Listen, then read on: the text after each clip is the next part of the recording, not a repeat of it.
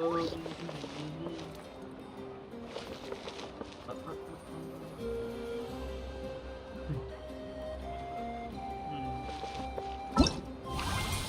मिलेगा आज?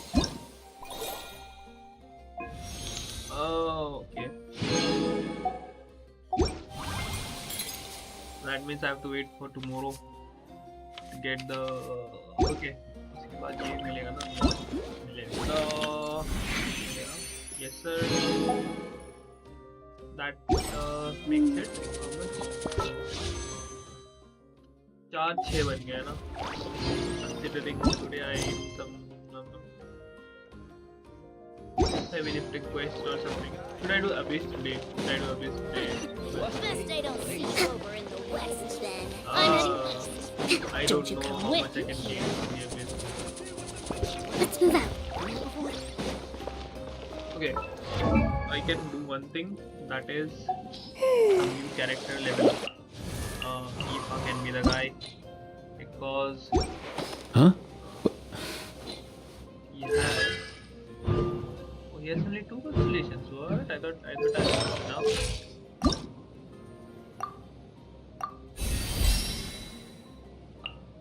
Okay, wait. Before this, we have so many less books. For what? Where did all of these go?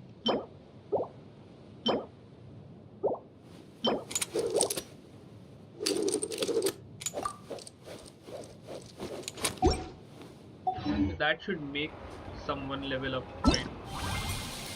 Yeah. Current wish. Level. यही वाली ना. Okay, level this up. Now I'll get from this reunion reward में कुछ तो मिला होगा. ये देख. Character enhancement. 1 level up हुआ है ना. Okay, for each time you complete 1 local exploration in reunion local. हाँ, इसमें 30 का बढ़ थोड़ा है. That is also a thing. Complete the recommended quest. ये करना इसमें 60 मिलेगा तो let's. I think we'll do this first. Let's go.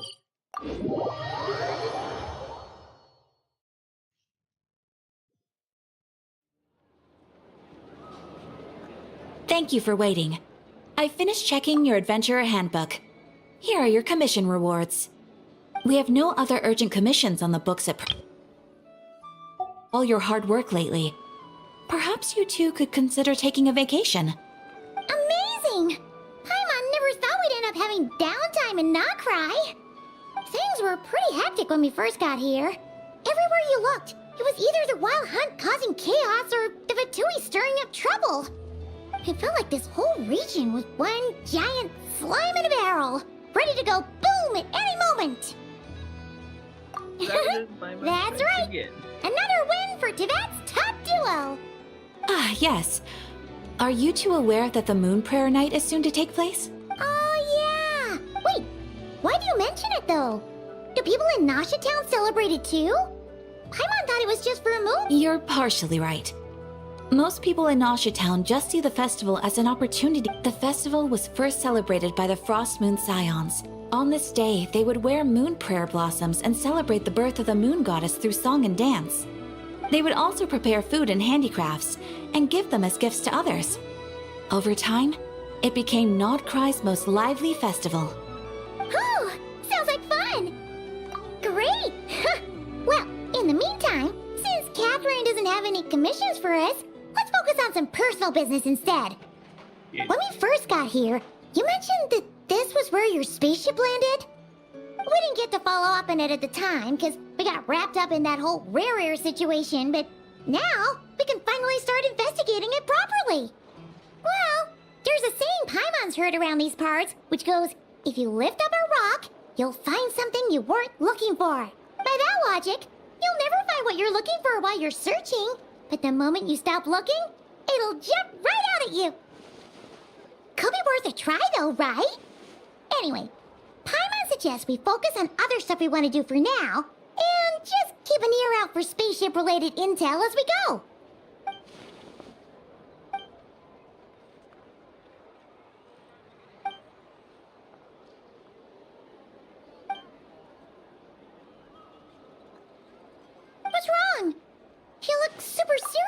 a sudden...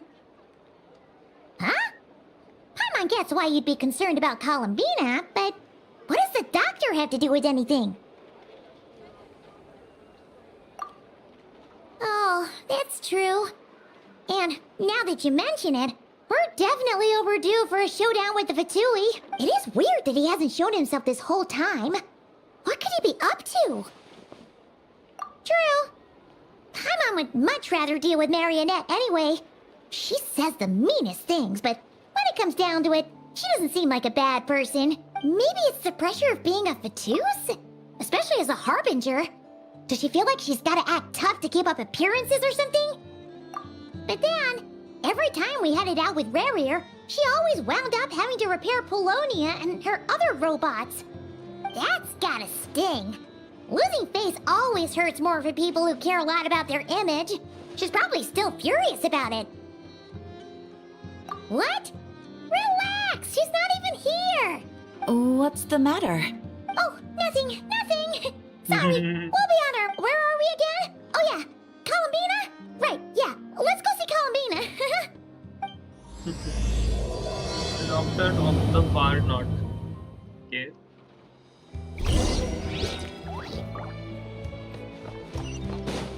आ जा रहे अपन. Okay, so we're in Coulombina.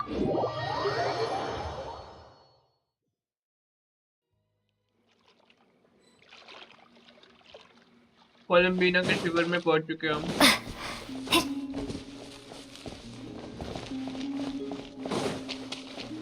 When do I get the hours of moon or anything like that?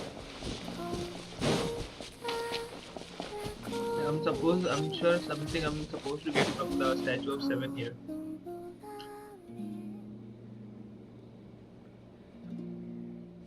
Hello, Coulombina. Hey, she's sitting up. Is me sitting here a rare sight? No, we just thought you'd be resting. Perhaps I would have been, were it not for the sudden arrival of some unexpected guests. Not that I consider it a disturbance. After all, you're the only ones who are free to enter. Would it not be a little unfriendly of me to lie down while we speak?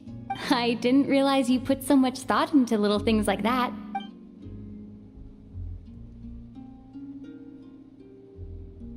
Okay, one frame. Only sometimes. There have been moments lately where I think about you and your companions. They are warm, mysterious, and cozy memories. Very few of my past memories are anything like that. They say that travelers return home bearing bags full of souvenirs. Sad there, but I think. But my luggage was empty, and I believed it would stay that way. Return home? So, you're still planning on returning to the moon? Yes. This planet continues to reject me, reminding me that I do not belong here. If I remain into that, there will come a day that I disintegrate. And I don't mean reduced to dust, or turned into food for the flowers. I mean, I will cease to exist entirely. Alright then. Well, we're sure gonna miss you. But it sounds like we'll have to say goodbye. How do you intend to return? The moon prayer night is soon to arrive. The Kuvaki in this land will reach its peak at that time. I merely need to grasp the tide, and with relatively little effort... Oh, Paimon gets it! It'll work like a slingshot! You make it sound like she's gonna get blasted up to the moon. If I did that, I suspect I would crash into the false sky. I will be using a much gentler approach. But I do like the analogy. It's fun. You see? She gets Paimon's sense of humor. In the blink of an eye, the time has come to part ways. It does feel that way, doesn't it? Time seems to fly fastest when you are enjoying it. I have always thought of myself as a wanderer on this earth, and it has never expressed any desire to keep me here. Yet, just as I plan to depart, it tugs at my arm. Is this a gesture of affection? Or is the world mocking me? Oh. Were you hoping I can answer that? Yes, You are a traveler, so you... Then, what I would say is, enjoy the moment. That's right! Don't overthink it! I see. Then what I would say is, even though I am very tired right now, I am still happy. I can't tell from the tone of your voice. Oh, really? You don't think I sound happy? I'm just kidding. I could tell you were in a good mood today from the moment we saw you. Ah, a joke. Albeit not a funny one. Anyway, I assume you're here about you-know-what. Give me your hand. Actually, it's not that. There's something else we wanted to discuss with you. Oh, then, do you still want to give me your hand? Or not? Sure. But I'm getting moon powers? Thank you. So, I've heard that in the Moon Prayer Nights of the past, people here would hold celebrations in the Moon Goddess's honor. Since you helped so much in our fight against the Rahir of Sol, I haven't asked everyone else for their opinions on this yet. But I'd like to invite you to join the upcoming Moon Prayer Night. I've never joined a moon prayer night before. Oh, don't worry about that! We take care. Of course, there's no need to force it if you're not feeling strong enough. It's just, this kind of felt like a golden opportunity. But they call me Kutar, and the Fatui have... I'll make it work. You have my word. Yeah, we got your back! Well, she does. Paimon's actually not too sure what she's planning. All right, if you're sure. I will not refuse your invitation. I suppose it wouldn't hurt to pack a few more sights from this world into my suitcase before finally learning what my homeland looks like. Suitcase? Oh, if you see Lauma, please tell her that my answer to the question she asked me is neither yes nor no. Rather, it is, there is no need. That was kinda cryptic, but sure. Guess it's between the two of you. We'll pass along the message. Bye for now!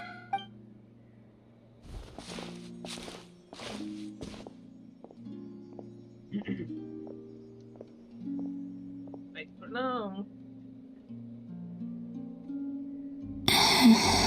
And also, I do not know.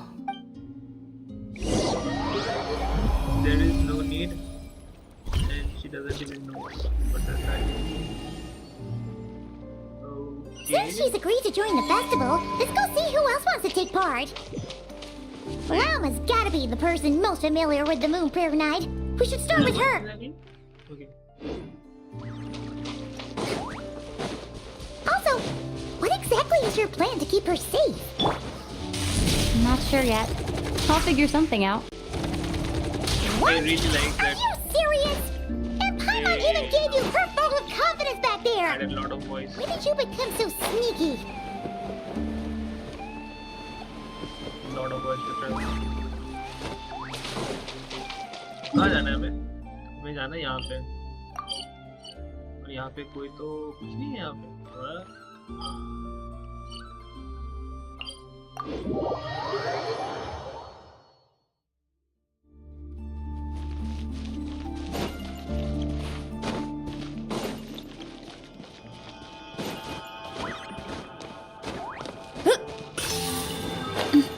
बंदर ऊपर क्या कर रहे हैं? Hello बदन.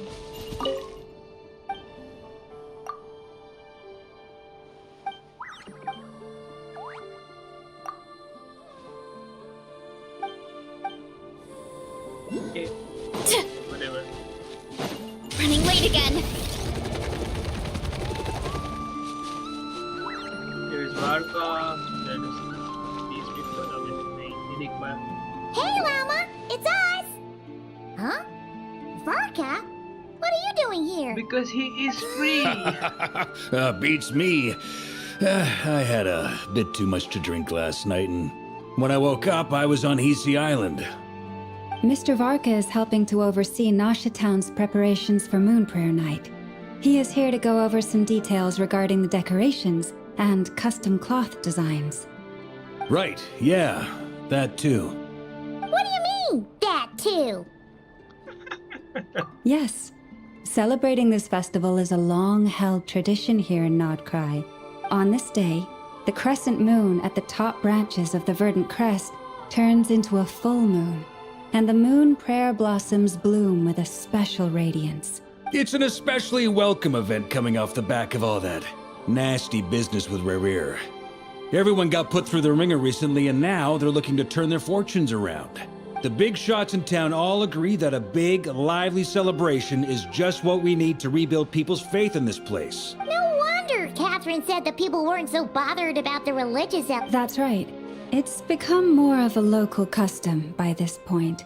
The celebrations have... Even the Frost Moon Scions are eagerly awaiting the coming of Moon Prayer Night. That's fair.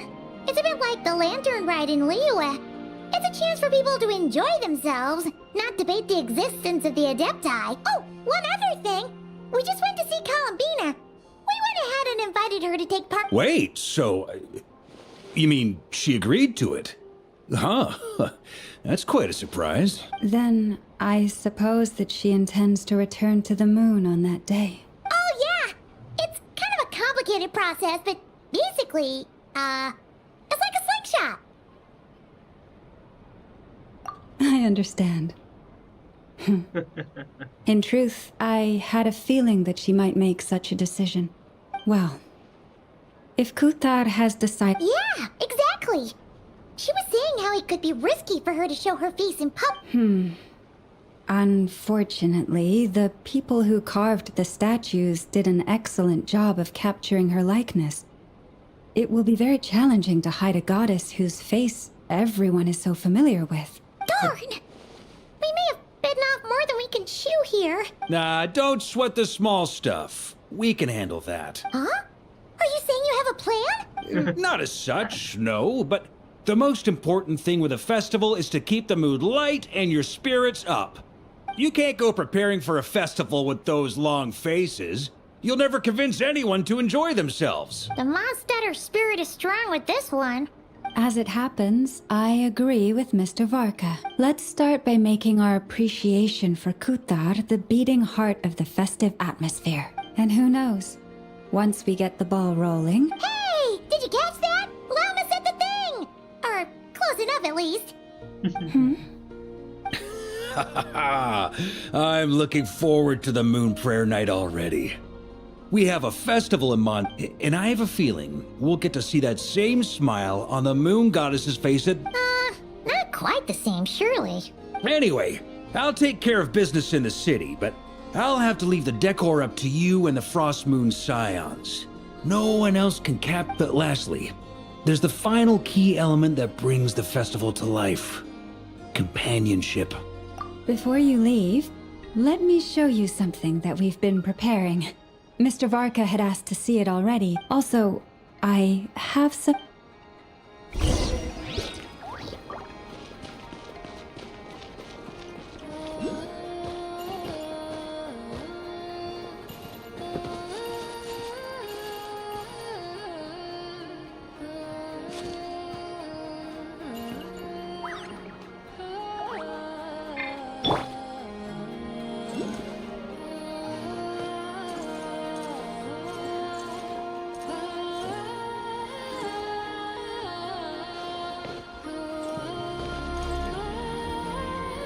Huh! What's this? They sure look like they're having fun. I believe so.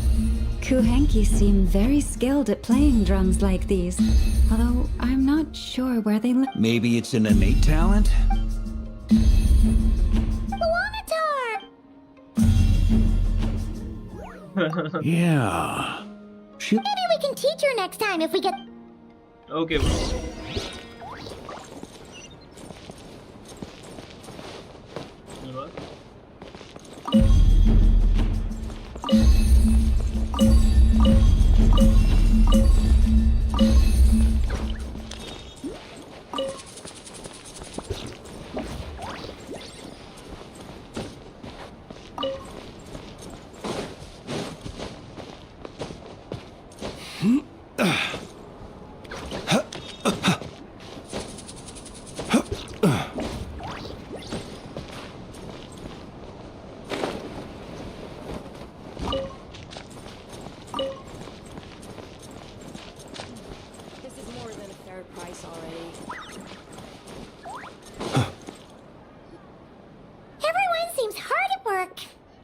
They're preparing items for Moon Prayer Night.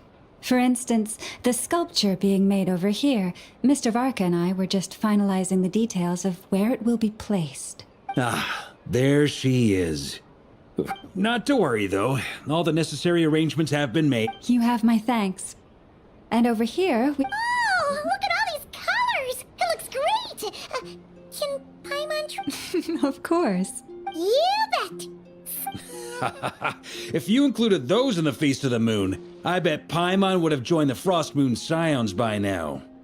There will also be verdant crests like that. The timing of Moon Prayer Night is not completely set in advance. As such, the weight itself... Okay, got it. नहीं जाओ मत, मेरे को ही लेना है. Traveler bro.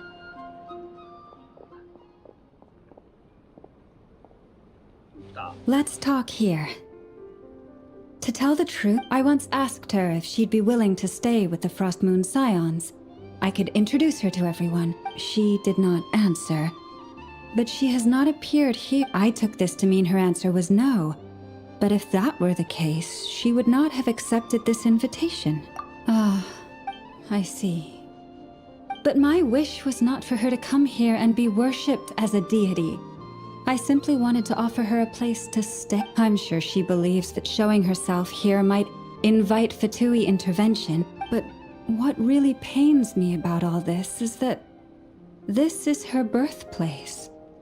She ought to belong here, yet no one has been able to grant her... I think I'm qualified to weigh in here. When someone's about to depart on a long trip, what they need is blessings, not burdens. We should wish her the best, not make... Anyway, she's agreed to attend, hasn't she? I see your point. Our job is to leave her with some happy memories. Besides, who's to say her journey to the moon is a one-way trip? It's not like... Paimon agrees wholeheartedly. All right, I'm gonna head back to Nausea Town soon. Want to come with? I'm guessing you have some other folks to visit there. Sure thing, let's go! But Thank you all.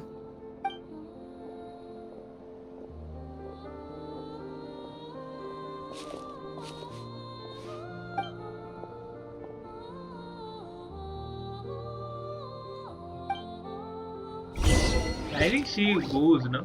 Because I did saw what do you say clip like I'm back or something type. So मैं assume कर रहा हूँ कि she will leave. Like this quest is all about her leaving. And then when the tourist comes back, he returns. Of course, I have already kind of seen spoilers. Like even if I don't want to, the YouTube community thinks that I know that Tutorial आएगा और उसको पीटा जाएगा, someone like that.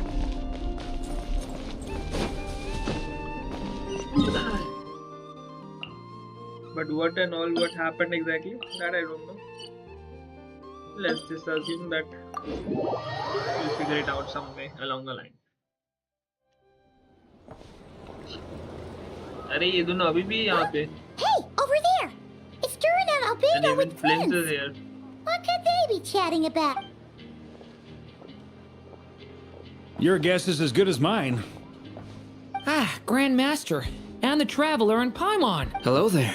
It's been a while. Perfect. We have some new volunteers. Wait, let me guess. The righteous Lightkeepers are finally ready to hunt down the Abyssal Dragon? Yes, that too. Yeah, right. Oh, wait. Why does everyone keep saying that too? Well, to be precise, the facts match, but not the causality. Wait, so I guessed right? Half right. Don't act so impressed with yourself. Maybe I can explain. At that time, we just noticed a few abyssal creatures out in the wild, but the strange thing was, I didn't detect any traces of abyssal energy on them at all. On closer inspection, we realized that they were not real monsters, but something akin... Huh? What do you mean? Exactly. It was very... I think I've heard of things like that happening in Nodcry before. Yes, it's a known phenomenon. Mirage-like illusions tend to appear in Nodcry in the run-up to Moonprayer Night. From a distance, they appear quite real. I myself thought that Misters Durin and Albedo were locked in battle with abyssal monsters when I first arrived. But after sharing intel and investigating a little further, we can confirm that these illusions are harmless. All the Mirage stories I've heard are either animals, rocks, or small houses. Abyssal monsters, though? That's a first. It's a first for me, too. So I'm planning to look into it further just to be on the safe side. I intend to inspect a few more locations. What about you two? And Alice contacted me a few days ago. She'd like me and Durin to assist her with an experiment, but we lost contact shortly after receiving the message. I'm sure that comes as no surprise to anyone familiar with her. We don't know when the wind will blow, yet when the wind blows, we will know. Yeah, that tracks. Okay. Well, I suggest we investigate this Mirage business in the meantime. It's piqued Right? Whatever's happening in Nodcry, she always seems to be the first one to know. Let's go see what she knows. We can invite her and her staff to the festival while we're at it. किसकी बात हो रही है? Oh, Curatorium of Secret. I forgot about it. She had such a major role, but I think that was because her banner was selling. I don't know. Like I sometimes feel the character जिसका banner sell होने वाला है, उसको kind of Archon Quest में main role kind of दिया जाता है. Not sure if they had planned this to start. I think this had planned it, or like actually gets to be the main guy or something. Because what I believe that time Nefer also came in. There was a story quest even which most likely players have played that after completing the Archon quest. But here I am completely ignoring the Archon quests. I've ignored so many Archon quests that I'm not even interested in them anymore. You're right, I have noticed. There's certainly something a little fishy about this situation. Only records indicate that this phenomenon can occur in the days before and following Moonprayer Night. That said, it has always been a rare sight in the past. The odds of encountering these phantoms are similar to looking up in the night, but this time, either everyone's getting lucky, or they're appearing far more frequently than you. Yehoda's out gathering intel as we speak. In the meantime, let me check first. The Abyss. The ones we saw seem to be abyssal monsters. Indeed. But we have identified one location where many more of them have made an appearance. And not just monsters, but human phantoms too. Given the scale and nature of the phantoms, it's almost as if someone's last memories are coming to life. Or perhaps the memories of multiple people. Oh.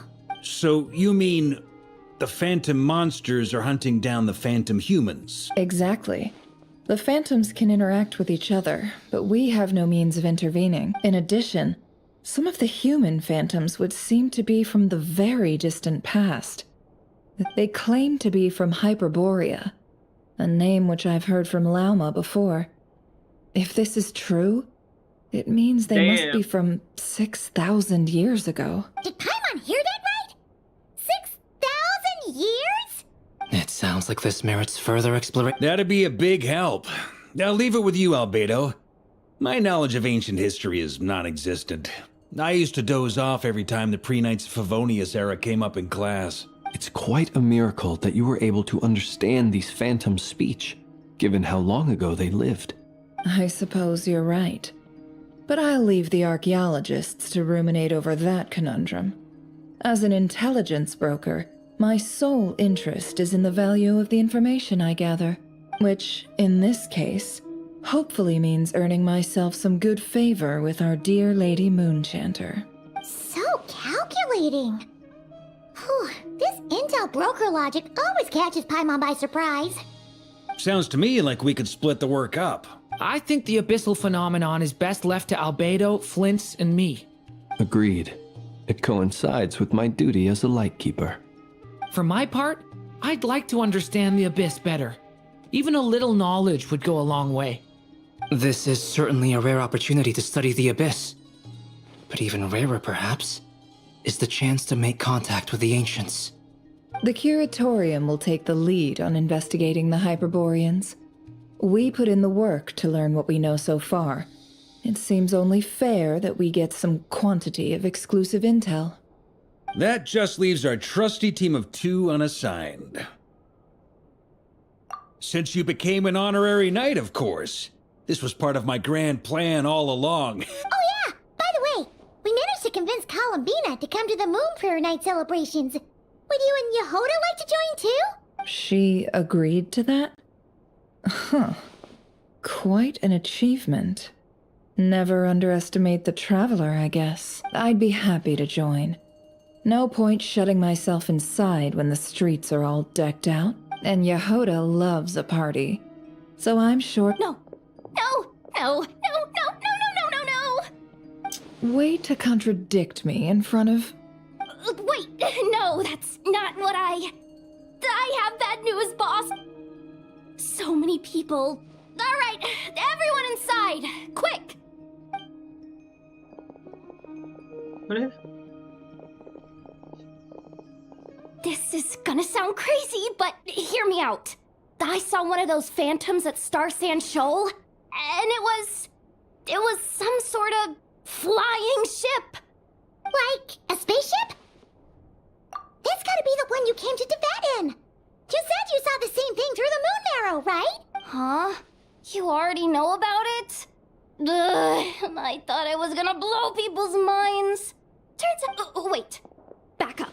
You came here in a spaceship? Now my mind is blown! What's it like on the inside? Was it like flying through space? I want to know everything! Yep, exactly. Huge discovery. You're the best, second best intel broker in the world. After your boss, of course. Wow. Really?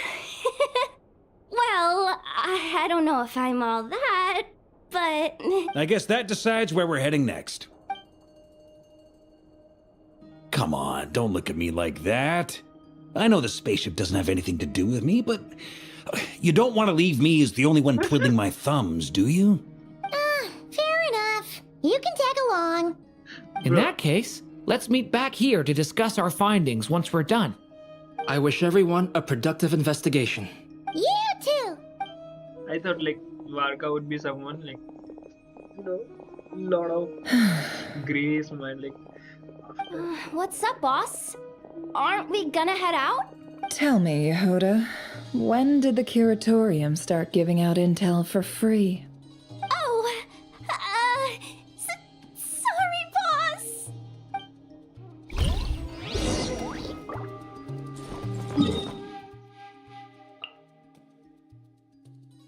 it's the place. I think we have been here before.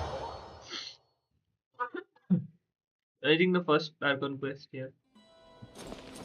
But Shire, I'm not sure. Very unknown.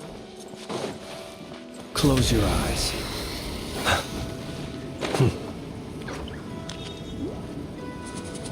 Whoa.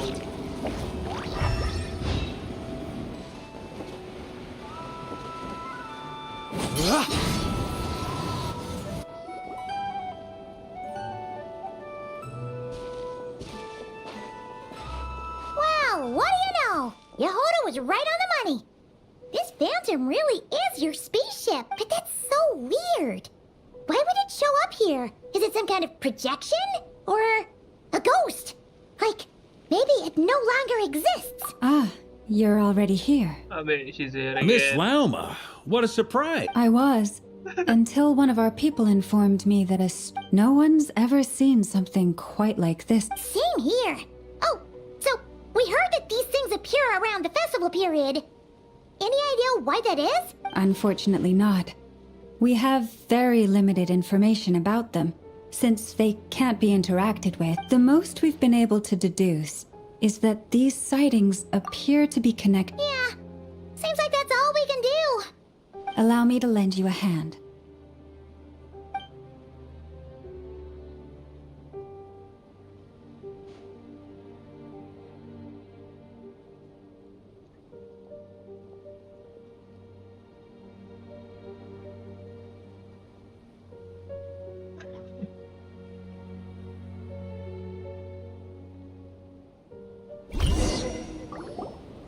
Everyone, our friend here should be able to provide. Is that a phantom rhymehorn deer? I've heard about how the Frost Moon Scions live in harmony with the animals, and can Okay. Yes, I understand. Then how about this?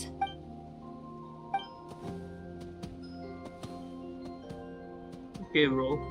Oh, it's leaving. What do you mean? It oh, appears to share our curiosity about this giant spaceship, so I asked it if it wouldn't mind investigating along with some friends. In return, I told it about some nearby spots where the wild fruit grows abundantly. We may live in a different era from these phantoms. Let's give them a moment.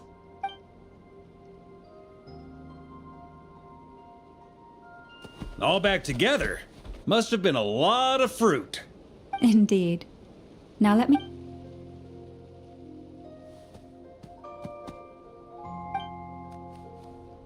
It did find a lot of wild fruit. Enough for this puffin circled in the air several times, but didn't spot anything out of the... Huh. Well, it definitely makes sense to get a bird's eye view. Indeed. Other than that, I was also thinking that the world these phantoms see is also different from ours. Oh, I get what you mean. The wild fruit exist in both times and spaces, but there might also be things that only exist in... Good point. Great thinking, Llama. Blunthorn rhinos can use kuvaki to shift great rocks, but this one says it couldn't get that ship to budge by even an inch. The sniffer mole tried too, but despite being a skilled digger, it could not get through. They say that the spaceship looks robust and undamaged. It seems completely impervious to any and all attacks. So, just like us humans, there was nothing they could do about this spaceship either. Yes, still, they deserve our thanks. We are grateful for all your effort. Did nothing. I've noticed some other human phantoms gathered nearby. Come on, Just let's पता go चला talk कि to them. क्या हो सकता है?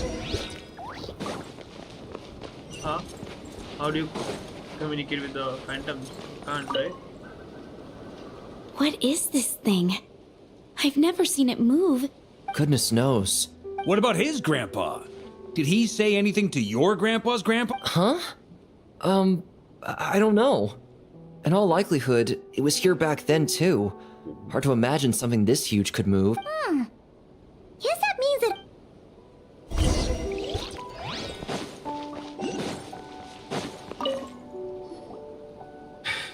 Come on, brothers.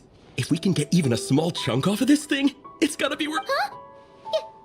You mean Paimon? Yes, brother, I shall join you. Let's make our fortune. We should go with them. What the? This thing is crazy tough. I can't even scratch it. What's it made of? Sorry, brother. Looks like we'll have to seek... Enjoying yourself? I was just seeing if I could influence this phantom's perception by playing. But nope, no dice. I'm sure we're all starting to build up an idea of these phantoms are reenacting real historical events in Nodcry. It's almost like we're in some kind of interactive stage play. We can talk to the actors, but the plot is fixed, and we... It makes sense. History Yeah, is that's set what I in... thought. Paimon totally thought you were just goofing around earlier. But actually... Of course I was. Anyway, at this point, I think we're forced to conclude that although the Phantom spaceship is right there in front of us, we aren't going to learn much about it from these people.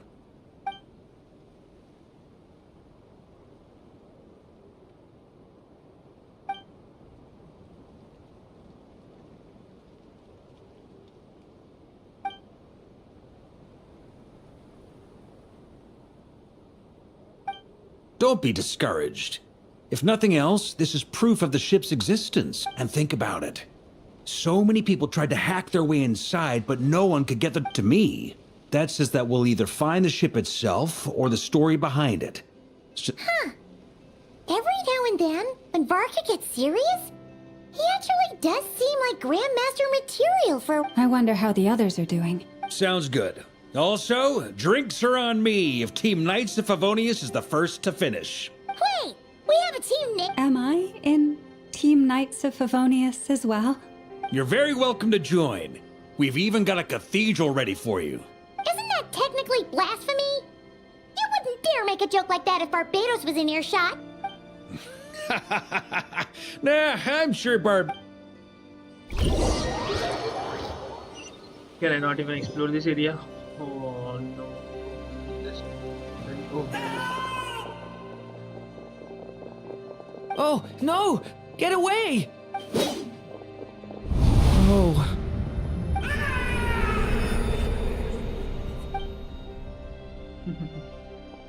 I know it's hard to stomach, Mr. Durin. But we have to at least try. And try you have. But are you aware of how many unsuccessful attempts you've made now? I wasn't keeping count.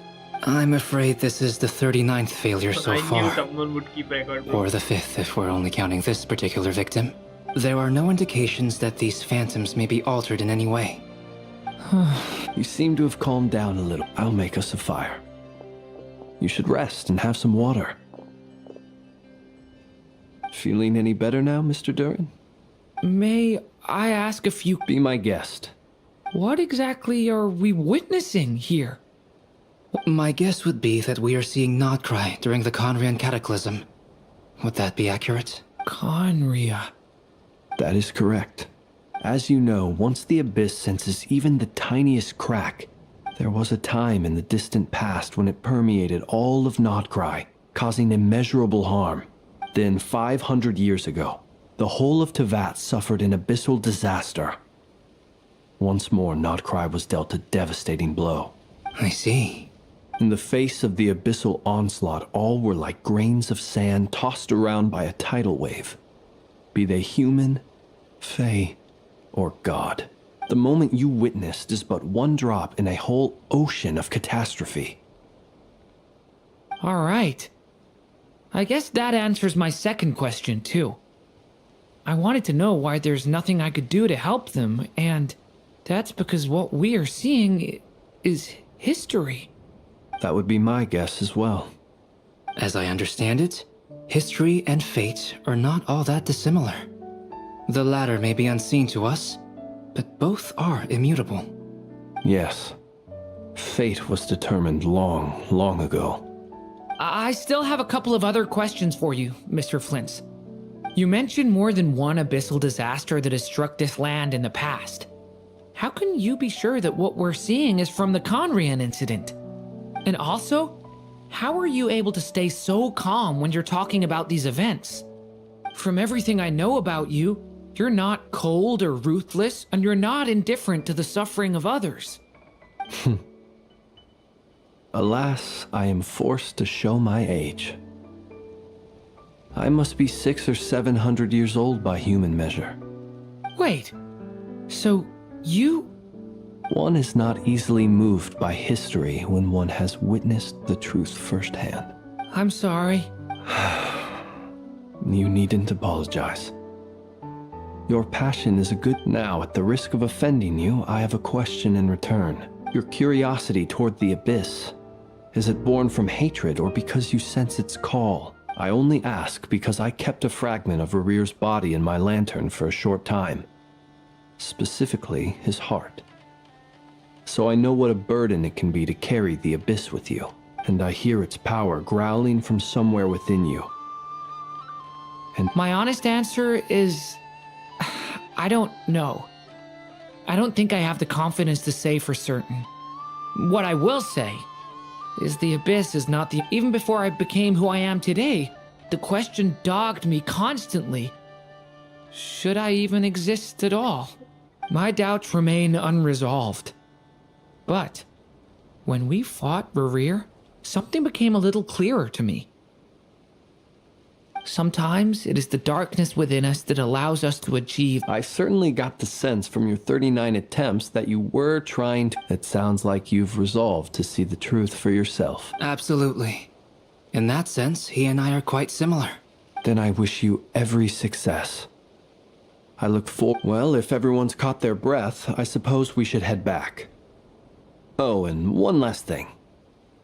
I'd appreciate if you kept our discussion about history a secret.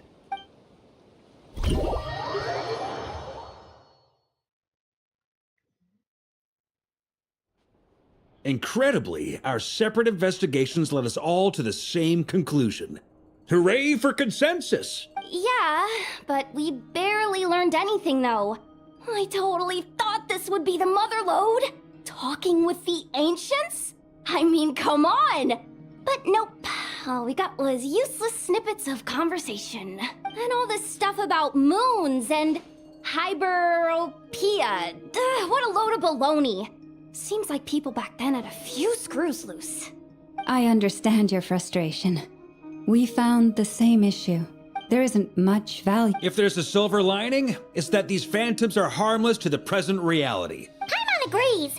And not just because it's the first thing she understood in this whole conversation. You look disappointed, Nefer. What do you think? We all worked our tails off, but the only one to gain anything from it was you, Lady Moon. Well, please do share the Hyperborean records with me. I will gladly inscribe them in our people's documents. Oh, duh! Yeah! That was it! Hyperborea! Hyperborea. I'm serious. Only an expert in the Frost Moon Scions and their history can turn these records into value. The alternative is to let them gather dust on the Curatorium's storage shelves until the pages turn yellow. Nefer, you're wise enough to know that cooperating and sharing the profits is the best course of action here. Well, that goes without saying. Sure, let's do that. Huh? But didn't you say we aren't supposed to give out intel for free? Sorry. Shutting up. Shutting up. Now is not a good time to push Nefer's buttons. Anyway, back to Moon Prayer Night. I'm thinking that we should prepare something a little special, aside from the usual decorations and so on. You mean a parting gift? Can't go wrong with food. Although, Perhaps a lantern would be a better choice. It could prove difficult to light a lantern on the moon. Magical stones might serve that purpose better. What about a clockwork mecha model from Fontaine?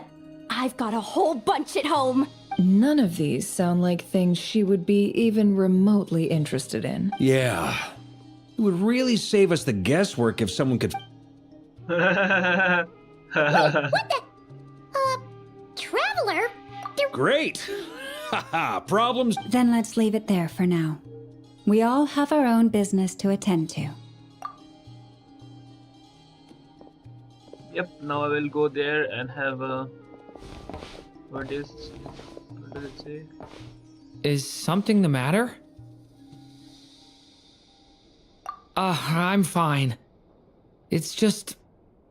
I'm still feeling a little rattled after witnessing the horrors of... But it's okay. This is something I have to work through. I'll be all right. Well, don't put too much pressure on yourself. If you ever feel like something... Come on. Stop...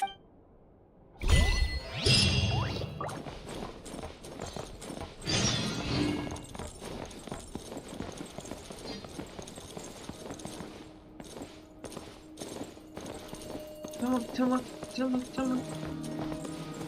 Everybody's here, you can have like some sort of chit chat. Could you do me a solid and try to smooth... Where's Nefer? Inside. You should get going.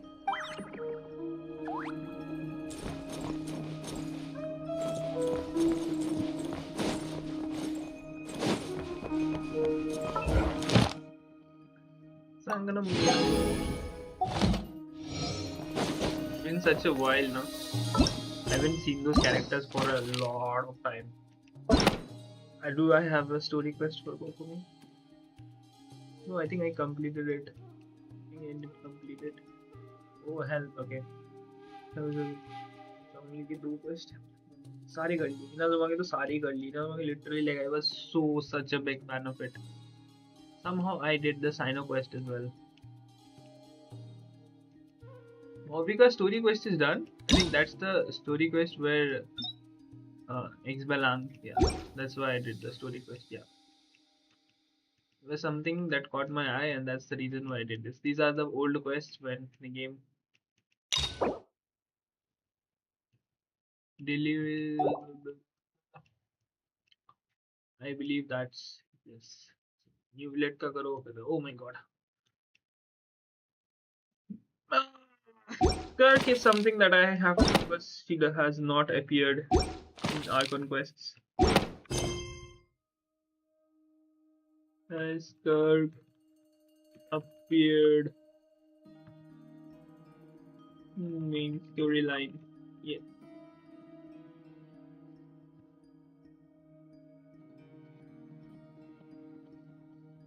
Yeah, that's the Fontaine one. Besides Fontaine 5.7. Nope, I think.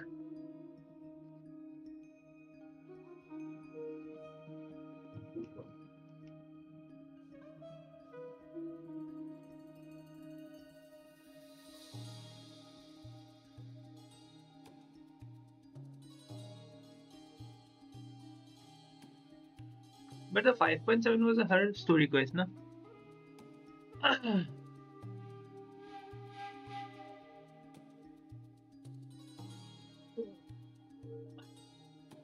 5.7 story quest. क्या था इसमें? Archon quest 5.7. क्या था?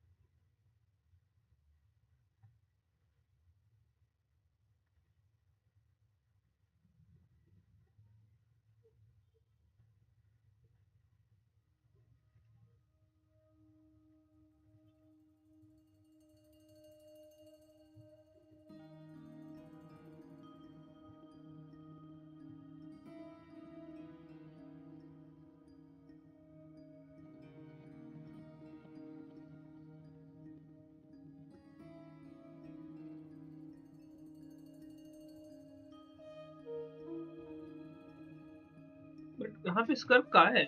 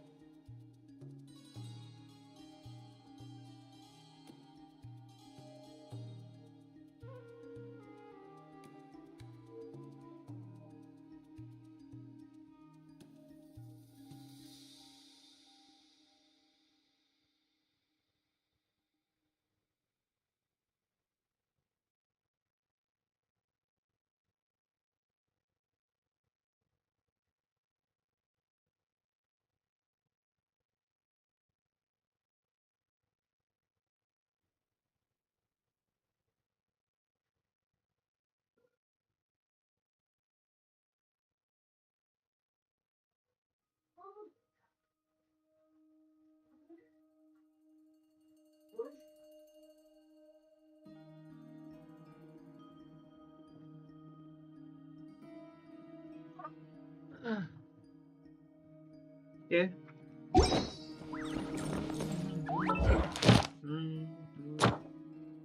What? I thought.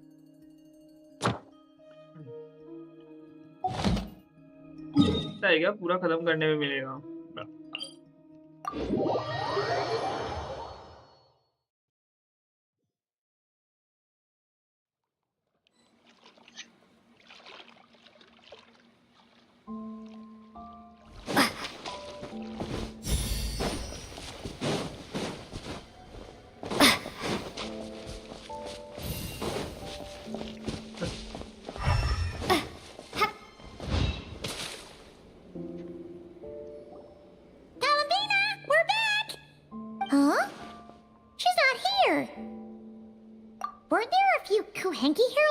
too? Where did they all go? Walkies? For Kuhenki? You're not pets, you know. Oh, well, looks like we just came at a bad time. There's still a few days until Moon Prayer Night, so we're in no rush. Besides, she needs time to rest anyway.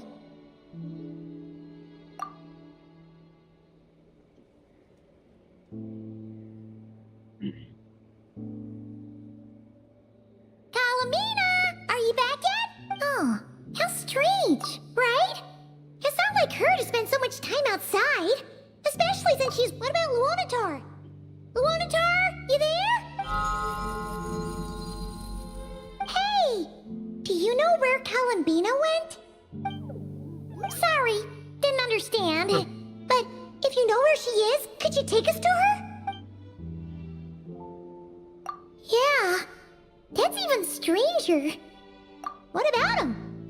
Oh, they change color when Coulombina gets weaker, right? And they look super good idea. She might know what's happening.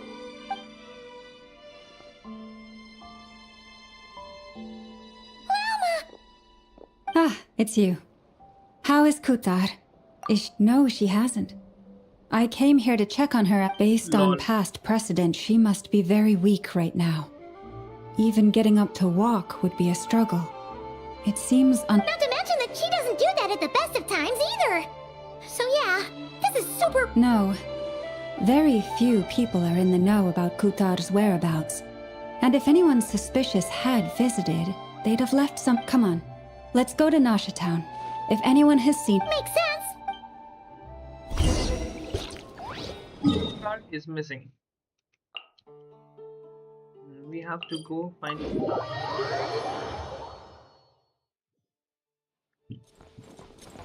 Nope. Is there a way out of Nasha Town? Or how do we enter here first? Did we enter from this side to here, like this way? I think we did like this way now. Oh, that makes sense in that case. So we're going back. We came from this side. World पे बहुत है यार ये सब मंदिर. Hurry up, Grassa! Do I have to see what?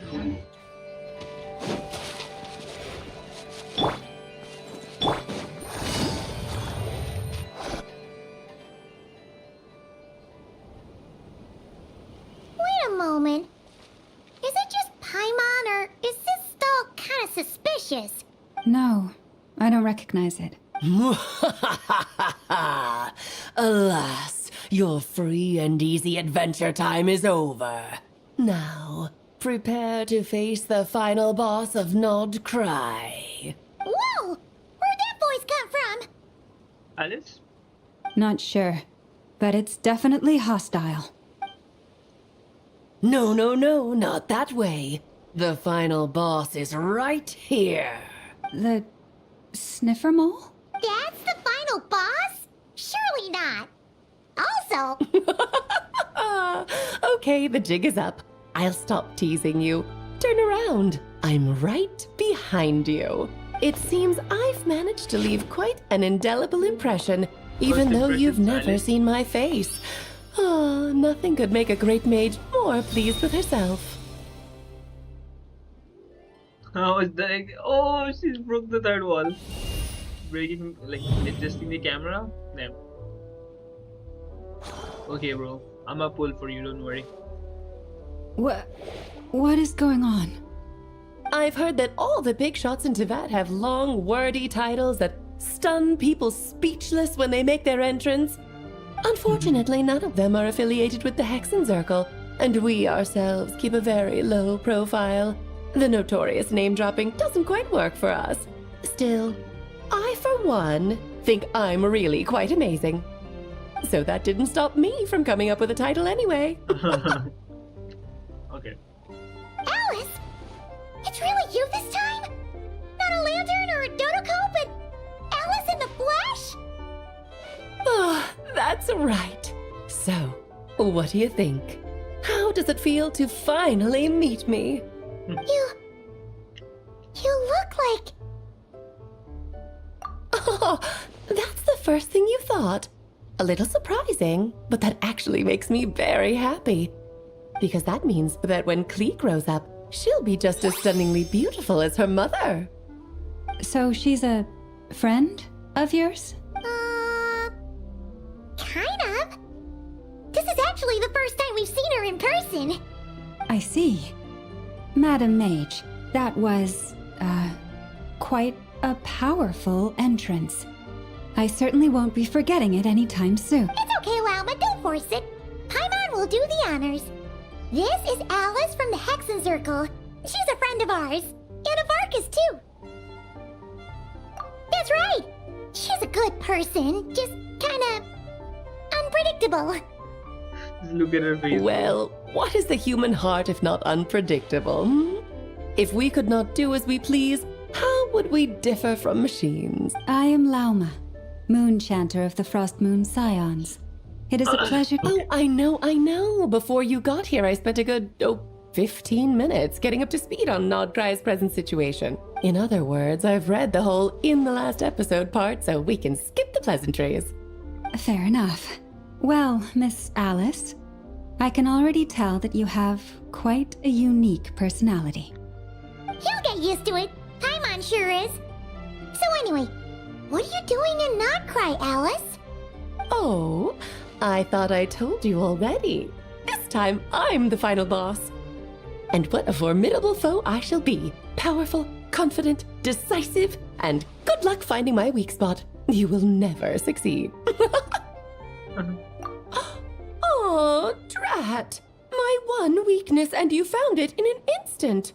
Fate has been dealt a devastating blow. Thus falls the great Dodo King. Why are you playing along with this nonsense? For funsies, of course. What's wrong, Paimon? Are you disappointed in me? Am I a gigantic letdown? No, it's just... You seem like a busy lady. And this is the one time you've shown up in person. Paimon figured it would be for something more high stakes than just goofing around. You're quite right. I'm here in Nodcry because something big happened. Something big enough it caught the attention of the Hexen Circle. It concerns the 3 moons, Tevat's borders, and of course, the moon goddess you are currently searching for. Kind of. Why don't we discuss this over a pot of tea? My main reason for coming on this trip to Tevat was, of course, to have some fun. But I do technically have a job to do as well, namely, maintaining the stability of Tevat's borders. I'll skip over the complicated parts, but to sum it up, abyssal energies are all that lie beyond Tevat's border. We'd find ourselves in a real pickle if they ever made it through. And the phantoms you've been seeing are a sign that the border has been disturbed. No wonder they tend to show up around Moon Prayer Night. Is it because the real moon is now so close to us that its power can cross the border? In part, but only a negligible amount passes through. Just enough to influence the verdant crests and so on. And as you've noticed, there has been an unprecedented number of phantoms appearing this year. The influence of the moon beyond the border cannot explain this. No, they're the trilunar syzygy. A trilunar syzygy. Eons ago, before the heavenly principles came to Tevat, it was the then 3 moon goddesses who controlled the laws of this world. Okay. Life, death, and such. Aren't you... Oh, that's exactly it! The 3 goddesses split these powers amongst themselves, promising never to consolidate them into one singular body. This was meant to keep the world stable. But, fast forwarding to the present, the eternal moon's marrow is with you, while the iridescent moon's marrow, which should never have appeared in this world, has been retrieved. Add that to the presence of a moon goddess in the flesh and... the power of all 3 moons is gathered here in Nodcry. There hasn't been an event like this since the War of Funerary Flame. And it's having a noticeable effect on Tevat's borders.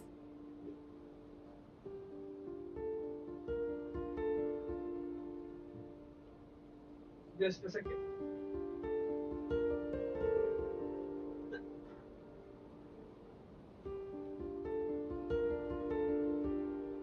What? I got notified for this?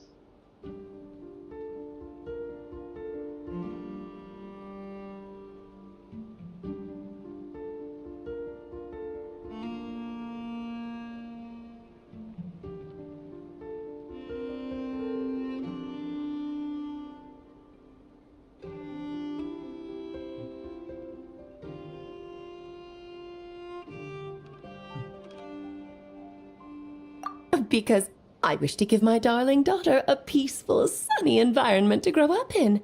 Is that a good enough reason? Kinda sounds like you're dodging the question, but it does make sense.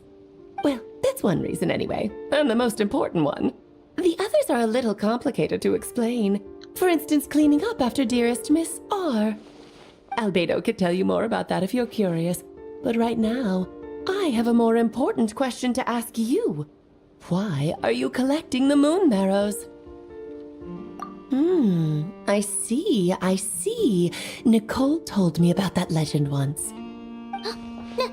Nicole? You mean Mage Anne? Oh, so you remember. Ah, yes, of course. That was a story about fate, her area of expertise. I forgot. But back to the story of our dear moon goddess.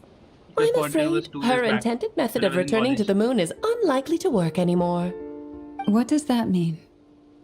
She may be missing, but she hasn't gone anywhere. She has disappeared. Huh?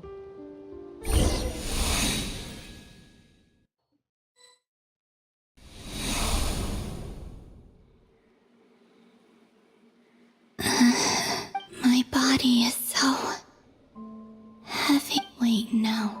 It's my mind that's heavy. My arms and legs are as light as a feather. What's happening to me?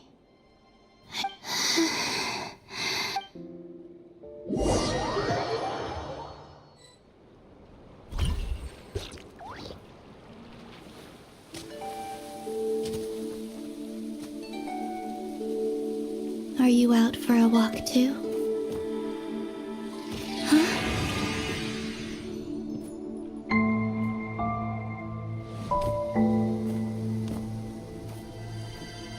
So has she like gone too fast or something? ऐसा कुछ होएगा? The day has come at last. Ceasing to exist?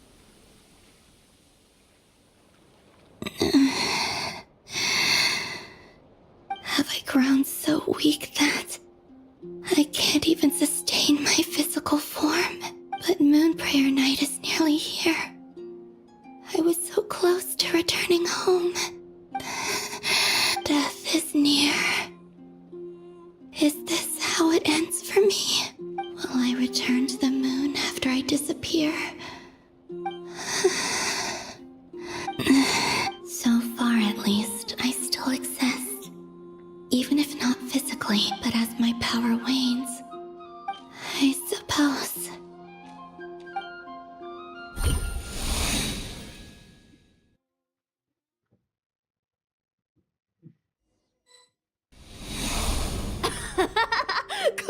Come on! So she's like having a world tour? Wait for me! The Frost Moon Enclave. How much it has changed since I was born. These decorations, they're so heavy. It's times like these when you kind of wish men could be priestesses and acolytes too. How fascinating.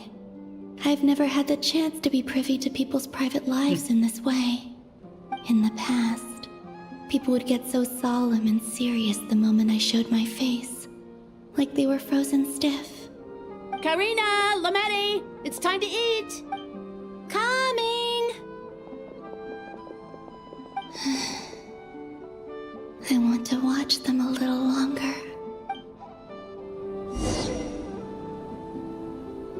Oh, I'm getting to play like walk as Coulombina. Does that mean it is? I don't know. It's simple, eh?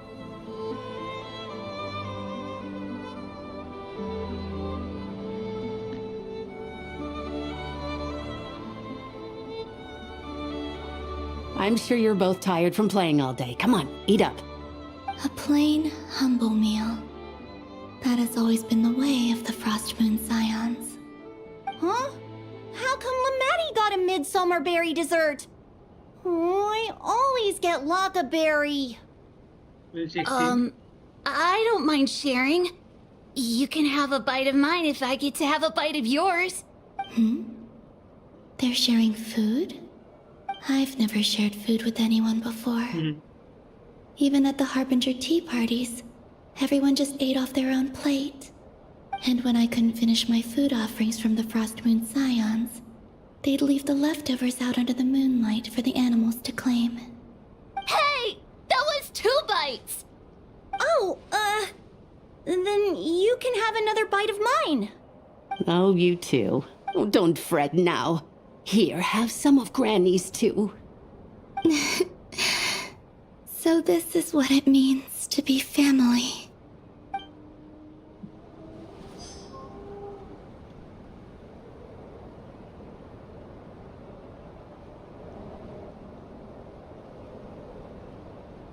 Well, this is one way to play a scholar. Oh, no.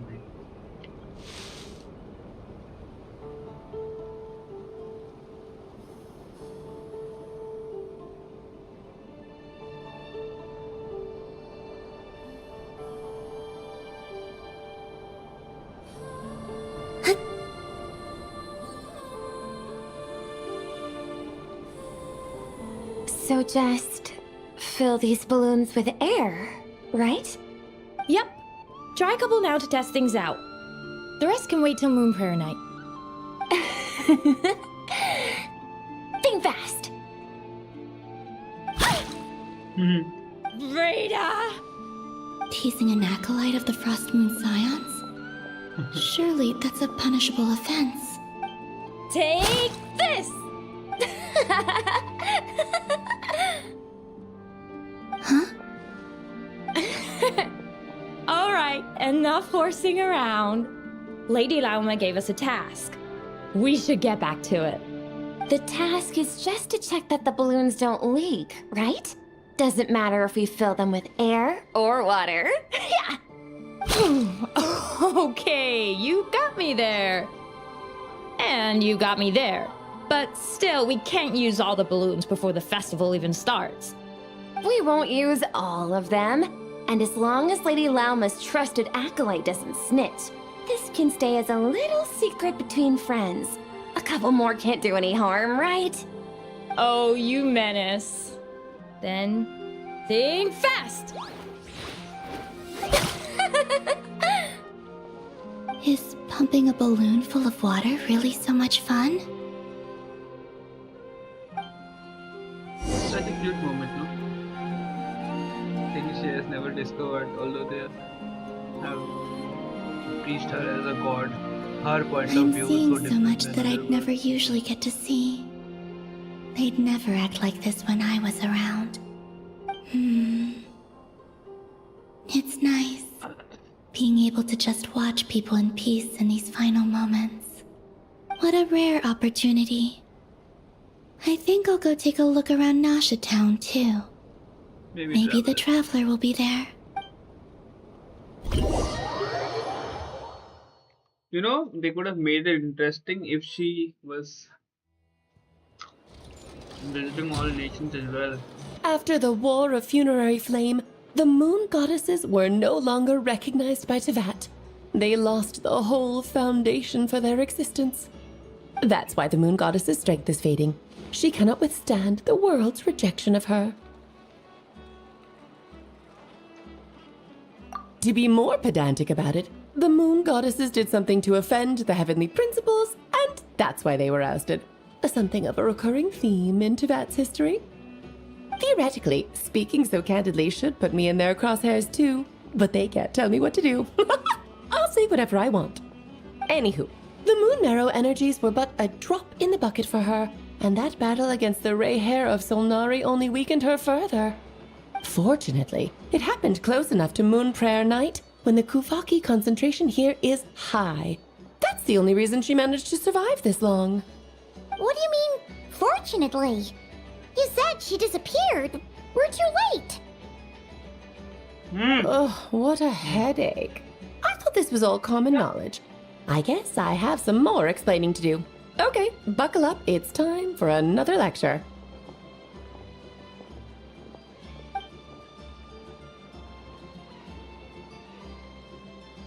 Now, I said earlier that the moon goddesses lost the foundation for their existence. The reason for that has to do with the natural order. Basically, the rationale for their existence in Tevat was lost. The same logic applies to the present moon goddess, too. Consider her existence so far. Her comrades in the Fatui called her Damselette. And she was worshipped as Kutar by the Frost Moon Scions. But these connections have now been severed, whether by her hand or yours. So, the rationale that once sustained her existence is now gone. Wait, we did that to her? Oh, well, strictly speaking, yes.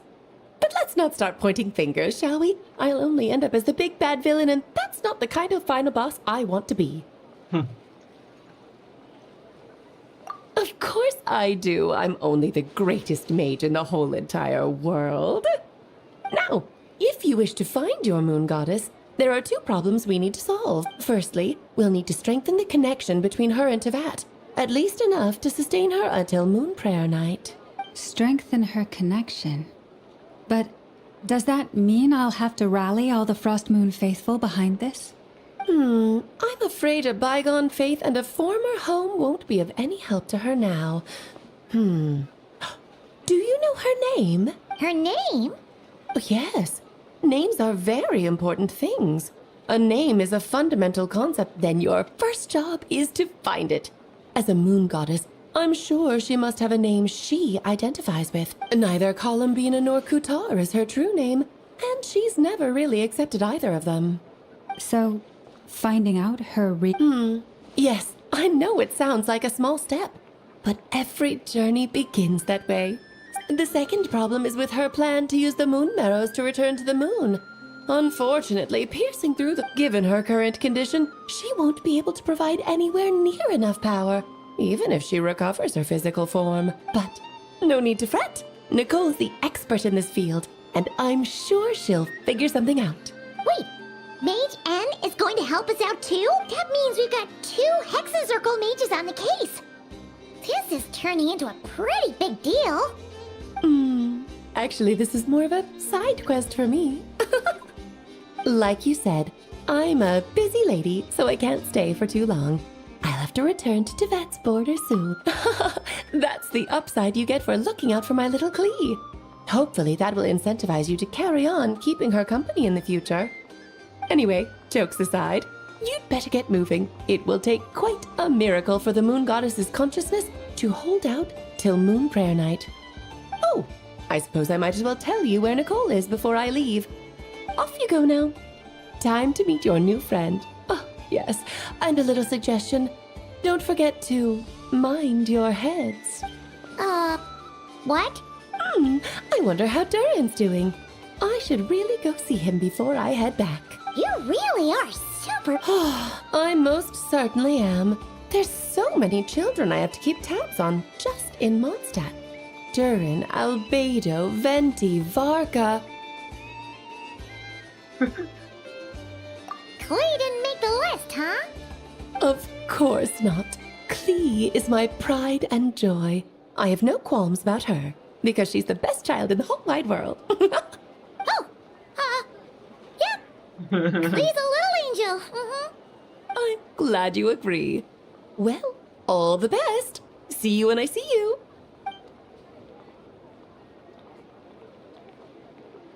She left in a hurry. Yeah, she didn't pack up her stall. Should we handle it for her?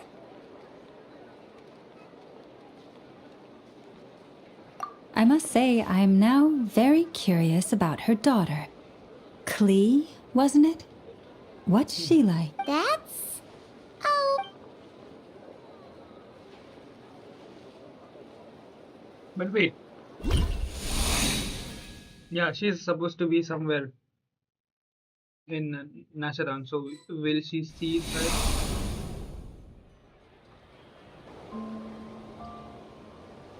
What a lively place. I've never experienced Nasha Town like this before. Hey, you old geezer! Your hammer's rusted through! Who are you calling old geese? Are they... I'm looking right at him! You've really gone downhill since giving your daughter free rein in the workshop. Can you even swing a hammer? You might as well use that hammer to massage my back. Don't run your mouth, or you'll get a back massage that'll put you in bed for the rest of your life. I'll bet you send all the materials to your little princess. Blood's always thicker than water, huh? All right, you've made your point, Uncle Kusky. As soon as the materials arrive, fixing your chair will be the #1 priority. And Dad, if you've got time to chat, why don't you lend me a hand, See? Lolka knows what the score is. I guess they're... friends. But the way they spoke to each other was so ugly. Then again, it wouldn't be the first time I've seen something like this. Coulombina! Sing outside my door in the middle of the night one more time, and I'll unscrew your vocal cords. You hear me? Oh, Centrone. So that was her way of trying to be friends with me. What a pity. I won't get the chance to say any ugly things in reply. There's someone like...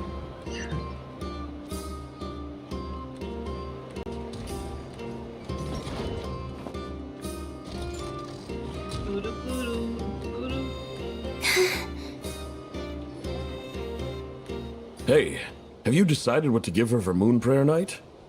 I sure have. She's gonna get the surprise of her life when she's least expecting it. Then I'll whip out the ring and pop the question. The surprise of her life. What a fun turn of phrase. Cool, I get the picture. You can spare me the gushy details. Ooh, looks like we have a customer. Hello there, ma'am. Would you like some Moon Prayer Night candy? Huh? Is he talking to me? Can he see me? Here you go. Not you, bro. I think someone's behind her. Oh.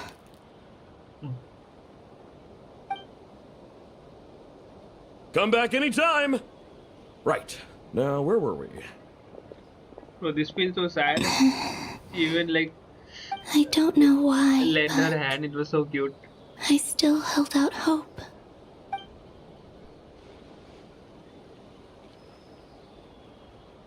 The most important thing right now is to find that mage. This name thing seems super important too, but where do we even start looking? I'd better go pay the Fatui a visit. No.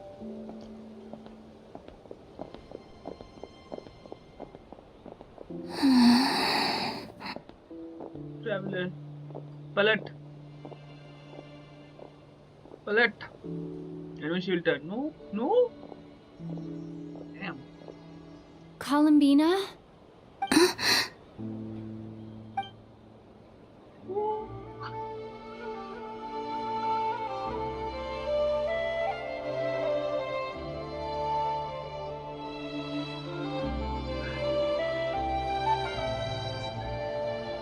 Traveler? Let's go! This is no time to be spacing out!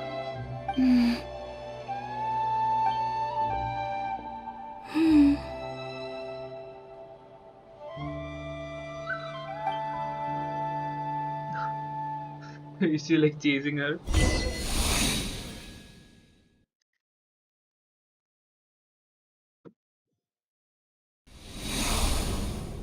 So technically Coulombina is green.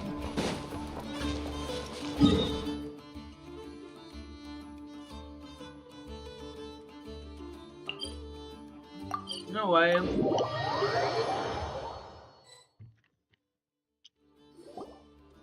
Where are they going? They mentioned a mage and... a name? So, Mr. Varka, are you acquainted with this Nicole? Or should I call her Mage N? Ah, not really. We've never met, though she has come up in conversation. From what I've gathered, Alice kinda took Nicole under her wing. Taught her how to speak in a more ladylike fashion, that kind of thing. Huh. Hard to imagine Alice as an etiquette coach. Yeah, Alice is a larger-than-life personality, I'll give you that. But then again, that's why she's able to draw such an eclectic mix of people into her inner circle. If I remember correctly, being an interesting person is actually one of her main entry requirements. So, if you ever wanted to join the Hexen Circle, I'm sure you'd both be eligible to apply.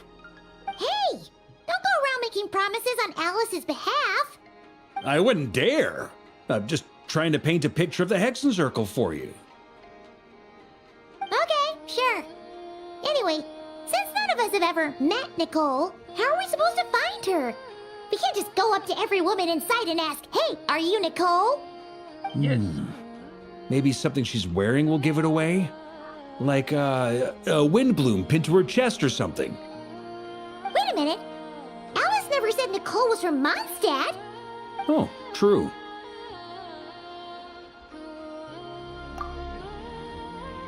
That would be this young lady, then? Damn. Hey there! Sorry to disturb you, but are you Miss Nicole? Varka, Knight of Boreas of the Knights of Favonius. Alice might have mentioned me before. Ah, have we got the wrong person? Sorry. Well, this is awkward.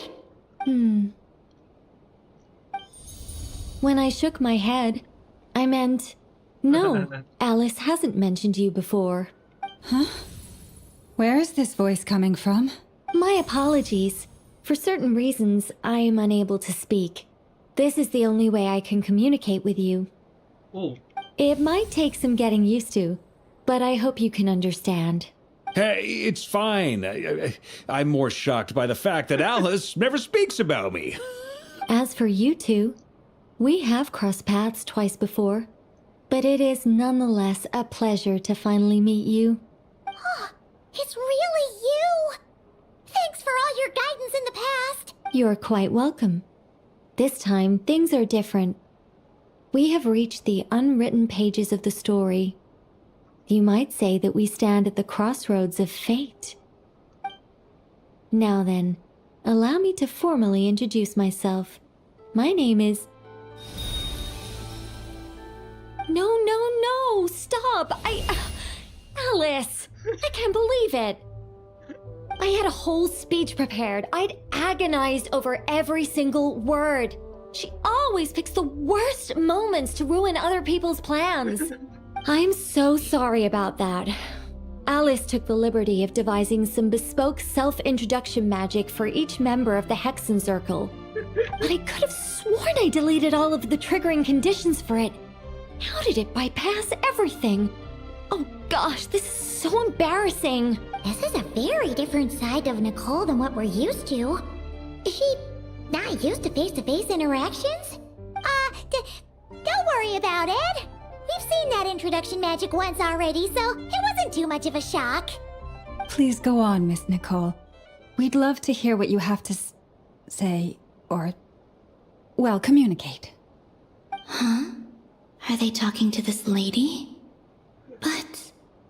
Will you all promise to forget that horrendously embarrassing introduction? Sorry? Embarrassing? When? Among the words that... Yes, my name is Nicole, and I am one of a very few angels who have retained both their preferred form and their power. Okay, she's an angel. The Traveler and Paimon should be no strangers to this concept. There is another of our kind in Natlan. They call her the Lord of the Night. All right! Paimon remembers her.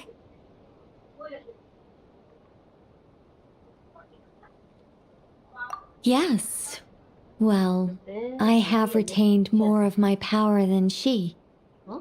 It's because I don't have a long-term duty to fulfill. To be more specific, no. We'll be here all day if I get into the specifics. Moving on. If I'm not mistaken, you are here because you wish to learn how one might reach the moon beyond the sky. That's right. Is that something you can give us any guidance on? Yes, I do know a way. It began with the Hyperboreans, who lived after the War of Funerary Flame. Blank looks. Maybe I should start with the background of the war. Or maybe not. It shouldn't be an issue. I'll fill in the gaps for you when we have more time. Anyway, after that war ended, the three moons retreated to beyond the false sky. The Hyperboreans were humans I once aided. They accepted the civilization and creations bestowed upon them by the angels. But despite accepting many blessings of the angels, many among them still held on to their faith in the moons. Okay. They were reluctant to accept the new order, Okay. even after the War of Funerary Flame. They sought to contact the moon goddesses beyond the sky and receive their guidance. But all three had passed away by that point.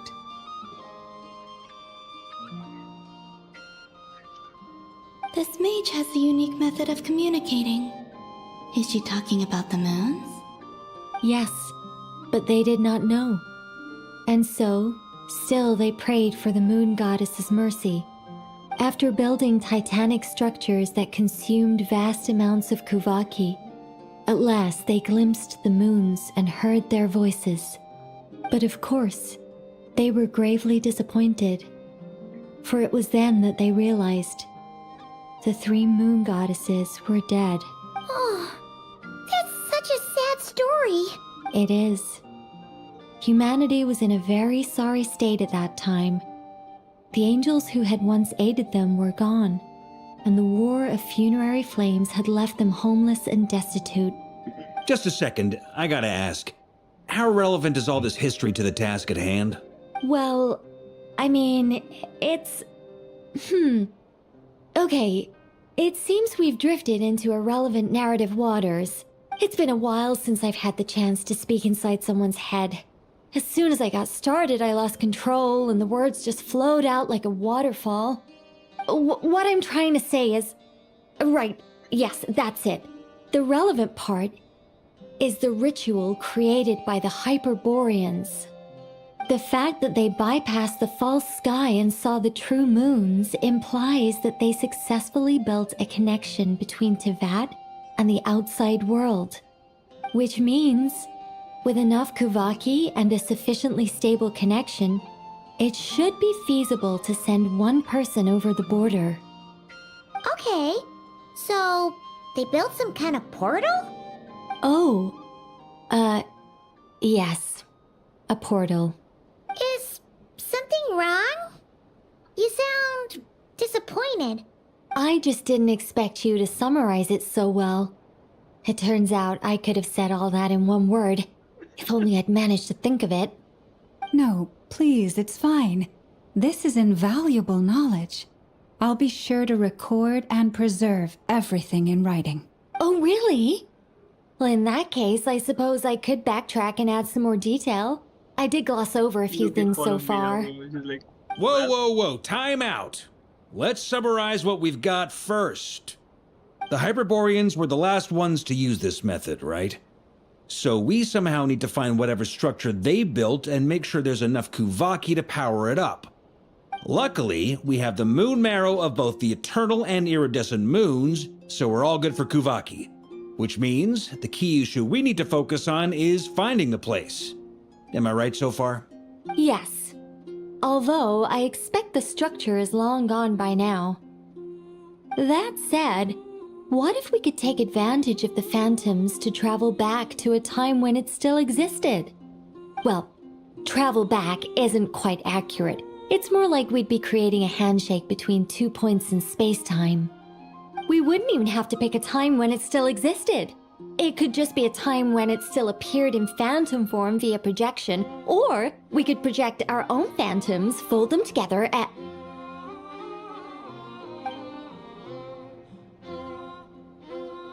You look lost. Was that too hard to follow? Yeah, things got a little, technical there. Paimon's brain is reaching capacity. Alright, let me think about how to put this more simply. Okay, got it. Over the next few days, I'll search for phantoms that we can use. Once I find one that meets the criteria, I'll let you know and we'll regroup. By completing certain rituals, specific individuals will be able to enter the phantom and make it to the Hyperborean structure. If everything checks out, and it looks feasible, we'll just need to wait for Moon Prayer Night, and we can send the Moon Goddess back home. I'm really skimping. I think so. For now, we'll just wait to hear from you. Yes. Basically. Great. Counting on you. In the meantime, we'll focus on finding the Moon Goddess's name. My name? Are they looking for a way to stop me from disappearing? Excuse me, Miss... Go on, Miss Nicole. This conversation was a little all over the place. I didn't catch your name. I am Lauma, of the Frost Moon Scions. Ah, I did wonder. I noticed that you listened very intently when I spoke about Hyperborea and the moon's history. If you'd be interested, I'd love to visit you this evening and go through it again in greater detail. Also, if you were serious about making a record, it would be too risky to simply write down the raw details as is. I would suggest some tweaks. Maybe rewrite the stories as fairy tales or fables, perhaps even... Anyway, we can cross that bridge when we come to it. So, see you later then? Oh, and no need to prepare anything.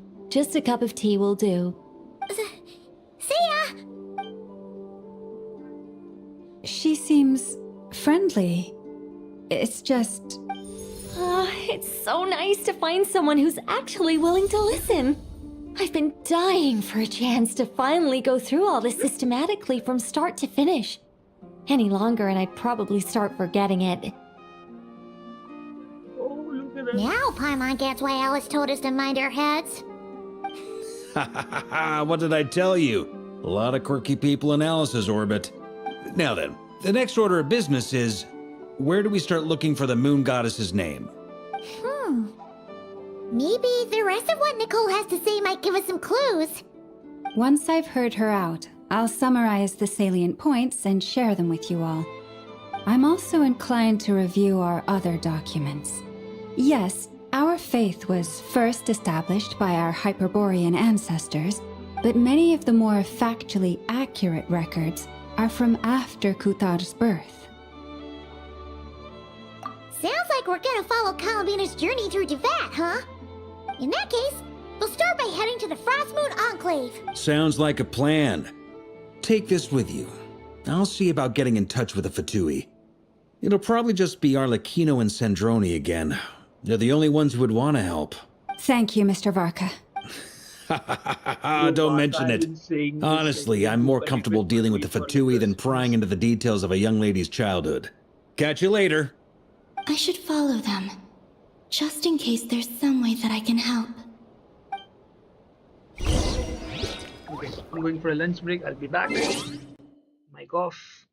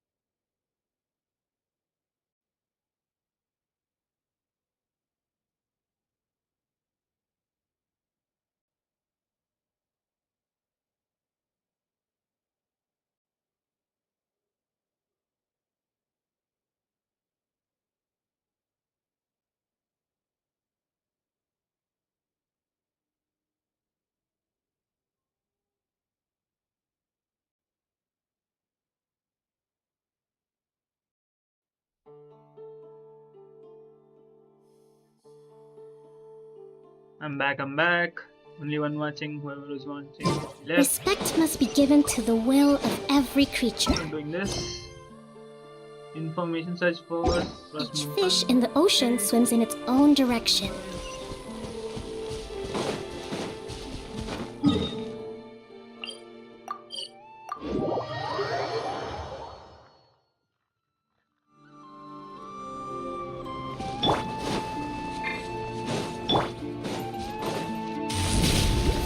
Gotta steer clear of other people. A while ago, I took the time to organize all documents in our possession that pertain to Kutar. What you see here is the material I consider reliable. You're saying there's unreliable material too? Yes. Most of the information we have was transmitted through an oral tradition. Inevitably, some of her stories were mythologized and deified over the years through countless... There's no sense seeking answers in history unless we can ensure the variety... Makes sense. Alright, let's take a look through.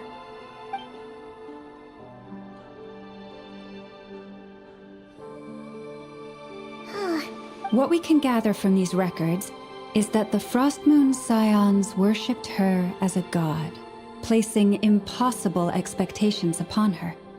I cannot fault them for their earnest faith, but for all their devotion, worshipping her day in, day out changed nothing. I imagine that none of it resonated with Coulombina. It wouldn't surprise me if, even back then, she had already begun to reject the name Kutar and everything it represented. Lama speaks the truth. When I heard them call upon Kutar with hope and expectation in their voices, they may as well have been calling upon somebody else.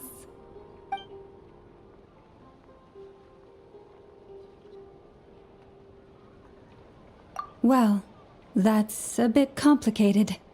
I looked at the level of detail, perceived authenticity, prose style, and how realistic their portrayal of Kutar seemed to be. Amongst the Frost Moon Scions of today, only I know of her existence, and I alone have spoken to her face to face. As such, I know that there are certain things she simply would never do. That being said, I have sensed some changes in her lately. Changes? Me? Oh, seems like this is getting us nowhere.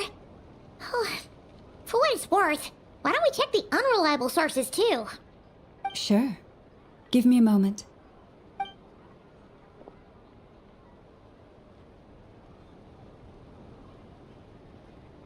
Exerting but a fraction of her divine might, Kutar sheared a great mass from the snow-capped mountain and cast it into the sea, upon whose surface shone the mirror image of the moon. Thus was formed the island of Hisi. Yeah, right.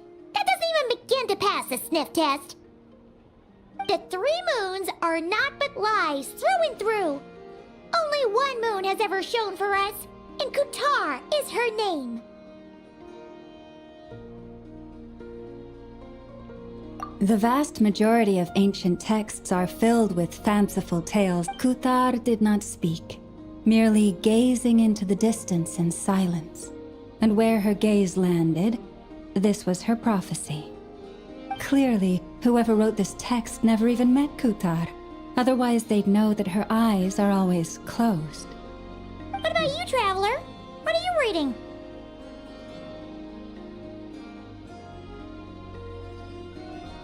Come on, let Paimon see. The child wished to build a wooden nest with which to shield the fledgling bird from the cold. But being so young and lacking in strength, the child could not snap the branches from the trees. Kutar was passing by. Upon seeing the child, she summoned forth the Kuhenki, who built a beautiful nest for the child. I remember that. Not knowing the meaning of Kutar's divine intervention, the child dared not to respond, and thus ran home to call their parents. But Kutar was gone.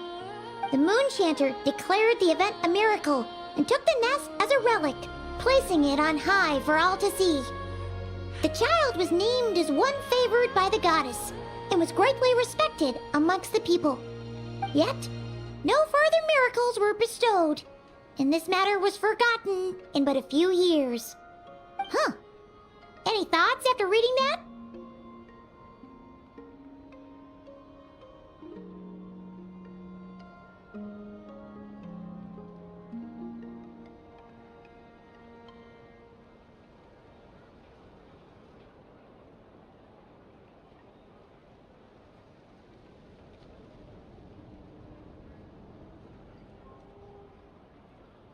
Yeah.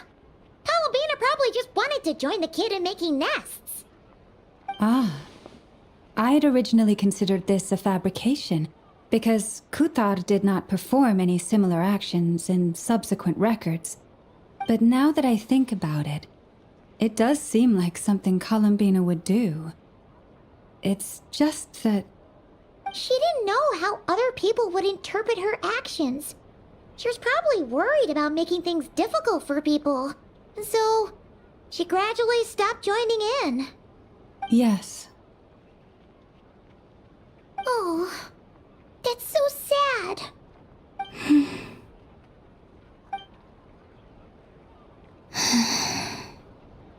And now, I can make no such gestures of warmth, even if I want to.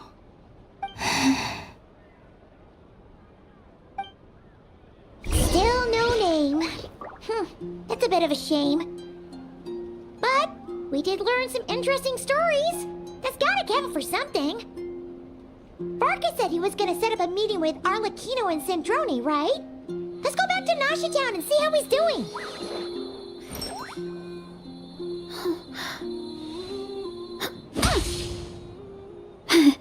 Yeah.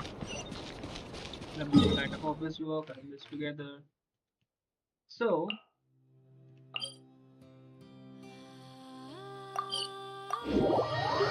kinda makes a nice combination.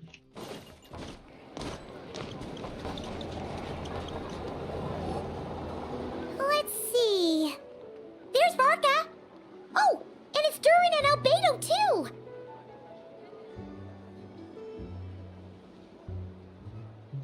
Last year,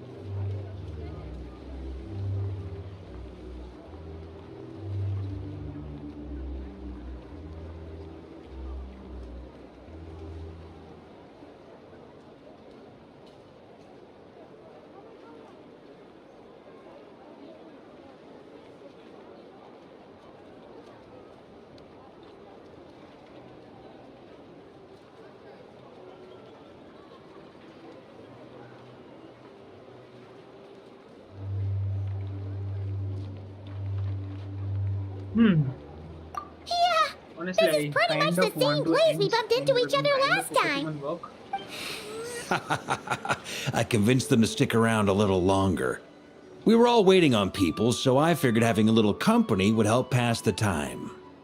Ah, so you've been waiting for us? Yeah, I think I should Does end this stream. mean that you've already arranged things with the Fatui? Sure does. Now you're back, anyway. we can go meet up with them together. How'd your investigation at the Frost Moon Enclave go? Well, we didn't find out Coulombina's true name. But apart from that, it went pretty well.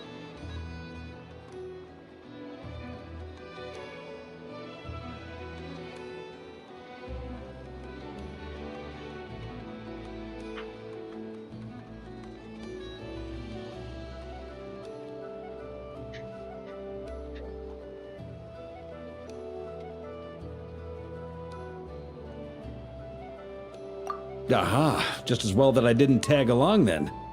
I'm sure our moon goddess wouldn't want every man and his dog knowing all about her private life. Still, desperate times, desperate measures, I guess. Someone had to do it. So, Varka was waiting on us, but what about you two? Are you waiting for Alice? Oh, no, we already met with her. We discussed that experiment I mentioned to you last time. Oh, and she also handed me this communication device.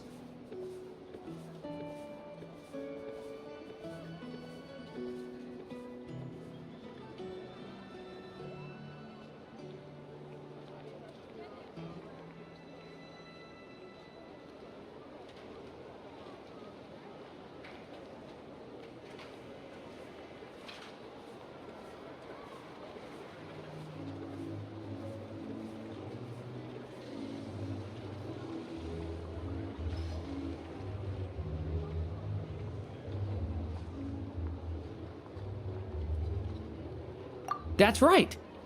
I understand she informed you about the relationship between the phantom phenomena and Tevat's borders, yes? She wants me to help her with some more experiments on that front. She said that she'll contact me through this device with more information. Ah, I see. Following instructions and making observations. Pretty common research method. Takes me right back to Albedo's lab. Wait, then who exactly are you meeting? Someone you know. Albedo's met him too. But I don't think Miss Lauma or the Grand Master have been introduced. Introductions are overrated, especially in cases like this. It's you! So, it's not like the Academia has prohibitions against going abroad. Also, I applied for leave. I've been writing to Hat Guy since obtaining a human form. I've already brought him up to speed on everything that's been going on in Nodcry. Hat Guy? Turns out, I actually have heard that name before. Oh? Then why did you react the same way I did? I only knew the name, not the fella. But since we're all here, let's do some introductions for what it's worth. I'm Varka, Grand Master of the Knights of Favonius. Okay, bro. Lauma, Moon Chanter of the Frost Moon Scions. And I'm a Driosh from the Vahumana Darshan of the Sumero Academia. Hat Guy. Good to see you again, Mr. Guy. I believe we last saw each other on the boat ride here. Mind you, the only reason I came here is because there's someone I want to look into. Who's that? The Doctor, also known as Dottore, second of the Fatui Harbingers.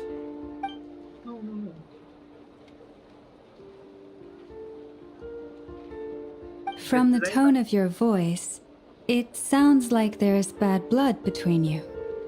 I was reviewing our archives and noticed that a lot of information about him was missing. Left a bad taste in my mouth. That's all there is to it. Dottore, or Zondique, as he was then known, once studied at the Academia, but he got kicked out before he could graduate. So the Harbinger's #2 man is a college dropout? How embarrassing for them. Last we heard, he was planning something. We actually heard that a few times before, even coming to Notcry. But we haven't seen a trace of him since we got here.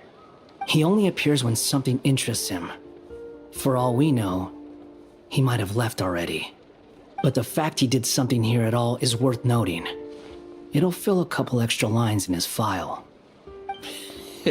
Why does it sound less like a file you're writing and more like a criminal record? Anyway, we were just about to meet 2 of the other Harbingers. Want to come along? You might learn a thing or two about him there. Sure. Even though they're Harbingers, well, they're old acquaintances of ours, so, you know, when you talk to them, try to be... I got it. The Frost Moon Scion's relations with the Fatui remain tense. Forgive me if I do not attend. In that case, we'll continue assisting Miss Alice with her experiments. Good stuff. Everyone's having a fruitful time. So he's not. All right, we better get going. I'll lead the way. ये अभी तक नहीं गया है, इसका मतलब it's like everyone will know and it's Well, yeah. That's obviously part of it. But neither you, nor Lesser Lord Kusanali, nor I want to see him meddling with things again.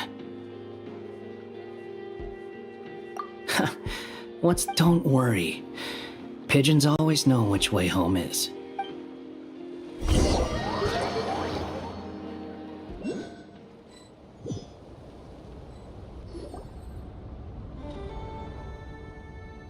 she's still there? You made it.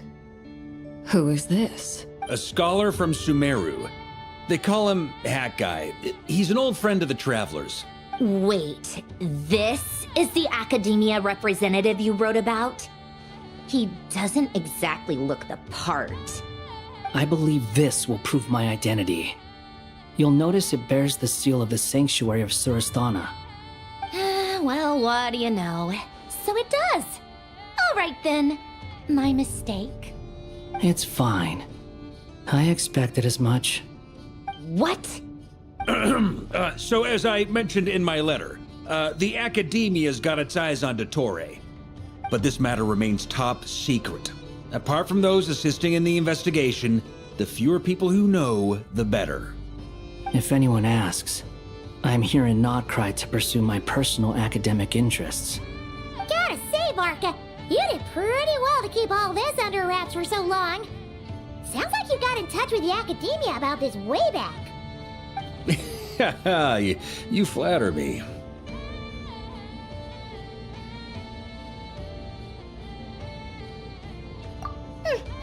Where do I even start? Remember that time we fought Rerir at Star Sand Shoal? He sure let me have it then, didn't he? I'll bet Dottore had that all sketched out, with me as his convenient little pawn. He could not care less about us if he tried, but hey! The feeling's mutual. Does Dottore really strike you as the sort who values his relationships with his colleagues? Fair point. Definitely not. Which is why I always keep my guard up whenever he starts making suspicious moves. To that extent, our motivations align. On top of which, I consider you trustworthy people. Now, back on topic. In the wake of the Reikir of Solnari episode, Sandrone and I grew suspicious about Dottore's complete inaction during the entire affair. So we tried to find out what he'd been up to. He never lets anyone in on his plans. The more he cares about something, the more secretive he gets. Indeed. Perhaps he believes that by keeping a low profile, he can avoid trouble. But that trick isn't going to work on his colleagues. Yeah, I mean, he's been researching the ancient moon's remnants. And he's been trying to get his paws on the moon marrows. Only an idiot would believe he doesn't have something more planned. With this in mind, I returned to Snezhnaya and relayed my thoughts to Her Majesty the Tsaritsa, entreating her to have him recalled. That's pretty direct. Did the... Yes. I made it abundantly clear that the Fatui's business in Nodcry is almost concluded, and we do not need 3 harbingers in this territory. Accordingly, Dottore has returned at her orders. I imagine he is continuing with experiments, which no one besides he would ever have any interest in. Common sense might mean nothing to him, but he's not stupid. He knows that no good can come from opposing the Tsaritsa. Smarts alone won't get him all the way. He needs the Rooster's resources and Regrator's Mora, both of which the Tsaritsa can strip from him by waggling a finger. But doesn't he have a track record of publicly following orders while going against them in private? He probably has it down to a fine art by now. Wouldn't put it past him. We worked together on a research project once. Only briefly, but it was enough to show me that we're fundamentally different people. He has no interest in doing things methodically, stage by stage. His thoughts jump all over the place, and the moment his curiosity is satisfied, or the only similarity we share is that once we set our minds on doing something, we will see it done, whatever it takes. Oh, we definitely saw some of that in your battle with Rerir. You got so competitive. Ugh, do not remind me. Then I believe we all concur. Fantastic. Now this is turning into a whole date. Are you talking about the moon marrow stuff? He also strikes me as the kind of person to disregard experimental regulations, ruin all the equipment, and go way over budget.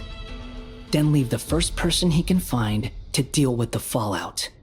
Exactly. This one time, he was running some high-temperature experiment and the substance exploded. But does he care? No. He orders his subordinates to... Oh, that gas was poisonous! If I hadn't been there, who knows how many people might have died. And after all that, he left while I was still cleaning up after his mess. What a waste of time, he said. Waste of time?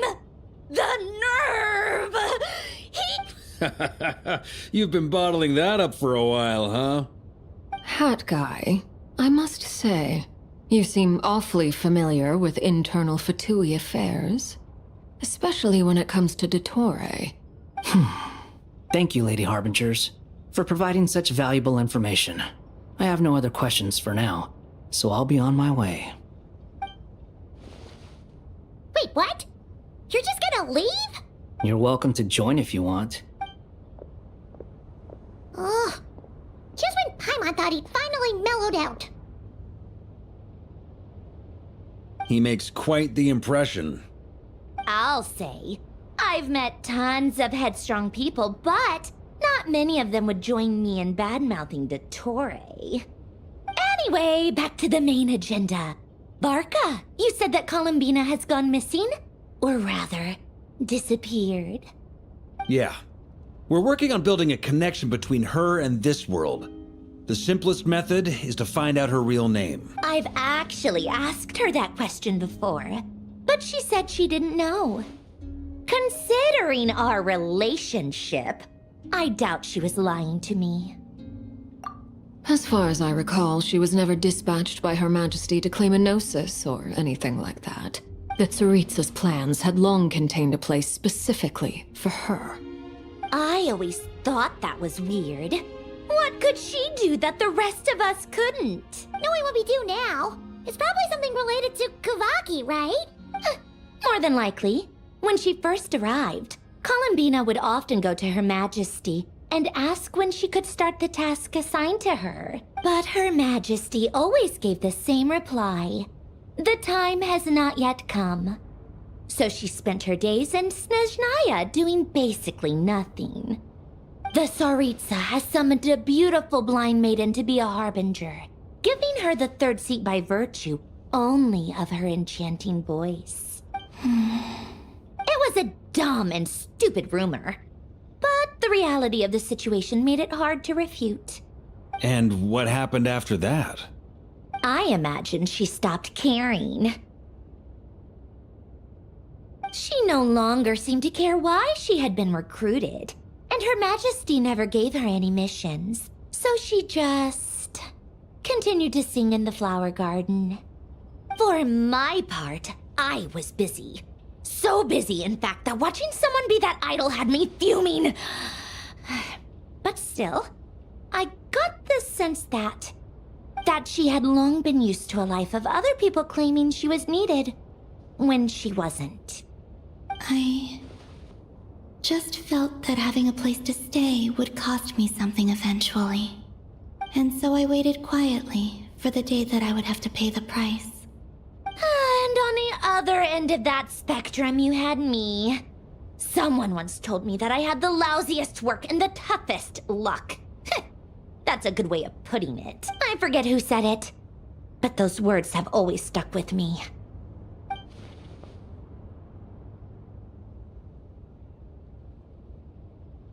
But you've done your job exceptionally well all this time. Because at heart, you are a conscientious person. What is it? Something come to mind?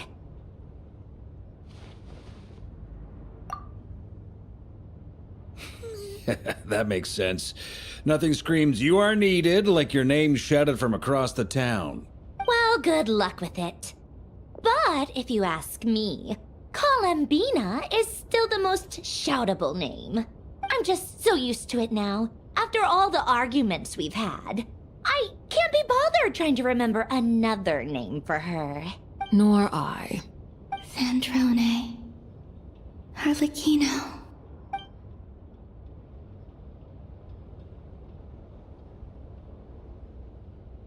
Huh! It's a Sealy! Does that mean... Ladies, I thank you for your hospitality. If the chance ever comes up, I definitely owe you both a drink sometime. I'm sure it will. You can make your own way out. Heck, you've been here enough times, you probably know your way around better than I do. Okay, time to do what adventurers do.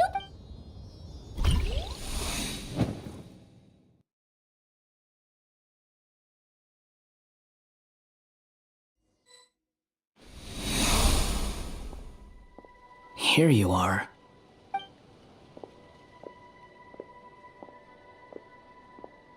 Oh, hat guy.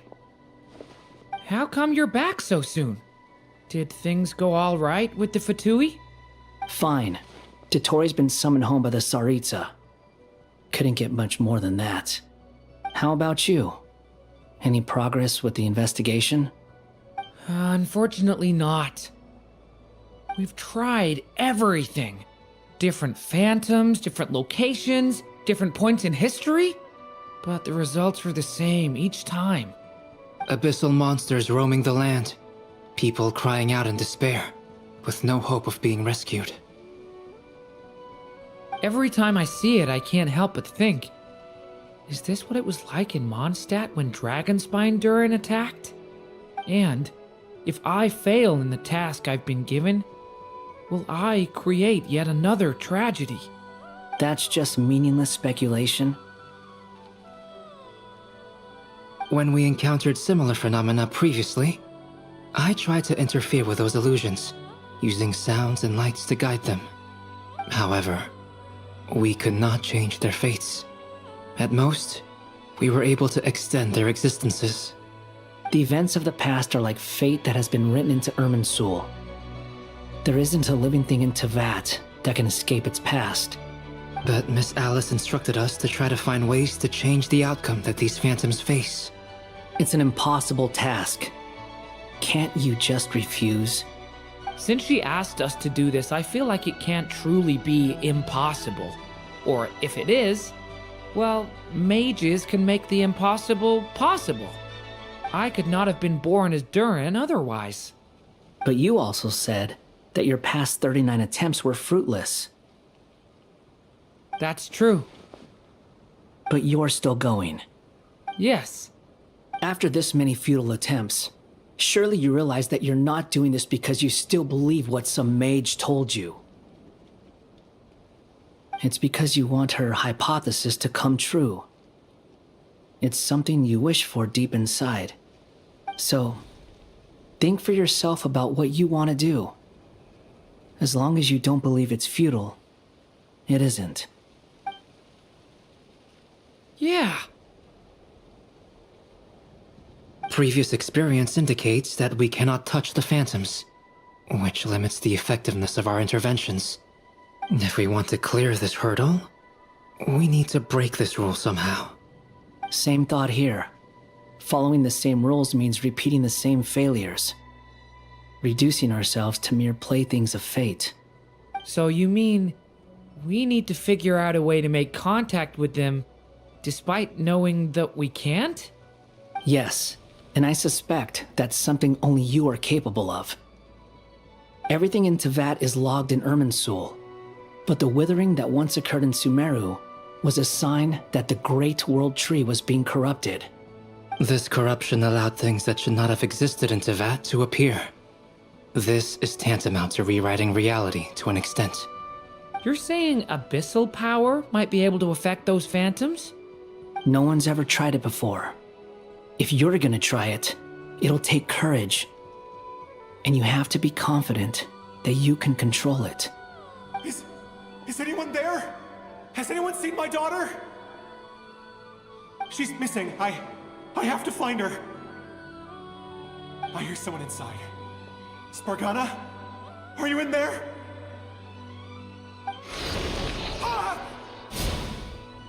If I can use my abyssal powers to warn him that there is danger here, maybe it'll change his decision. Maybe he'll stay away. Yes. The important thing is not the nature of the power, but rather how you use it. To intimidate and obstruct. Sounds about right for the Abyss. Well, let me try. I should be able to influence that thing. Have you seen a little girl? What? This isn't the time for that! Just run!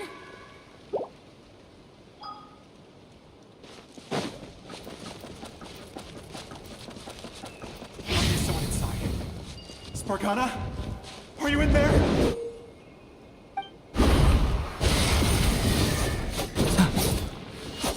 What is this? Looks dangerous. I should get out of here. Devouring claw! He really left. Ha! We did it! Don't celebrate too soon. Follow him.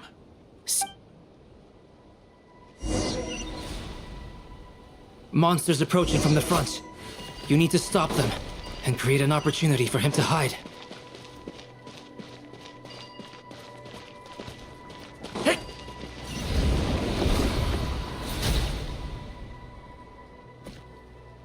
Help me!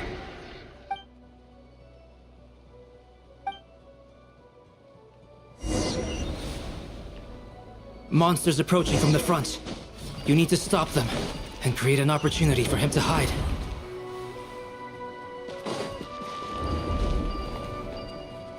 No! There's a monster ahead!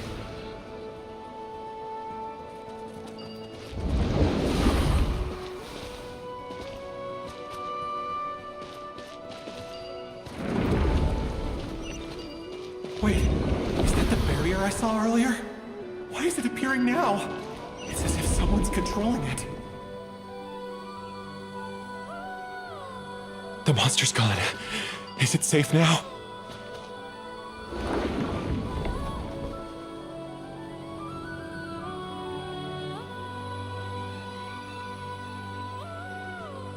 The barrier's gone too. Anyway, I guess I'll keep going.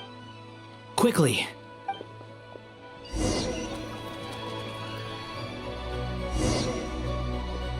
Wait, there was someone else here? Don't go any further. We've got anti-monster traps laid out everywhere.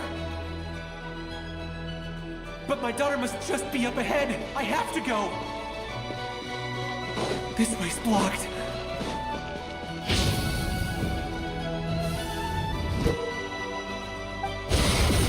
You might be able to...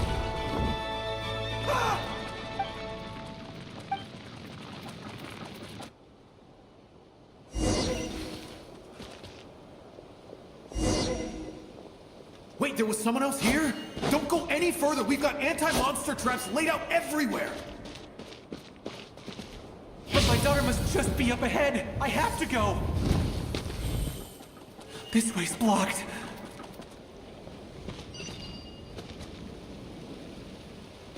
We might be able to use the explosives over there, but we need to take care not to hurt him. I'll use the barrier to keep him at a safe distance. This barrier seems to be helping me somehow.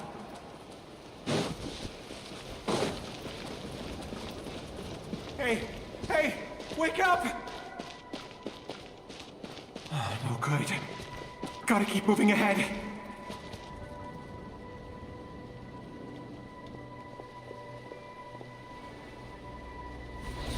So many monsters! There's still a chance, Durin. Use the traps.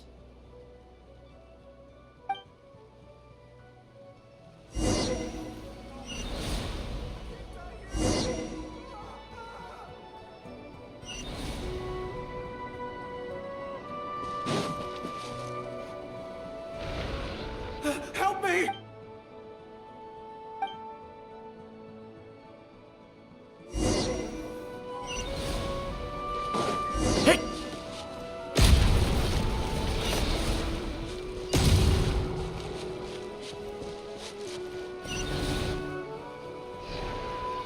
Help me!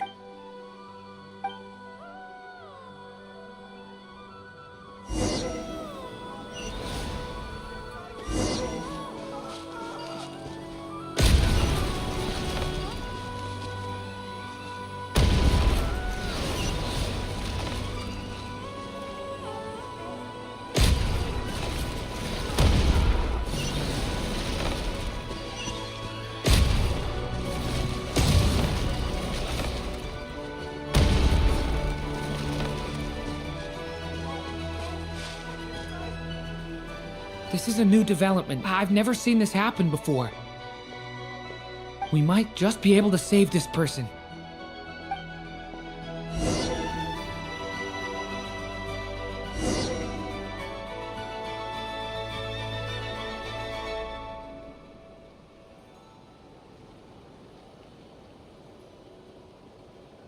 Hello there. Have you seen my daughter? Spargana's her name. She's carrying a large backpack. Get out while you still can, you fool. But I can't just leave her here. Sorry. Wish I could help, but I haven't seen her. You'll just have to keep looking. Okay, thank you. If I do find her, I'll get her to shelter and come back for you. Don't bother. I've got nowhere left to go.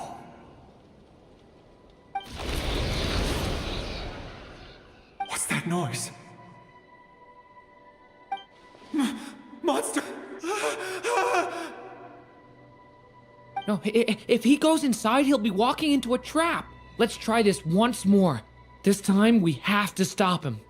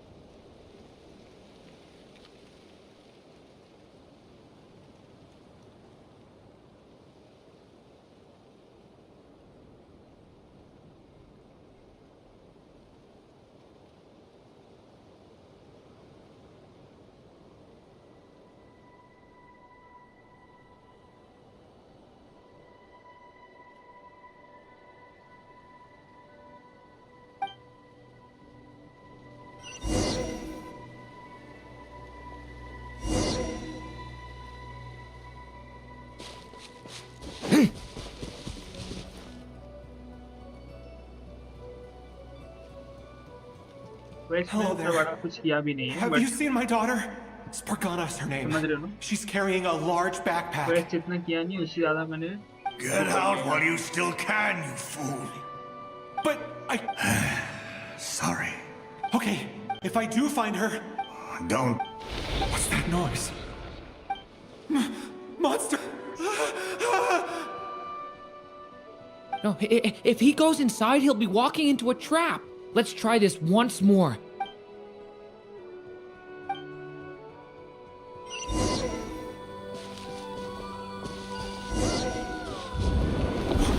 Why? How will I know where Spargana's gone like this? You know what? I'll trust this strange barrier. It's gotten me this far after all.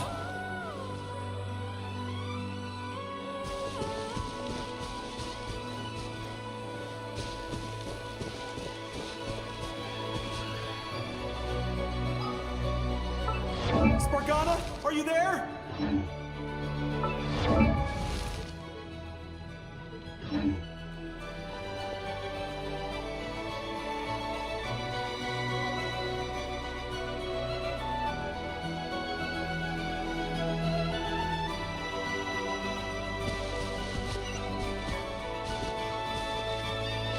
What's this? Hey! Let us out!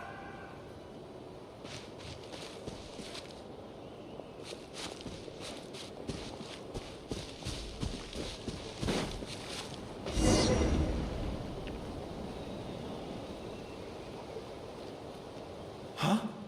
That looks... Yes, it's one of hers for sure. Durin, just like last time. Use the explosives.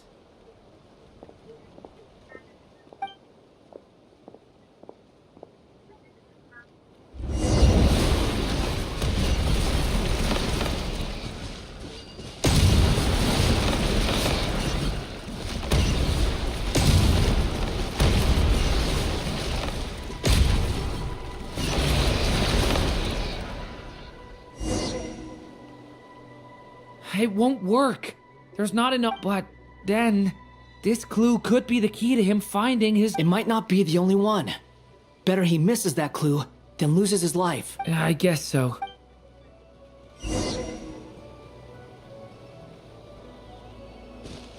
Stop him, Durin. We can't let him get any further in. That's my daughter's book! She's passed this way! Why? Why? I've searched and searched and searched. Just... I no longer have anywhere else.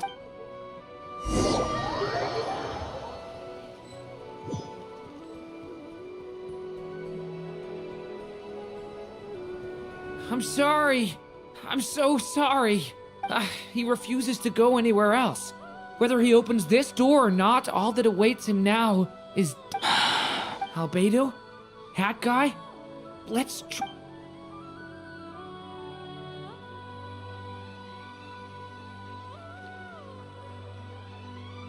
Why am I here? What's going on? All these scenes running through my head. Huh? What's going on? His reactions have changed. How many times have I... What's happening to me? What?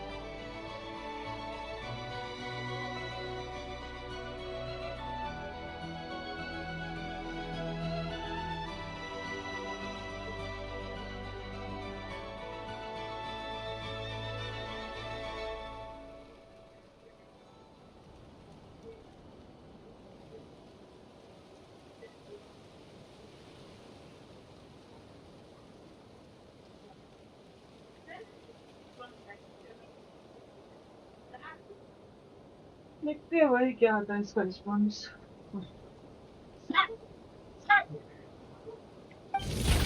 Huh? Wait, who are you? You can see us now?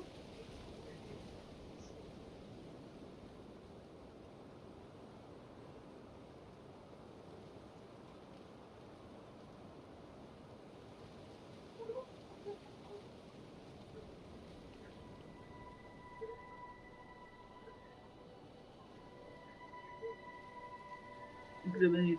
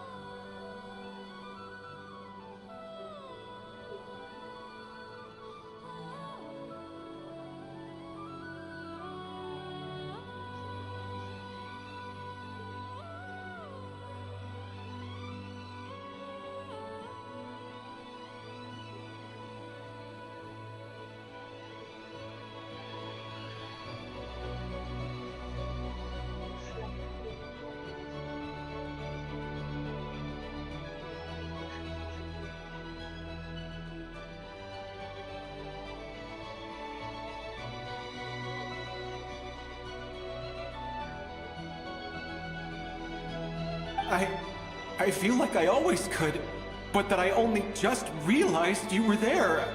I'm sorry, I don't know how to describe what I'm feeling.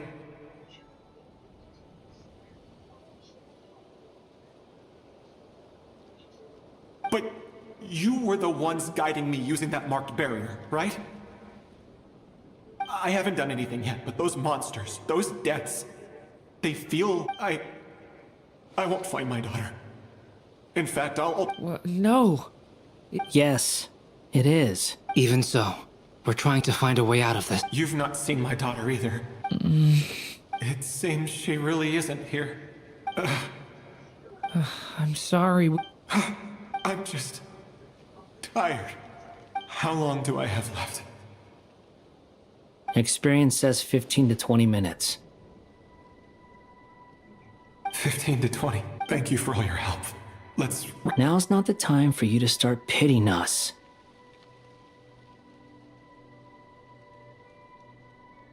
It's not pity.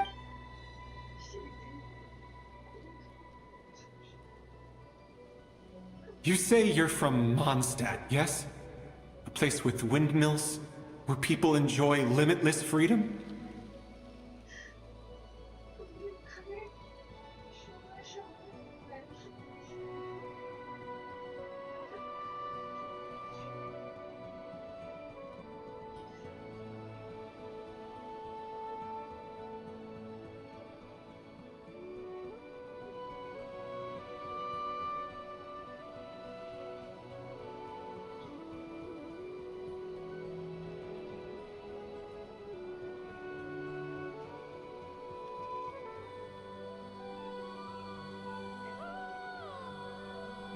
Get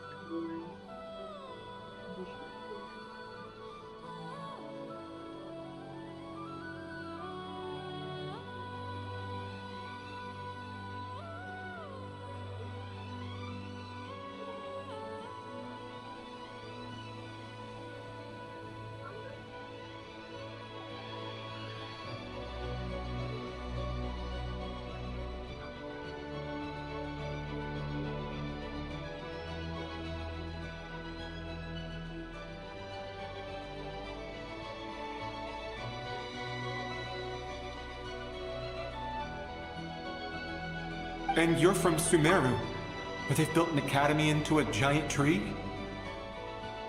Yes. It seems you've never heard of either place. Those names are unknown to me, I'm afraid, yes. Have you heard of Hyperborea? I have, but I heard that it was destroyed in the distant past. I see. That was where my ancestors once lived. What about Delphi Pytho? Was it later rebuilt? I've never heard that name. Then what about Sal Vindagnir? I have seen that name on stone tablets on Dragonspine. But I'm afraid the only things left of that place are its ruins. I see.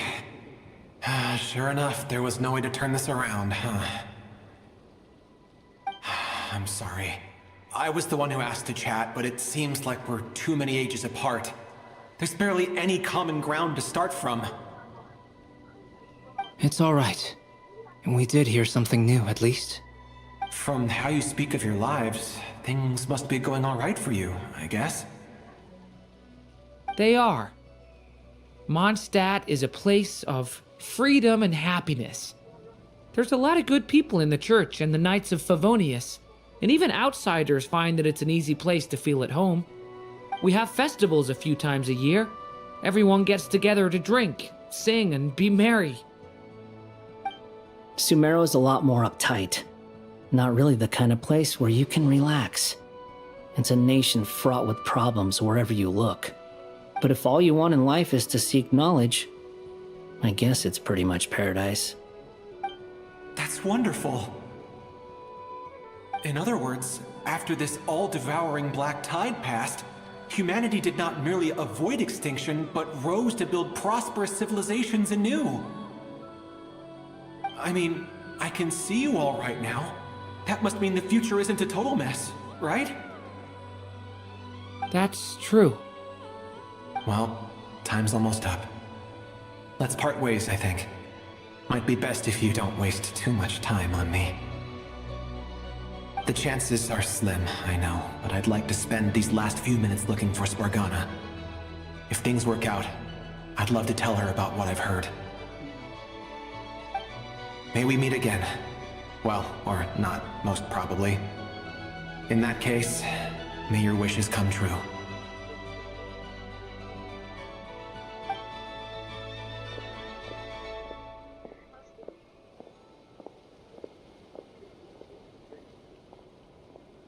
He's gone. In a few minutes, he will meet the end that was his to begin with. The ending of this tale did not change, but I believe that we've just made the most progress we have yet. May your wishes come true. If only it were so simple. Hat guy, could I ask you a question? You've never talked about your past.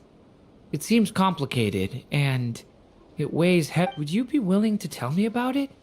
I mean, sometimes it's better to get things out in the open. Take that guy we try to help, for instance. At least he said goodbye with a smile, right? I know about Albedo's past. Our experiences are very similar, and he created me. As for you, you're my first friend, and you've witnessed every step I've taken. But by comparison, I know nothing about you. Either way, I mean, we're still best friends.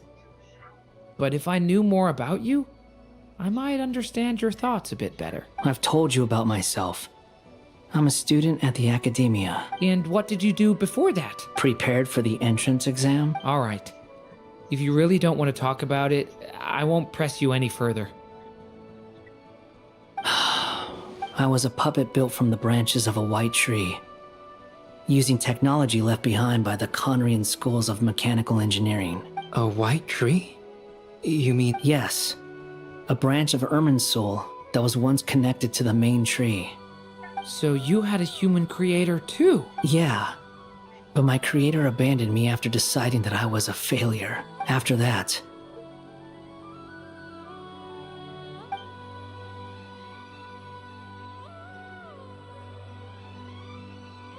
Durin. Resisting the influence of the Abyss, suppressing the urge to destroy, trying to do the right thing. None of these things are easy. But no matter how hard they are, trying to rewrite past wrongs is far harder.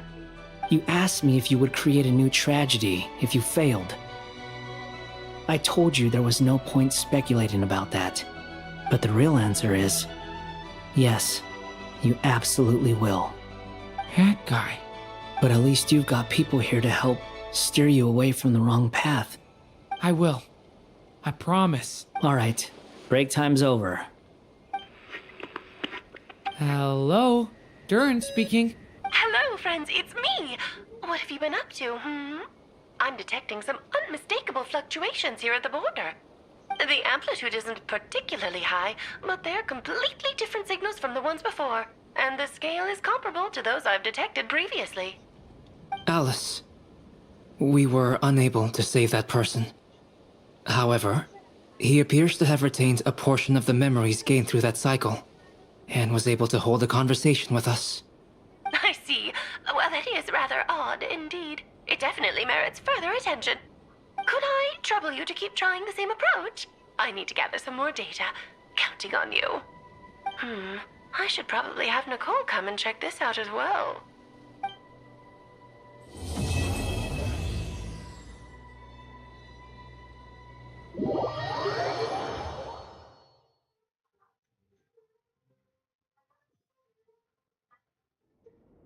There you are. I was worried you might stop to collect treasure chests opened by the Seelie along the way. It would have taken you so much longer to get here. Another conversation I cannot hear. I am delighted to see that you understand what takes priority, and that your adventurer's instinct has not swayed your resolve. Really, I must applaud you for it. You should know. Paimon's head. Okay, I'll try and keep it short. My senses are telling me that this is where we shall find the entrance to the ruins. Oh, cool! Well, what are we waiting for? Let's open it up and see! Patience.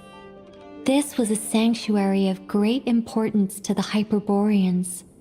A special process is required to open the gate. Oh! Like the place that housed the Eternal Moon's Marrow?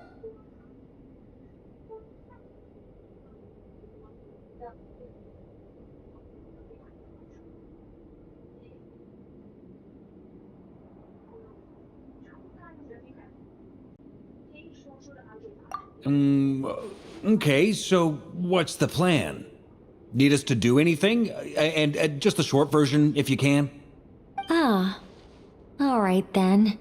I was planning to start with some background on the invention of these techniques. Are you sure you don't want to hear it? It's quite informative. Remember what you were saying about priorities? Fine. Simply put, we need 3 human representatives to successfully undergo a process of Kuvaki resonance. Think of it as a test from the 3 moon goddesses to see if the entrants are qualified, with the most recognizable qualification being Kuvaki. Pretty sure Lauma would ace that test. Oh, wait. But we need 3 people. I also have no doubt that the Moon Chanter would be qualified. But we would need 2 other people with the same constitution. Therefore, the most feasible method is not so much to follow the rules, but to figure out how the test functions and find a workaround. I've done some research, and it turns out the mechanism is rather crude. We'll simply need humans to stand before it who have sufficient Kuvaki energy within them. I'm with you so far. How do we get the Kuvaki in them? The easiest way would be transfusion. Take some Kuvaki from Nodcry's soil, put it into the bloodstream, and get it circulating in the body. So we're going to cheat on the test? Precisely. There are other methods, but this is the simplest one. Cheating the system is much easier than trying to hide from it. Huh? Sorry? Does the idea of cheating upset you, Miss Lauma? No, that's not it. I suddenly had an idea. Oh, what is it? It's about Moon Prayer Night. I figured out a way for Kutar to join in the festivities. Huh? But as Paimon said, we need to have our priorities straight. Let's get back to the test. I'll follow up with Nefer on the festival arrangements. Oh, okay. Anyway, is this really the best method we have? A Kuvaki transfusion sounds dangerous, no matter how you slice it. If you think that's dangerous, wait till you hear the other methods. I'd be more than happy to go through them if you'd like. Okay, There are several. I really want to deploy No my need, code, we're good. and I'll get Let's back go with to this the one. story.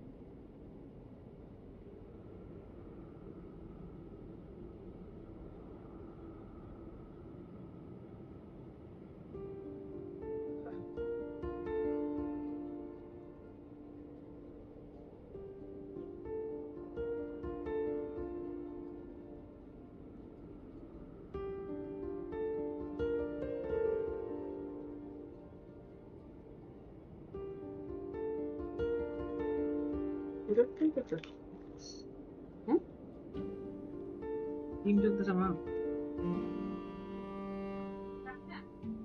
Kamu.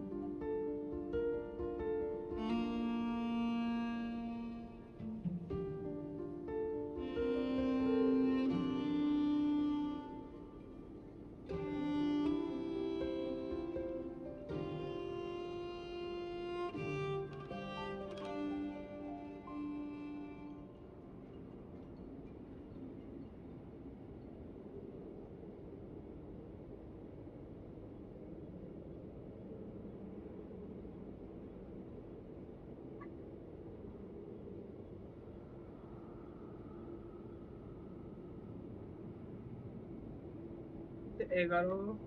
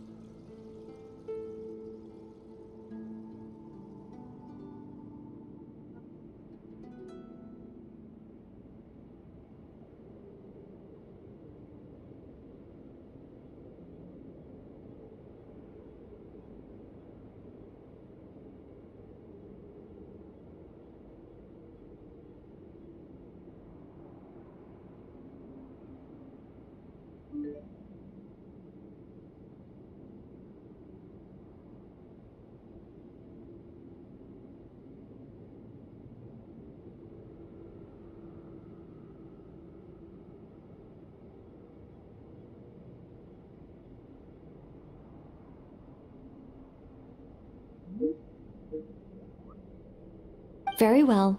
Kuvaki transfusion it is. Now, I should mention that the risks can be greater or lower depending on individual compatibility.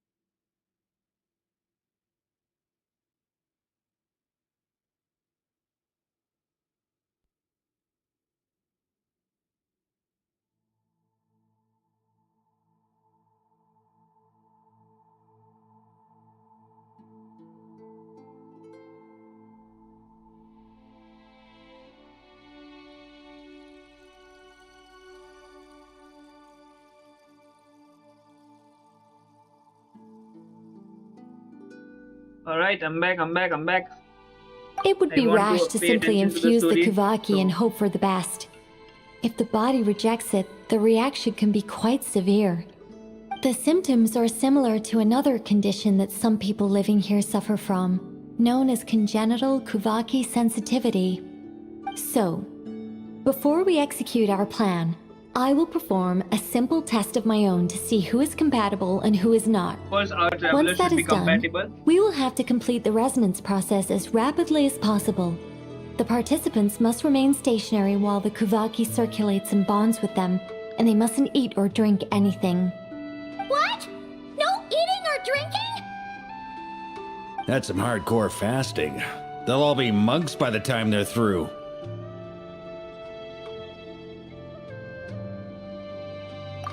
3 days. Oh, that's so long! And we still need to find 2 more people who are not just compatible, but also willing to volunteer. Fasting? What are they talking about? Oh. Really? Don't you want to think this through? Haha, count me in too. 3 days without food? I can handle that. Miss Nicole has made it clear that this is the easiest way. The way I see it, there's nothing else to discuss. It's time to step up.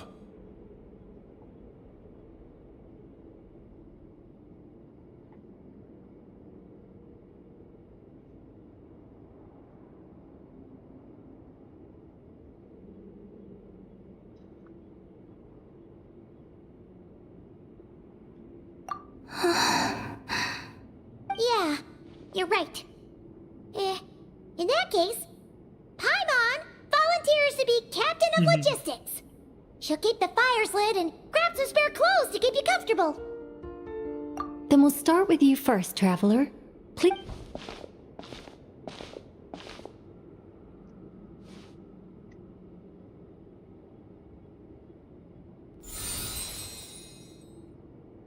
How's it going? Do you feel anything? How about now?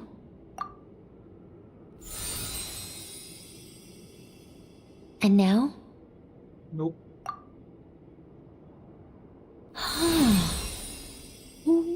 What about now? You guys, it's not a competition, you know. All right, I'm officially impressed. Even as a descender, you can withstand far more than I imagined. It's like I summoned a giant stone titan to arm wrestle you, and your arm hasn't even moved an inch. In my last attempt, I infused 5 times the amount of Kuvaki required. Yes, safe to say, compatibility won't be an issue for you. You're eligible to join. You're next, Mr. Varka. Sure, here goes nothing. All right, I'll start where we left off. 5 times the required Kuvaki dose. Whoa, whoa, whoa, hey, wait a minute. How's it going? No, not great. I kind of want to puke. Feels like I've been drinking too much. A few bottles of wine, then a big stein of Dark Horse. With some hard liquor from Liyue mixed in. You think this is funny? I just lost to a young lady in an arm wrestling contest. I'm never gonna live that down. My apologies. I'll lower the concentration and try again. Oh. How's it going now? I'm not as dizzy as last time, but I can still feel it pulsing around. In that case, you wouldn't be an ideal choice, Mr. Varka. Let's try someone else. I think Durin would be Okay. the one. Let's go ask some of our other friends. Or maybe it can be Scaramouche.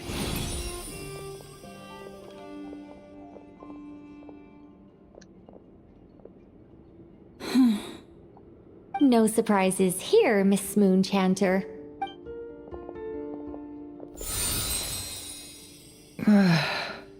I'm getting a slight... Shame. Whoa, time itching all over. A allergic reaction. We can't have that. Huh? Well, are you gonna start a what? The Hexenzirkel is an organization that cares for and protects children. We will not have them do dangerous things. Not even tests.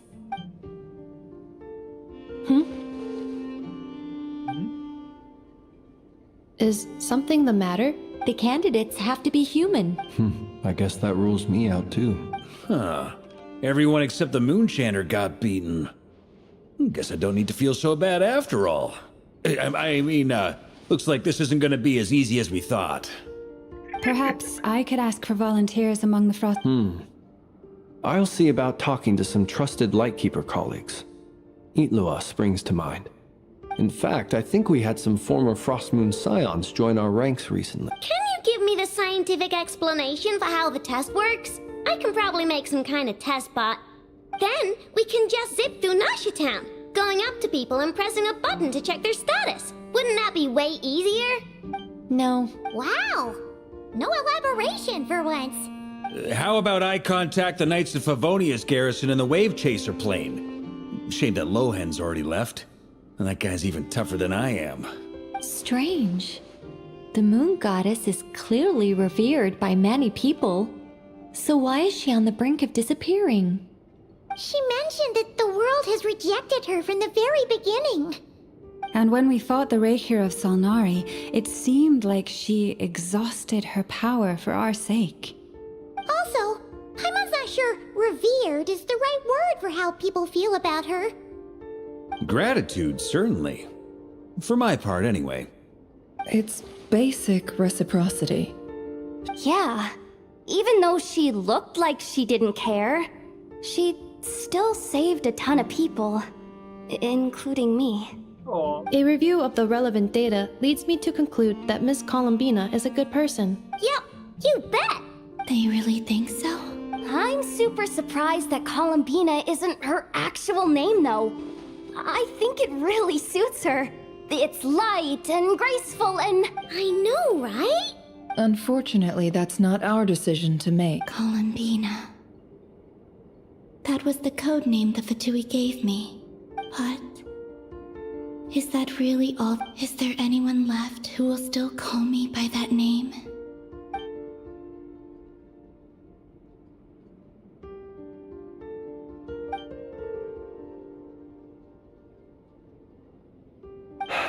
Moonprayer Night is getting closer by the day. Then allow me to try. Oh. Huh? What are you doing here? You contacted your friends via the Adventurers Guild. Sandrone has been keeping an eye out for something like that since I have the ability to accommodate a moon mare. Arlecchino. When can we begin? I see. We can begin right away.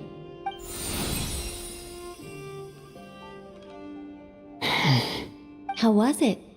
Did you feel? Not at all. Then it seems we shan't need to look for additional Great! Cool.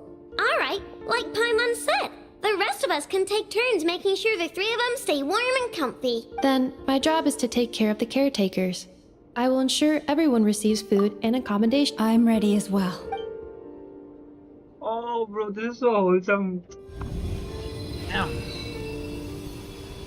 I'm telling you, bro. So wholesome.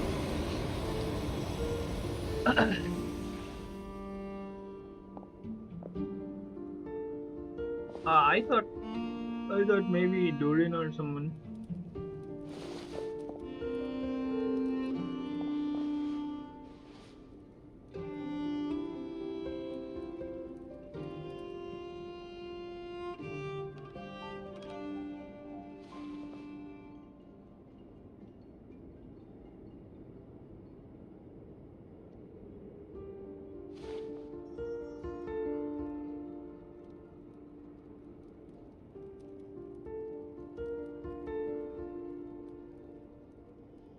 Hand on their chest.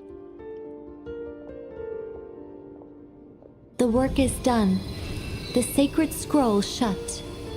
The stars grow dim, the people silent. The white sun sets, the silver moon rises. O path to the temple, appear now before us.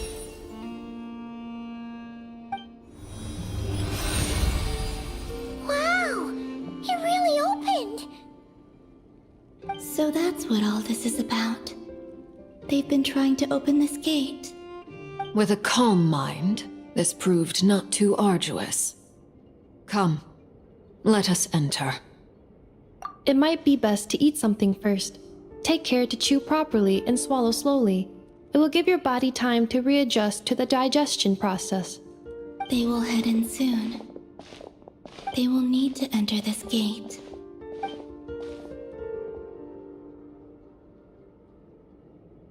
Huh? I cannot pass through. Is it because I have no physical body? It has been 3 days. My strength is all but completely faded. Can I really hold on until Moon Prayer Night?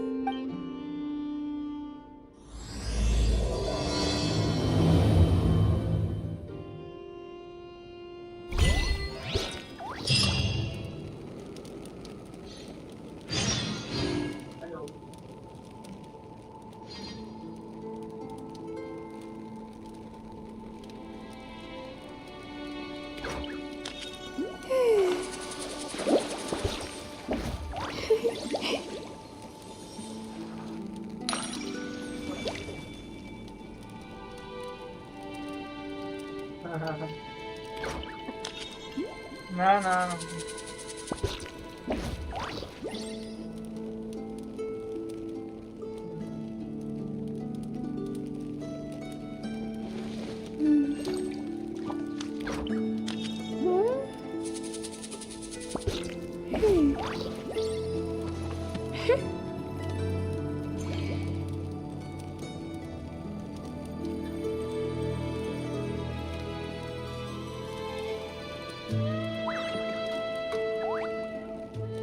To survive hardship, you must prepare for hardship.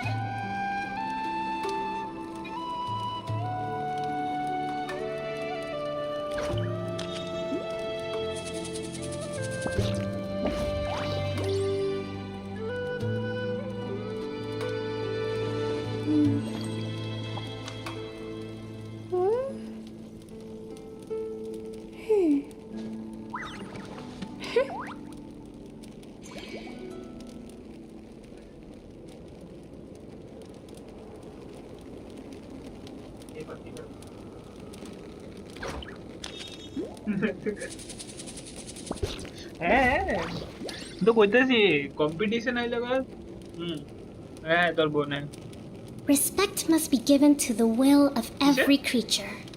Each fish in the ocean swims in its own direction.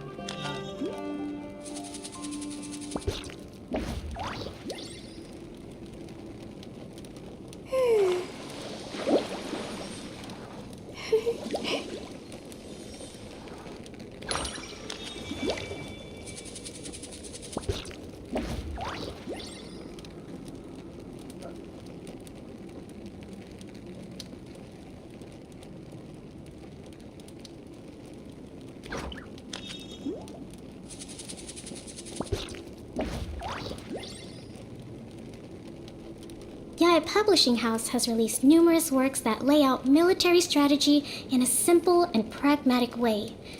Those are my favorite.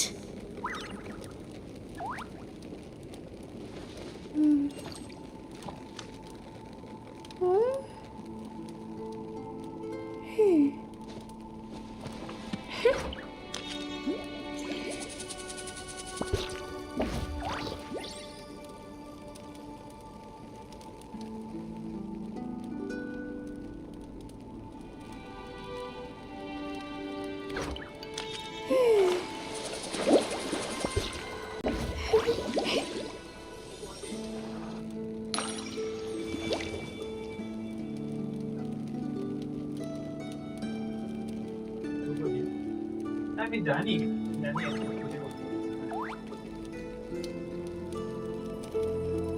Respect must be given to the will of every creature. Each fish in the ocean swims in its own direction.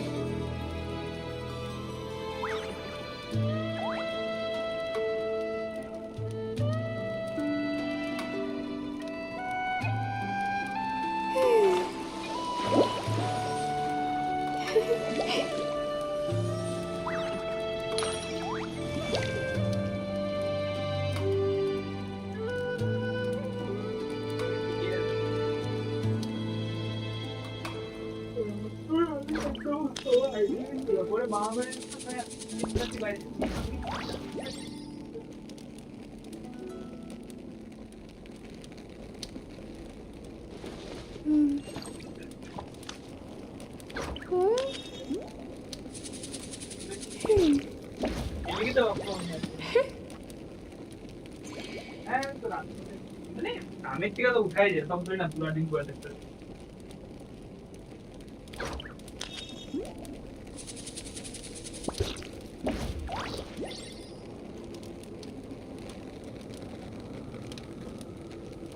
To survive hardship, you must prepare for hardship.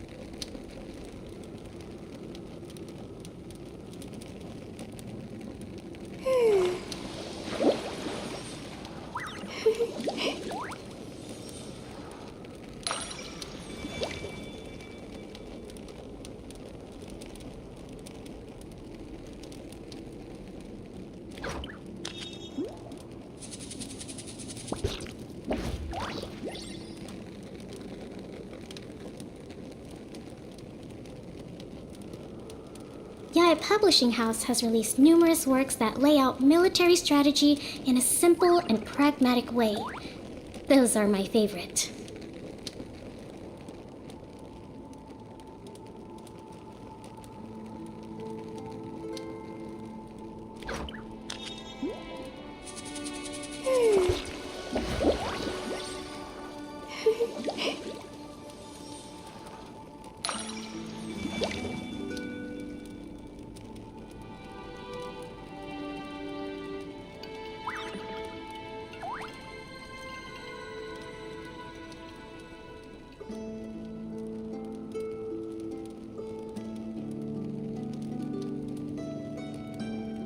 To survive hardship, you must prepare for hardship.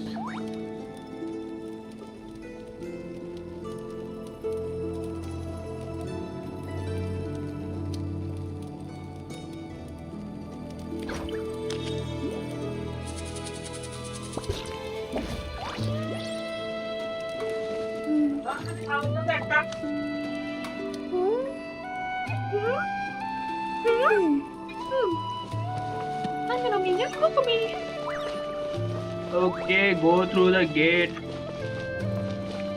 This is the gate. Bro, this party will work because I will have the pro characters with me, no?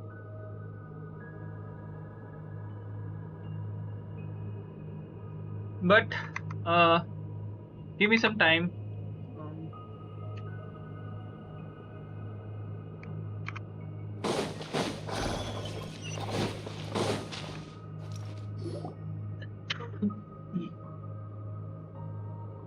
This morning, check. Are these people... Judging by their clothes, they appear to be phantom Hyperboreans from the distant past. That could mean they have some clues about the moon goddess's name, right?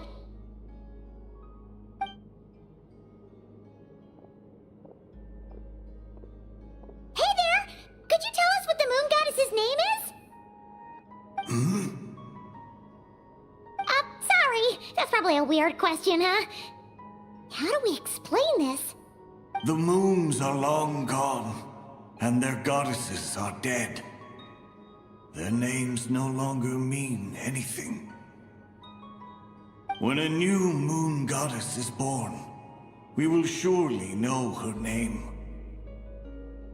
We have used every last resource at our disposal.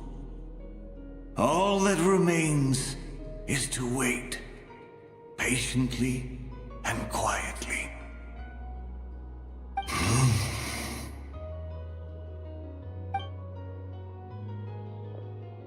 Were the people of the past all this devout? It looks like this phantom doesn't intend to converse with us any further. Surely the new moon goddess he speaks of must be Coulombina.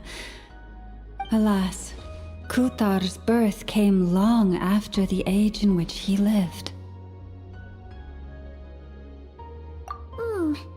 But, maybe if we find a phantom from a more recent age, they might know Coulombina's real name. True. Keep an eye out. We should be able to tell which era they're from by the clothes they wear. Yeah, you've been pretty talkative this whole time. What? Oh, nothing. When the Hyperboreans speak of moon goddesses, they mean the three from truly ancient times. I can't imagine they would know anything about our current moon god. There once was a time when the moon goddesses blessed them greatly and protected them from harm. So, when the war between the gods and dragons plunged the world into chaos, it seems they looked once— Yeah, that checks out. Let's continue on. Who knows what else we may discover?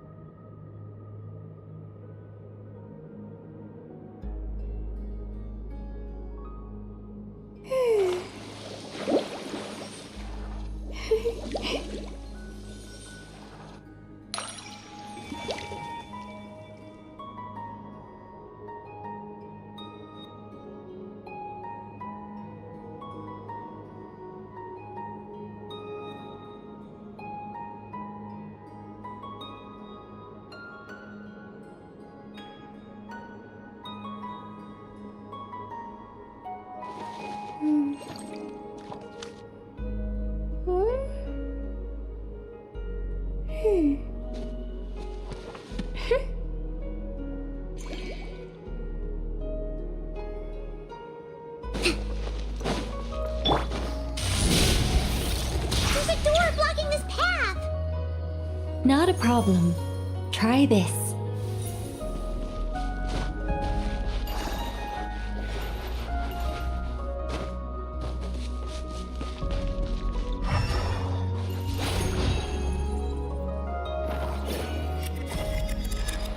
Whoa! How did that door suddenly collapse? This device... Is this our destination? Impressive. More precisely, this is a device that will help us reach our destination. Let's go. We still have a long distance to cover.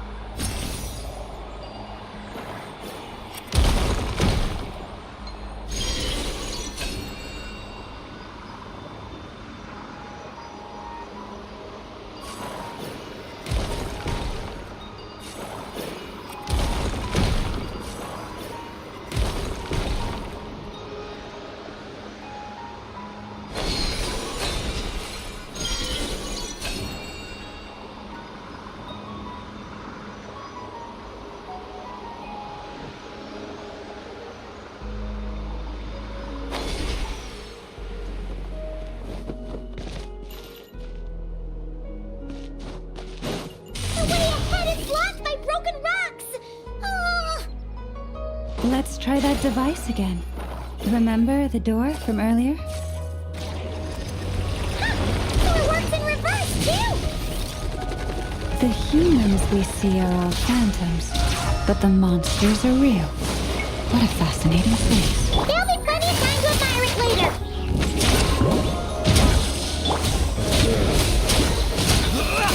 Close your eyes to dust. It's justice o'clock!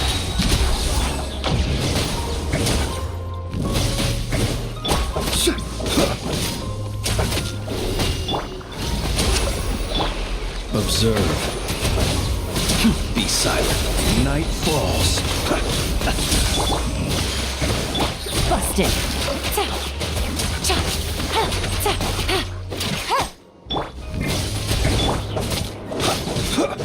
Observe. Close your eyes. Night falls.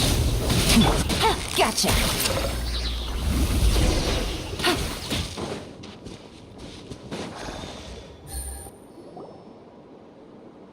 Ooh, there's a whole bunch of artwork in here.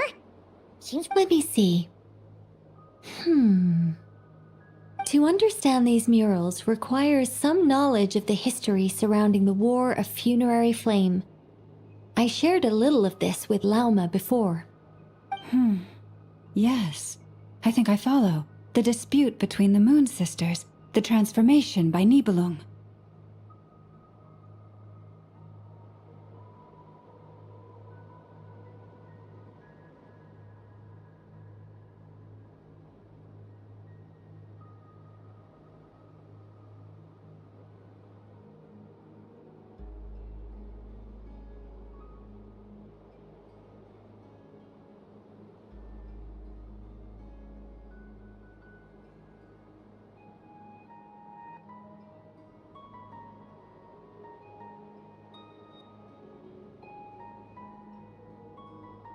Oh no, it's no trouble. I'd be delighted to share the tale again. Alright then.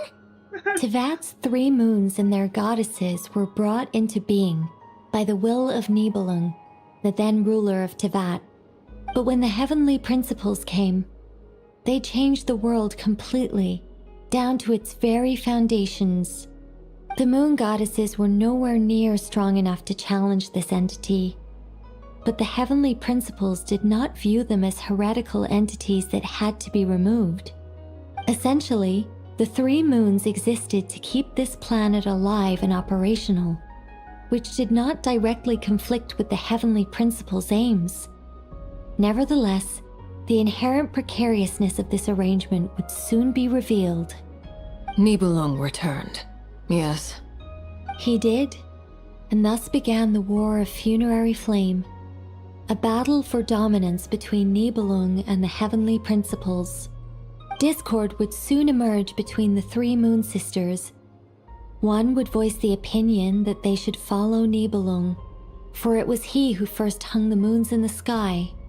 Another would argue that taking sides in the conflict would only bring the world closer to ruin. There was, especially since their creator had returned, bearing the perilous power of the abyss, Nibelung would eventually discover their disloyalty. He had all 3 imprisoned before transforming the moons into weapons with which to fight against the heavenly principles. What? Weapons? Yes.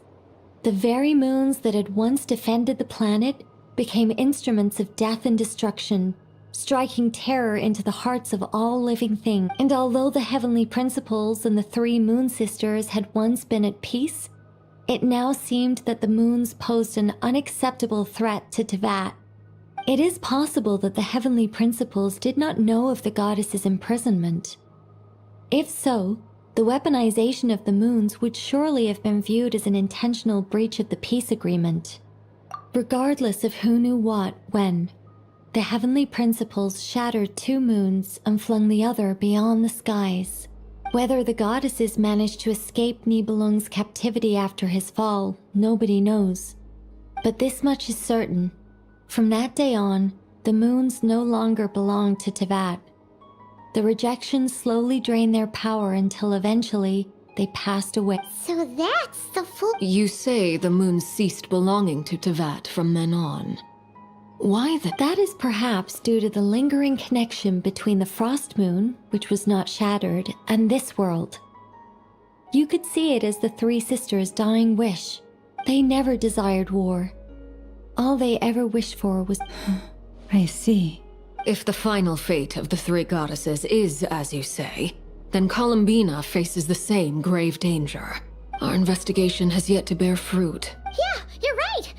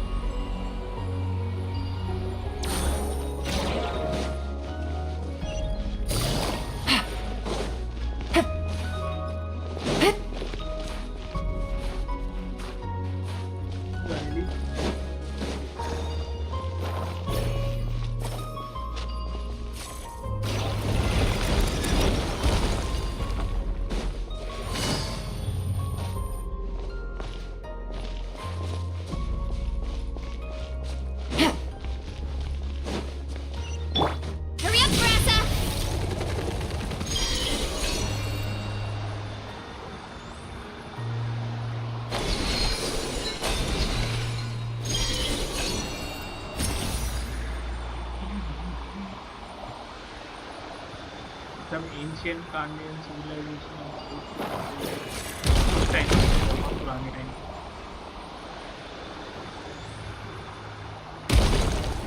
कुछ लोग तो क्या ही सोच रहे थे ना?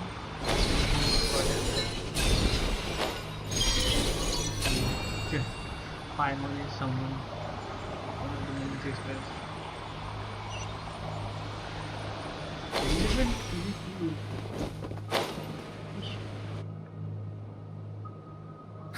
We're finally here! Guessing we'll need to activate this thing? Indeed. I was a little worried about that at first, but as we got closer, I sensed that the Kuvaki within it flows unimpeded. It should be functioning normally. The only issue is how to activate it. It's looking a little worse for wear. What about the cores from some of the other devices we've seen? Can we repair it using those? In all likelihood, yes. I imagine that would have been the Hyperborean's backup plan. Let's look for some cores.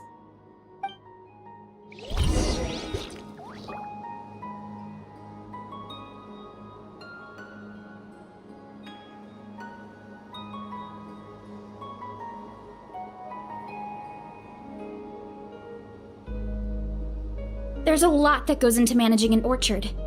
Watering, weeding, fertilizing the soil, making sure the temperature is right.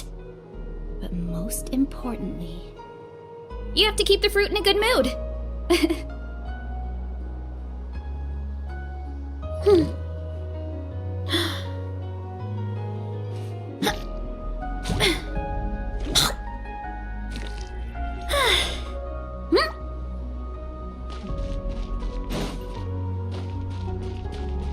I think this side.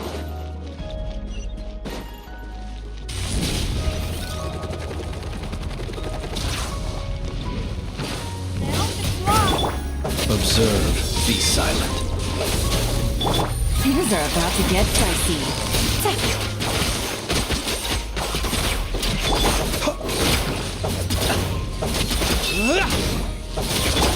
Rest and rebuild! Close your eyes. Observe.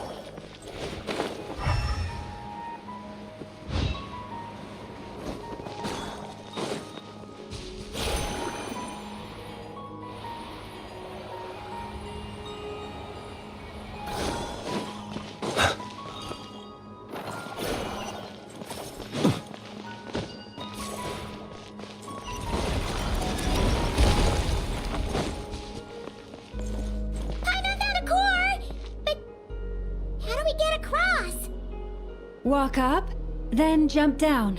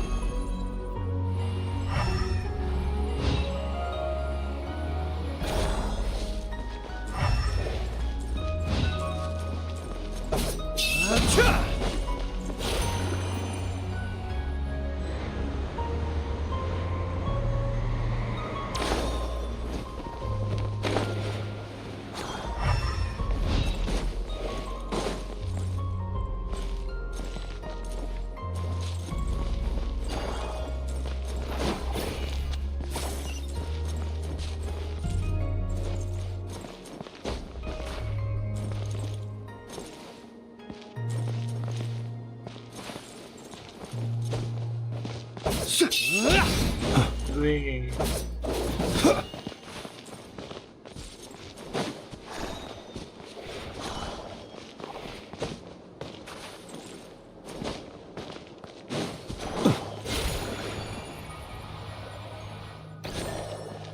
Close your eyes. Observe.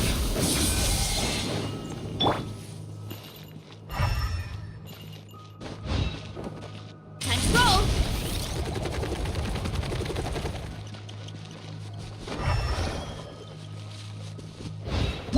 Yeah, I might have to.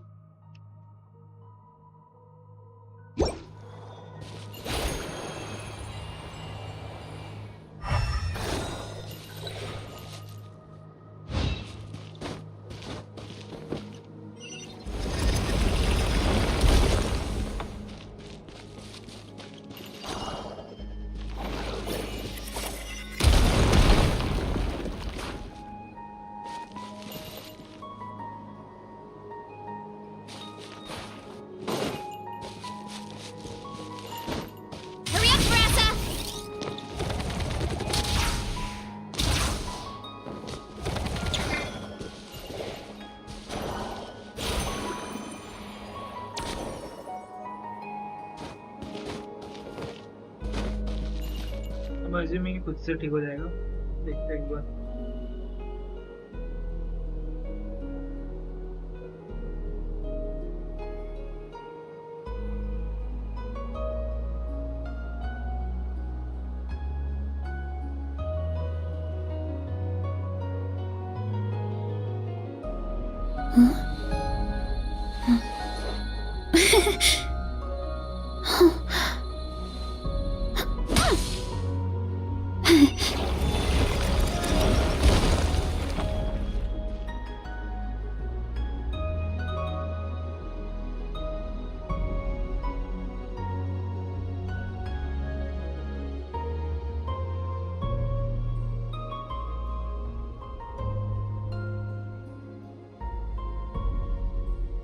Strength is one of those things where you gotta use it or lose it. So, wanna train with me sometime?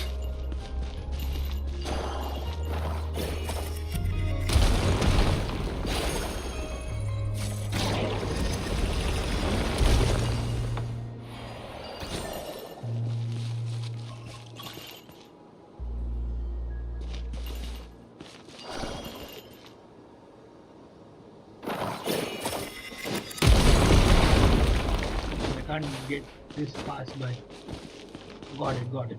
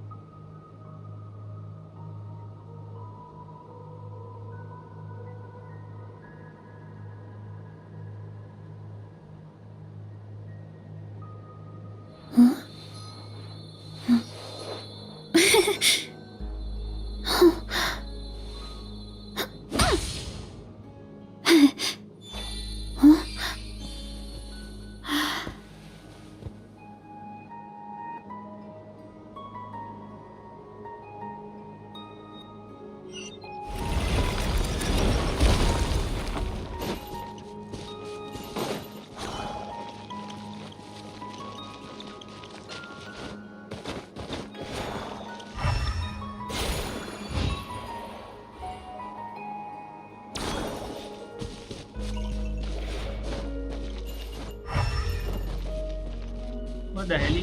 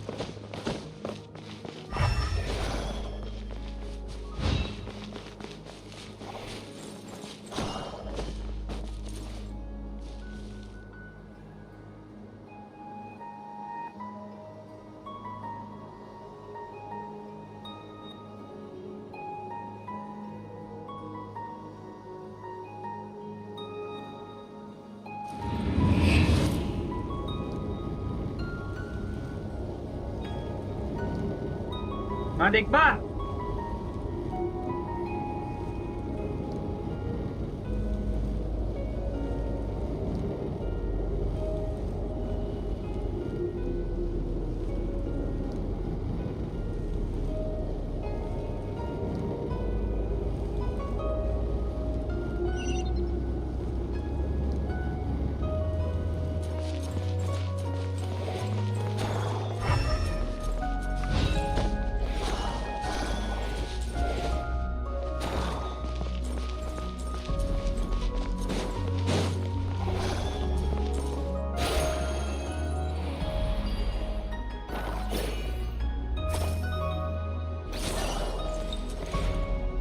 What the fuck?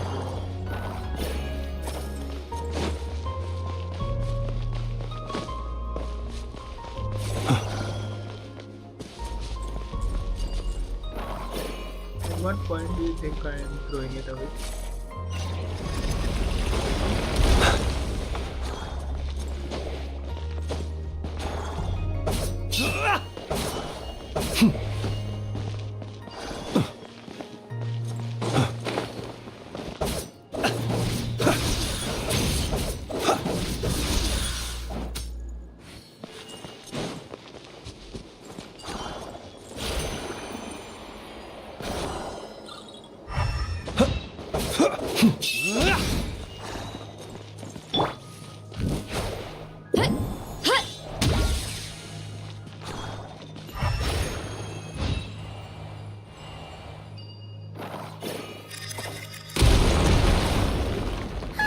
That should be enough cores. Let's head back.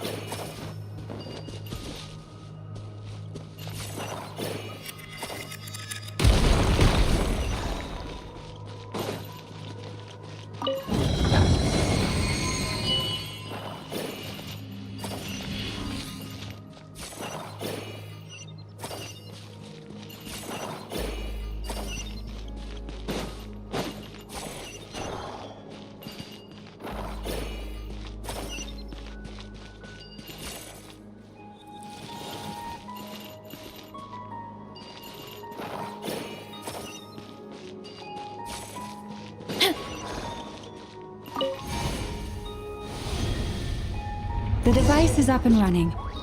It's hard to believe that the ancients were capable of constructing.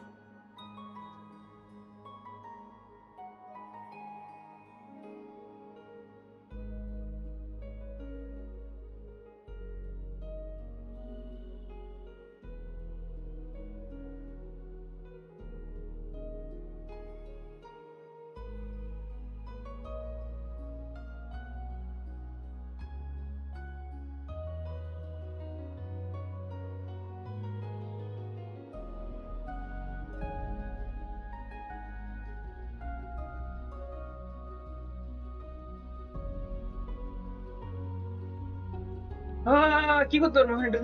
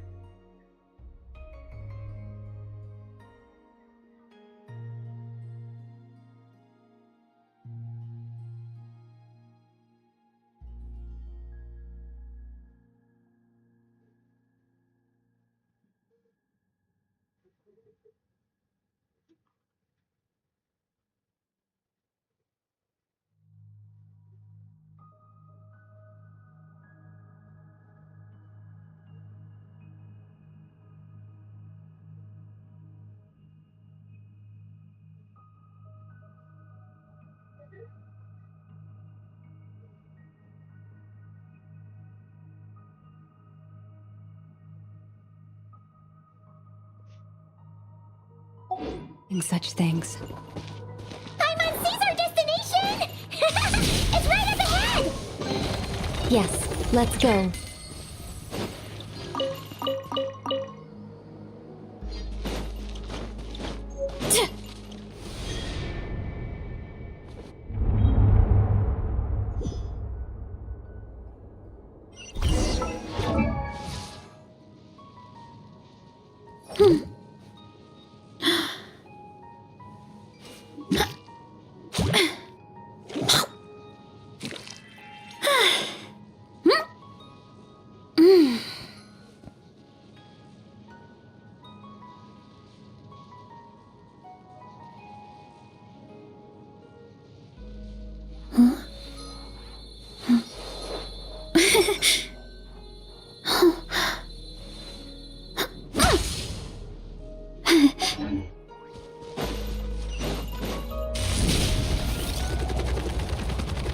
Gotta steer clear of other people. Hurry up, Brassa!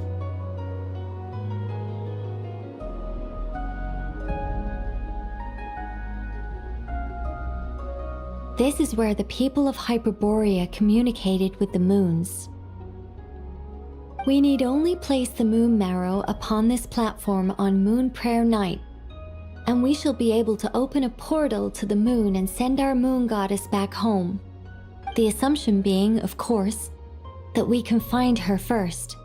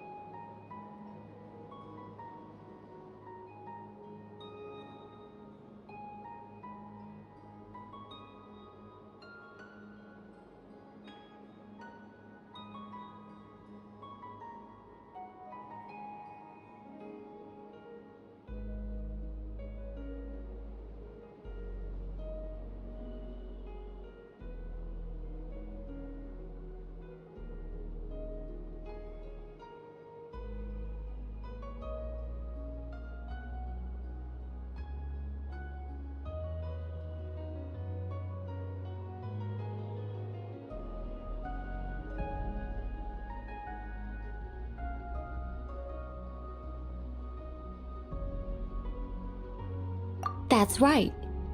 You want to know if it's safe there, don't you? And yet, she has no choice but to return. You know this. Oh, that's not the only issue here. This is the end of the line. And despite looking at historical artwork and talking to people from Hyperborean times, we're still no closer to...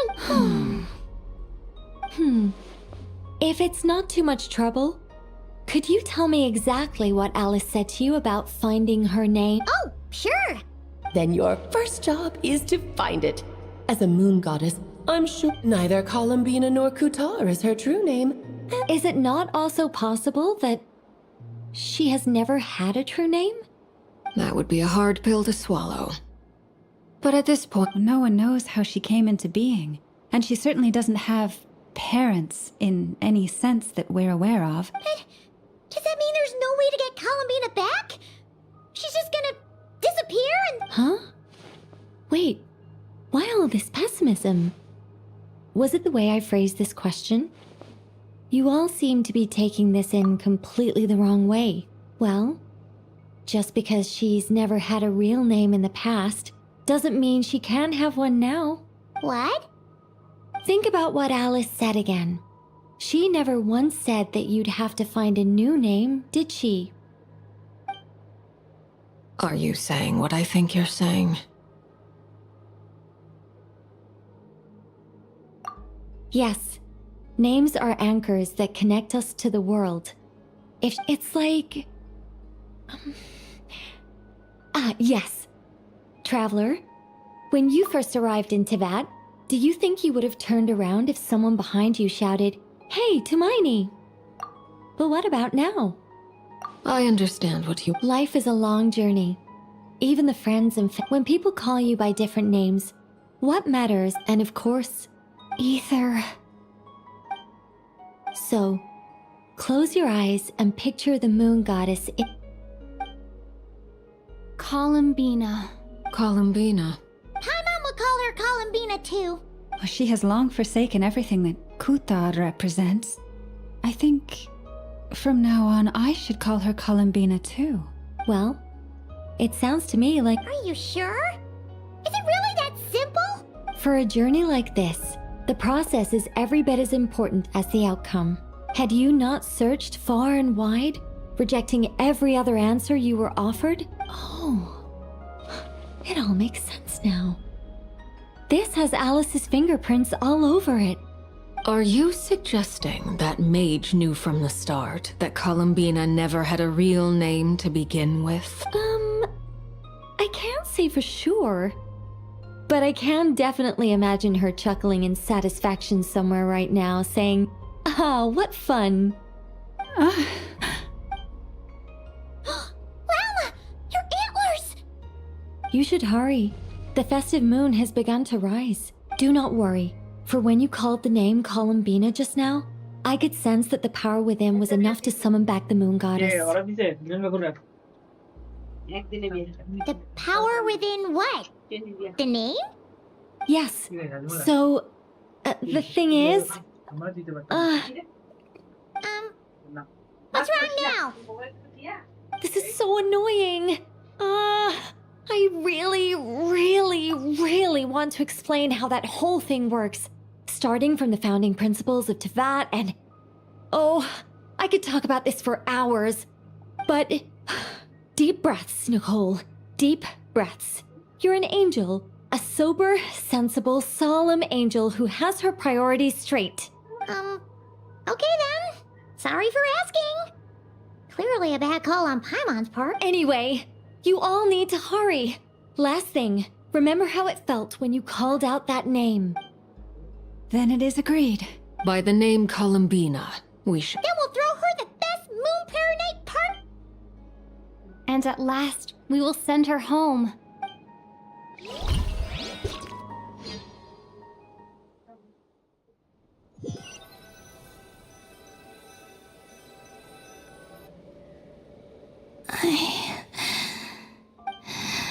Have they come back out?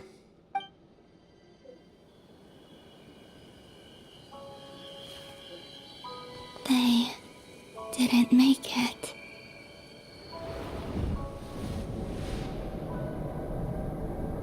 Could you tell me your name? My name is... Coulombina!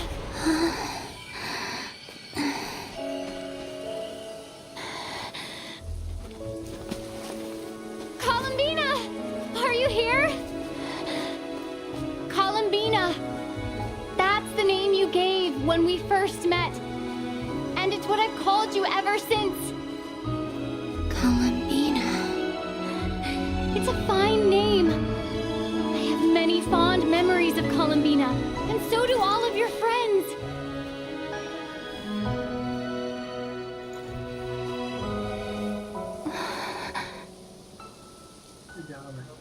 If you like this name.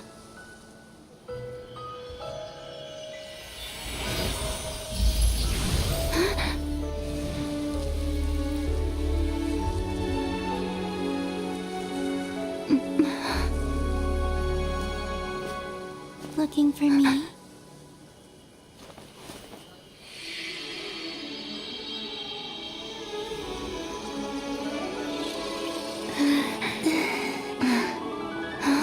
I like it. You can carry on using it. My name is Coulombina Hyposelenia.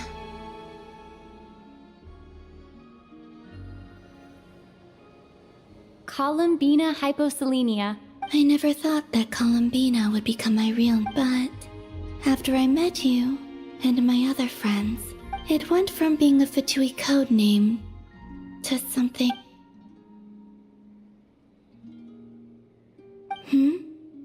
What it? I'm just so happy for you.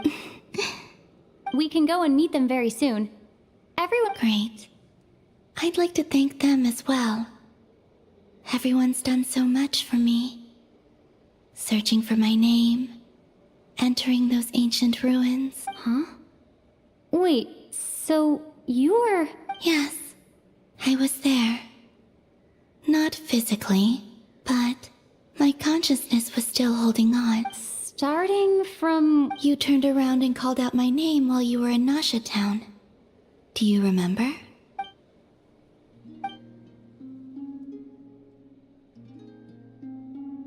Let's go. Sure. In that case, come with me. But... Hmm? Before that... Could you Sure. Come with me, Coulombina Hyposelenia. What is this hyposelenia, bro? Coulombina hyposelenia. Coulombina. Oh, this truly is wonderful. The infamous scene. Llama, I can't breathe. Ha ha! Just in time for Moon Prayer Night. It's good to have you back, Miss Col. Yeah, we were worried sick. Thank you, my friends. With your help, I now have a name that belongs to me. Coulombina Hyposelenia. Where's the second half from? You added it yourself? That's right. It means... Born beneath the moon. Yes. And by extension, it can also mean... A fine name. Now, as much as it pains me to interrupt this beautiful reunion, I feel obliged to remind you that... The moon, don't you want to enjoy the festivities? There's so much to see and do. And some of the ambient lighting and entertainments were sponsored by the kind souls in the Hexen Circle. Nicole? Why have you turned into Dodoko? So you're Miss Nicole. Thank you for helping us, and for helping me find my name. It's nice to finally hear your voice. You're quite welcome. Guiding lost people to hidden treasure is what we Seelie do. And if you ask me, spiritual treasures are far more precious than material ones. Chests are all well and good, but this was what it's all about. Ah, so satisfying. Anyway, I had to go help Alice. It seems like she ran into some trouble. That's why I couldn't be here in person. But don't worry, we're with you in spirit. We'll be celebrating right along with you. Keep an eye out for the Hexen Circle's festive stalls in Nasha Town. I think you'll like what we came up with. Alice said she even managed to rope B in this time. The Frost Moon Scions have also prepared various attractions. I believe Aino and Effa and their crew are setting things up as we... On that note, Nefer, about that request I made. It's all in hand. Yehoda is on site to ensure that everything goes off without a hitch. Wonderful. In that case... Huh? Come on, Coulombina. It's time to celebrate the best moon prayer night ever. Don't let me walk to that place. Like, just be. Oh. Hello. Yes.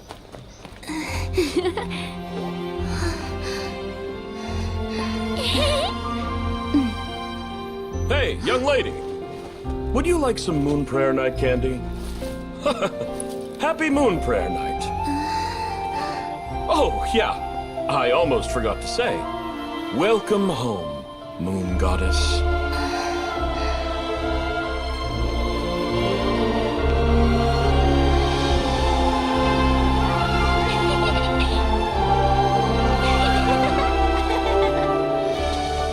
Welcome home, moon goddess.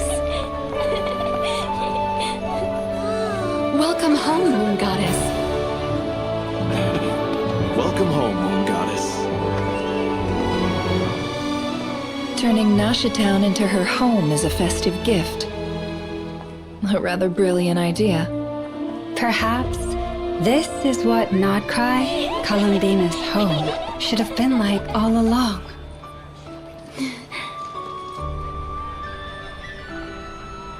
Thank you for the gift. I like it a lot.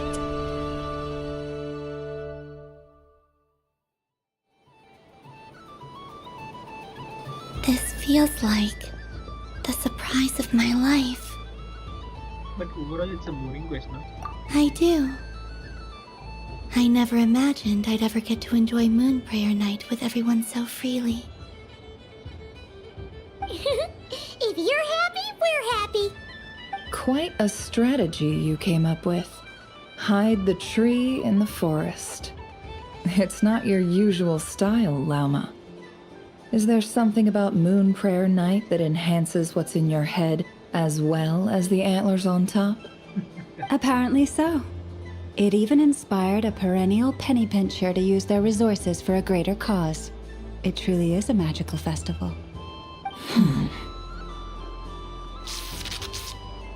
I see it now. This bickering is actually a sign of a strong relationship. Huh? What's everyone doing here? Oh, Miss Coulombina, you're back.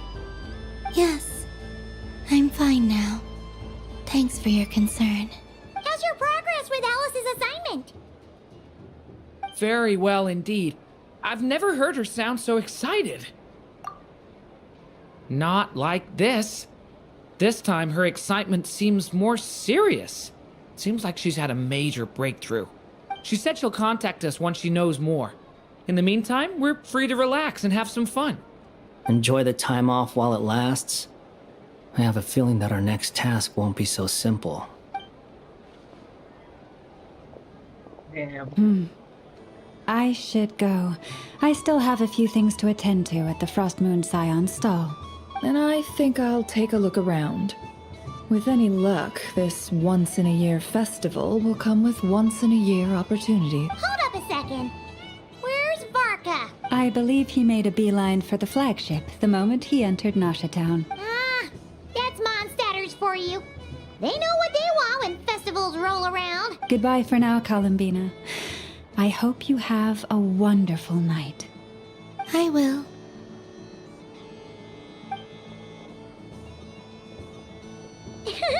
Well, in that case, don't just stand there. Get out there and have some fun. You'll definitely get a warm welcome at every stall. Oh, also, take this map with you.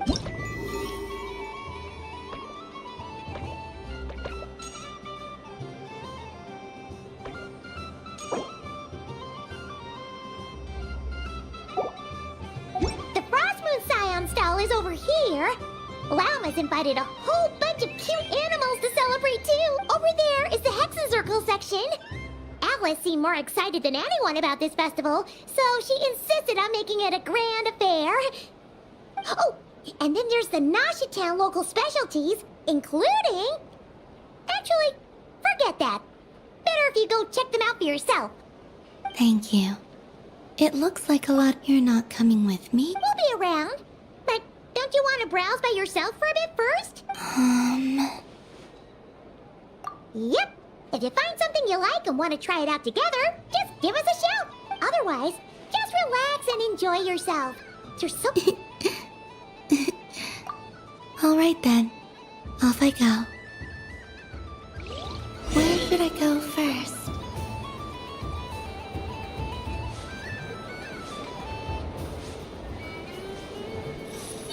This must be the mage's stall.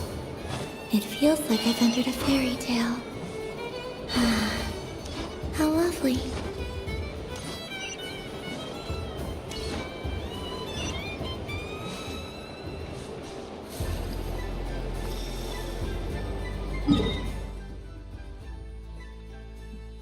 Okay.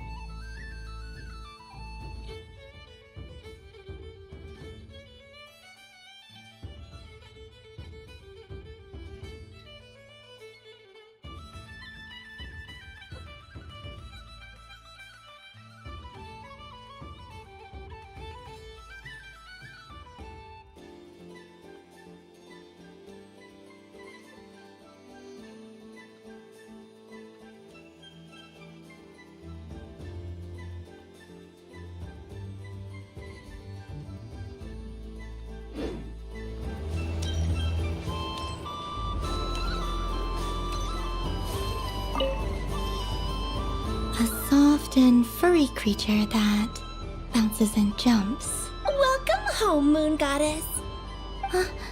This one talks too. Allow me to introduce myself. I am a Dodoko from a distant archipelago, the most mischievous of all my Dodo brothers and Dodo sisters. When the going got tough, I powered through, and when I met obstacles, I boomed them away. That sounds like a lot of fun. Doesn't it just? Oh, but then the trouble started. Recently, I found a lovely beach, the same beautiful jelly color as my hometown, and so I dove in to have a look. Only to find it overgrown with seagrass and nasty little spiky fish everywhere, looking to turn me into a Dodoko kebab. I made it back to shore by the skin of my teeth, but my tail was sorely hurt. Couldn't you just boom them away? Oh, I wanted to, believe me. But I've heard that you, Moon Goddess, can understand animal speech. The last thing I wanted was to cause a gigantic fuss and get taken to court by a school of spiky fish. I'd be driven out of these waters for good, and my winter holiday would be ruined. And so, dear Moon Goddess, I was wondering if you might lend me your allegiance. Are you roping me into a crime? Oh, let's call it a once-in-a-lifetime carefree adventure. Does that sound better? All the festival goers tonight are dressed up as the Moon Goddess, but there's nothing to say that the Moon Goddess can't disguise herself as a Dodoko, is there? Besides, this is your home. You should be free to be whoever you wish. I'm afraid I'm not well acquainted with Dodokos, Madam Mage. Oh, that's quite all right. We Dodicos are innocent, happy creatures with a free-spirited nature. Many, like myself, are mischievous troublemakers. Others are lazy souls who like nothing better than to lie down on a nice rock and take a nap. In our eyes, every creature who yearns for happiness and freedom is a Dodico. But perhaps in yours, we Dodico are a fluffier and more mischievous breed of Kuhenki? Yes, that is a much easier image to follow. Oh, wonderful! Then let's play! Grab onto my tail and follow me into the sea! Time to settle some scores with the bad guys! Oh, that's a game? Damn. Oh, I remember. That's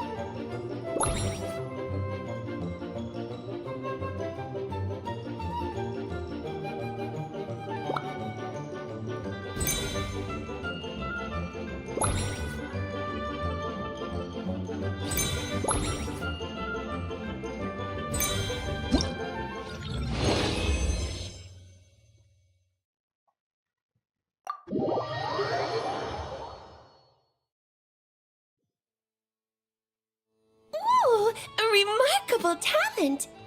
So, what do you make of it? The use of Jumpy Dumpties doesn't come as naturally to me as Kuvaki. But their unpredictability makes it fun. I think they call this... novelty? Indeed! And how did it feel blowing those pesky nuisances away? Not bad. Any guilt? What? Oh, wonderful! Lovely answers to all 3 questions. You've passed the safety test. Now I can give this special bomb to you as a souvenir. Remember, if you find any meanies living on the moon, you can use this to boom them into oblivion. I will.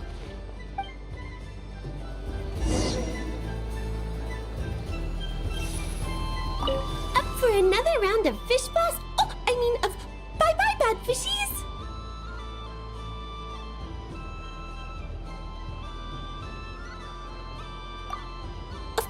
Of course! Feel free to come back whenever you like. There's always...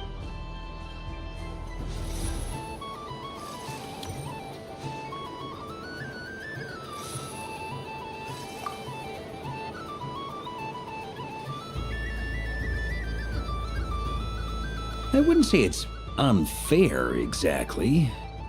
I mean, your voice goes right into people's heads. How would you explain that to the kids? You can't just explain it away as magic. Is something the matter? Ah, Miss Coulombina!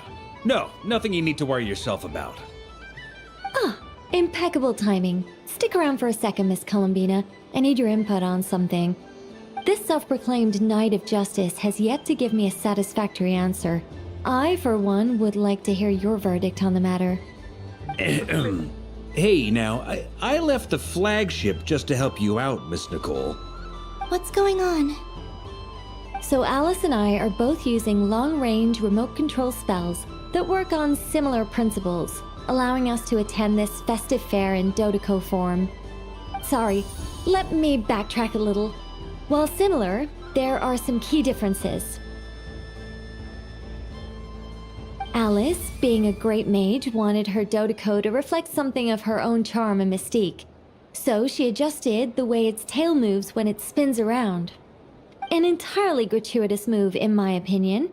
I hardly see how anyone is going to notice that.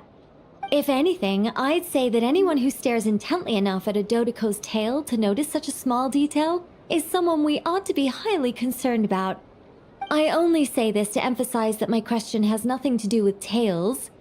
Now that we're clear on that, why is Alice's Dodeco permitted to interact directly with the children celebrating Moon Prayer Night, while mine is not? Your voice speaks directly into people's minds.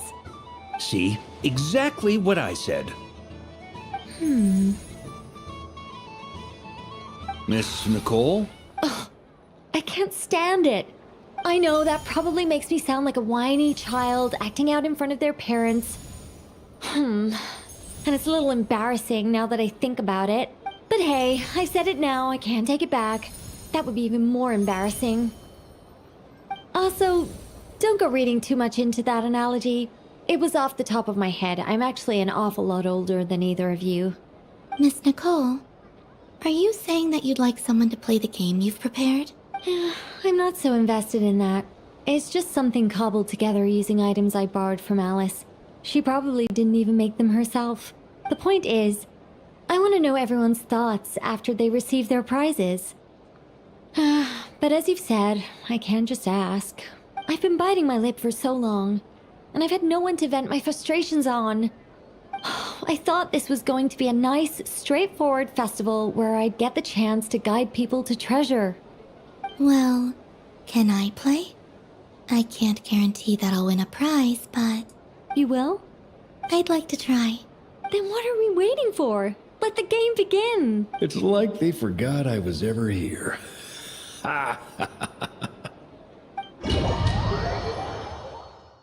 Bro, I like Varga, bro. I really like this game. Oh, I know the game.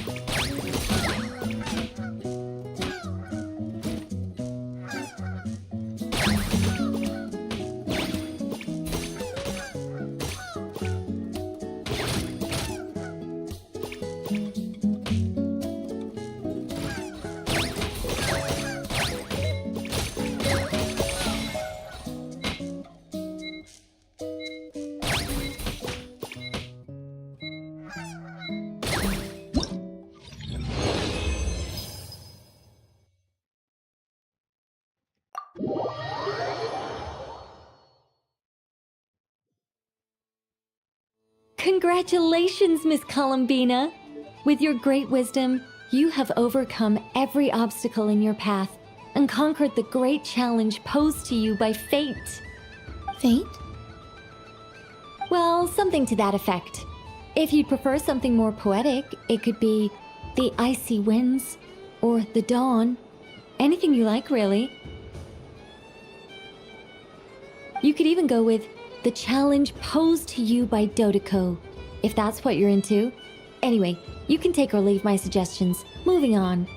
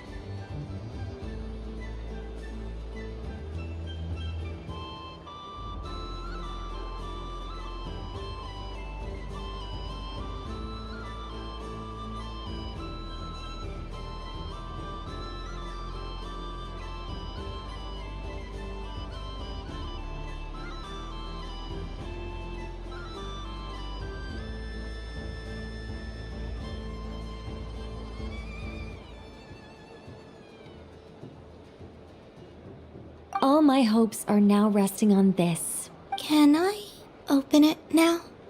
Stop teasing me. Please, I'm begging you. No more talk. Just open it. Wow. What a lovely sculpture. Classic and cute at the same time. There we go. Music to my ears. You have my sincerest gratitude, Miss Coulombina. Thank you for sharing your precious time with me and fulfilling my wish. Don't mention it. You've all done much to help me. And still, I'm the one receiving all these gifts.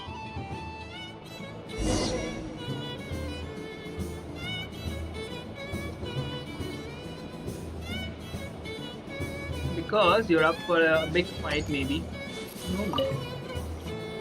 There we go. Welcome home, Moon Goddess.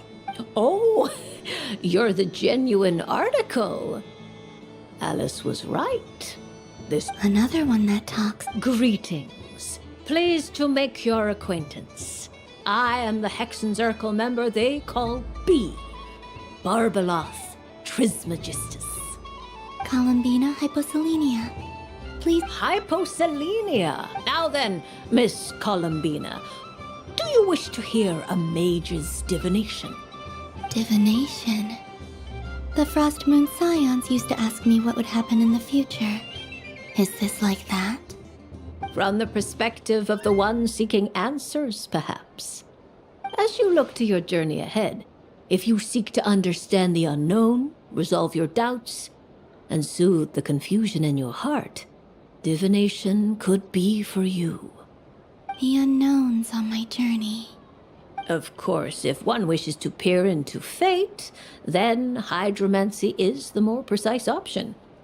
But that is a complex affair. Hence, I shall... Lunar archon. Indeed. On people like... I'd like to give it a try. Of course. Yep, let's play the game. Before we begin, other... very well. Now, would... No problem. Now then, to make things easier for the seeker, that is to say, you, I shall decipher the cards from your perspective.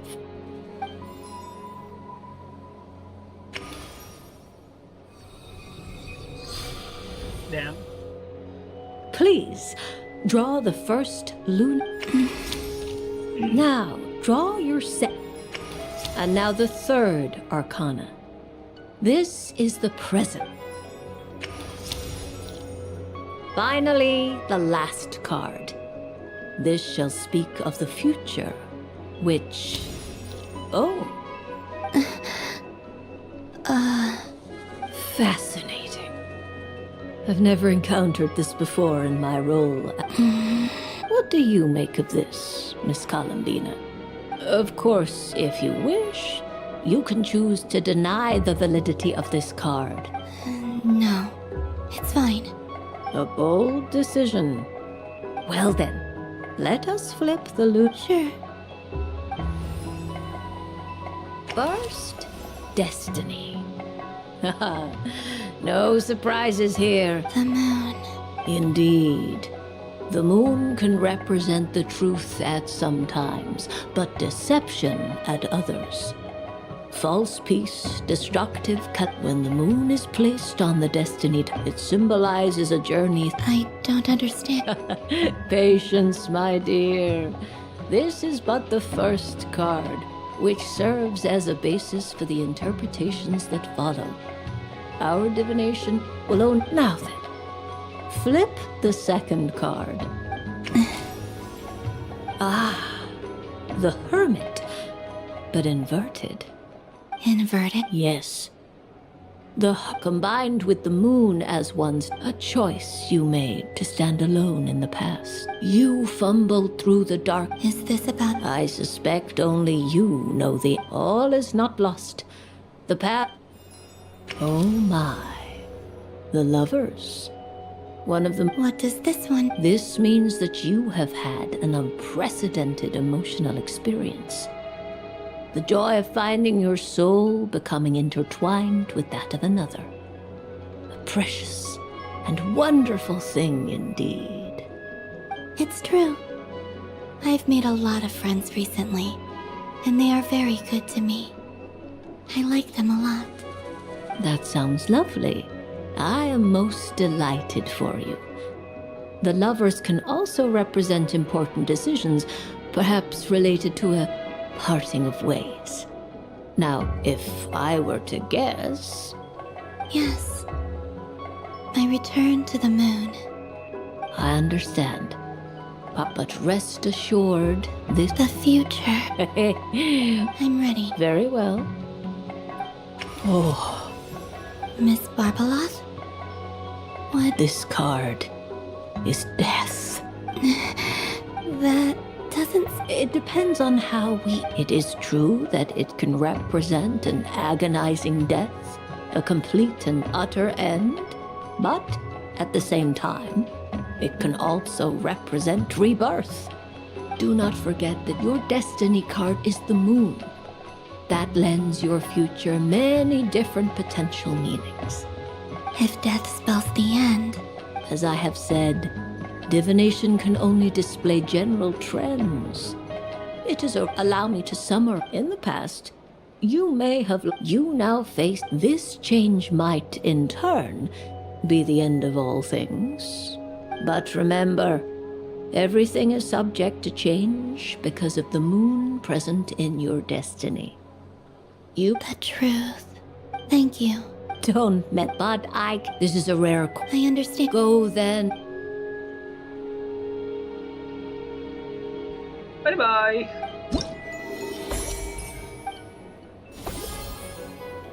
Where was Albedo in all of this? Wait.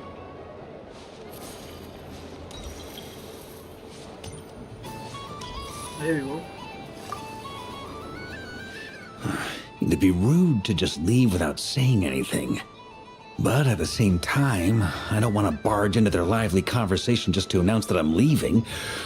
I guess I'll just wait a little longer. Huh? Albedo? This sketch is for you. Oh, a gift? The North Wind.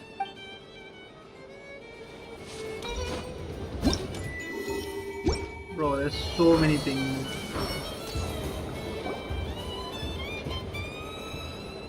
Dodoko's Whirligig! Come check out Dodoko's Whirligig! Ah, welcome home, Moon Goddess. Might I ask what this is? Ah, it's a very special amusement sponsored by the great mage herself. Ride on a soft and furry Dodoko and embark on an unforgettable adventure. I say that, but I'm just following a script here. Who is this mage, anyway? And what the heck is a Dodoko? I'd like to ride. No problem, but... Is that not okay? Oh, no, it's fine. It's just that each Dodoko... My friend... That should do it. Now, we just need to get everyone else to draw something on it too, but we gotta keep it a secret from Traveler. I want to go on that ride. Will you join me? Let's go then. Let's go with... Don't worry. Paimon will do the rounds. You go ahead. All right. Please take your seats. All right, you're all set. I wish you both the...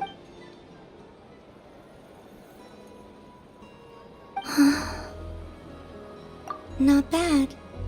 It reminds me of riding a moon lane. Sometimes, the Kuhenki circle around me like this, playing their beautiful melodies. Yeah. I'm going to miss them.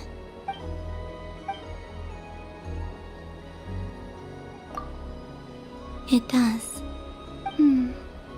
I've felt scared in the past, too. But this is a little different. You know something? I got to see a lot of fascinating things during my disappearance. I saw how the Frost Moon Scions act around their families. So different than how they used to act in my presence. And I also saw how they interact with their friends. It made me curious at first. Why do people act so sincere when they're worshipping gods? Slowly, I came to realize that It's because they trust one another. I know. I knew it the moment you started. What I fear now is the end. I fear Luton. Thank you for this conversation. Don't worry. This fear I have, and I just want you to remember this version of me. Dear passengers, Dodoko's awesome adventure has come to a close. Please leave in an orderly fashion, and we look forward to seeing you again. Don't worry, you two. There's always another adventure waiting.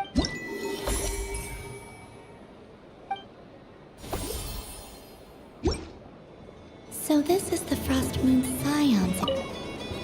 Dodoko's whirligig. Come ride on us. Of course, Moon God.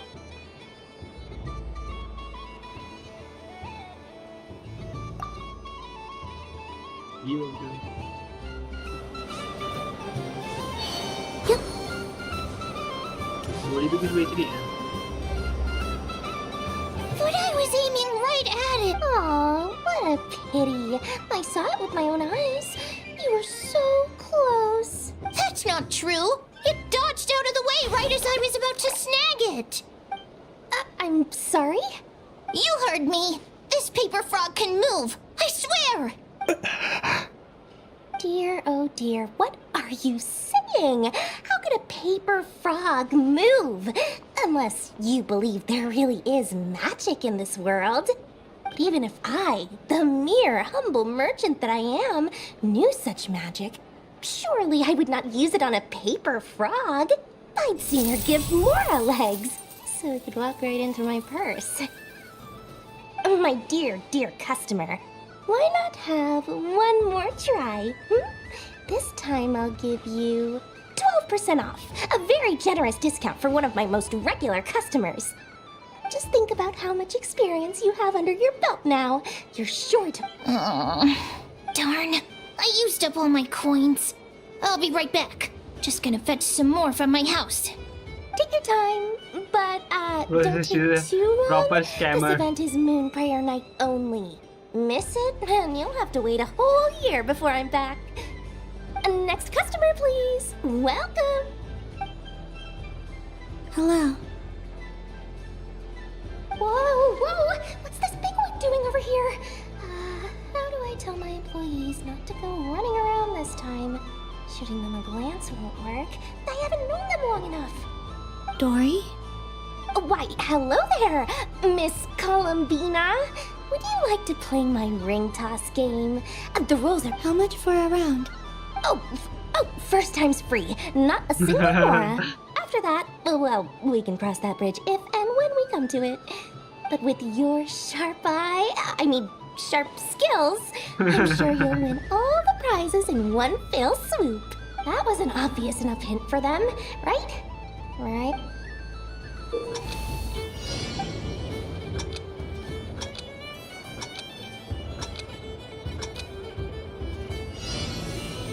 Here comes the ring! Oh, peanuts.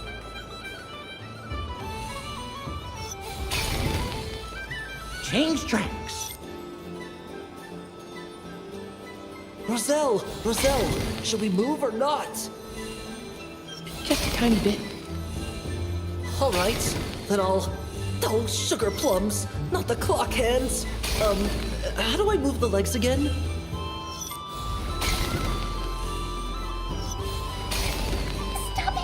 Stop touching. Oh.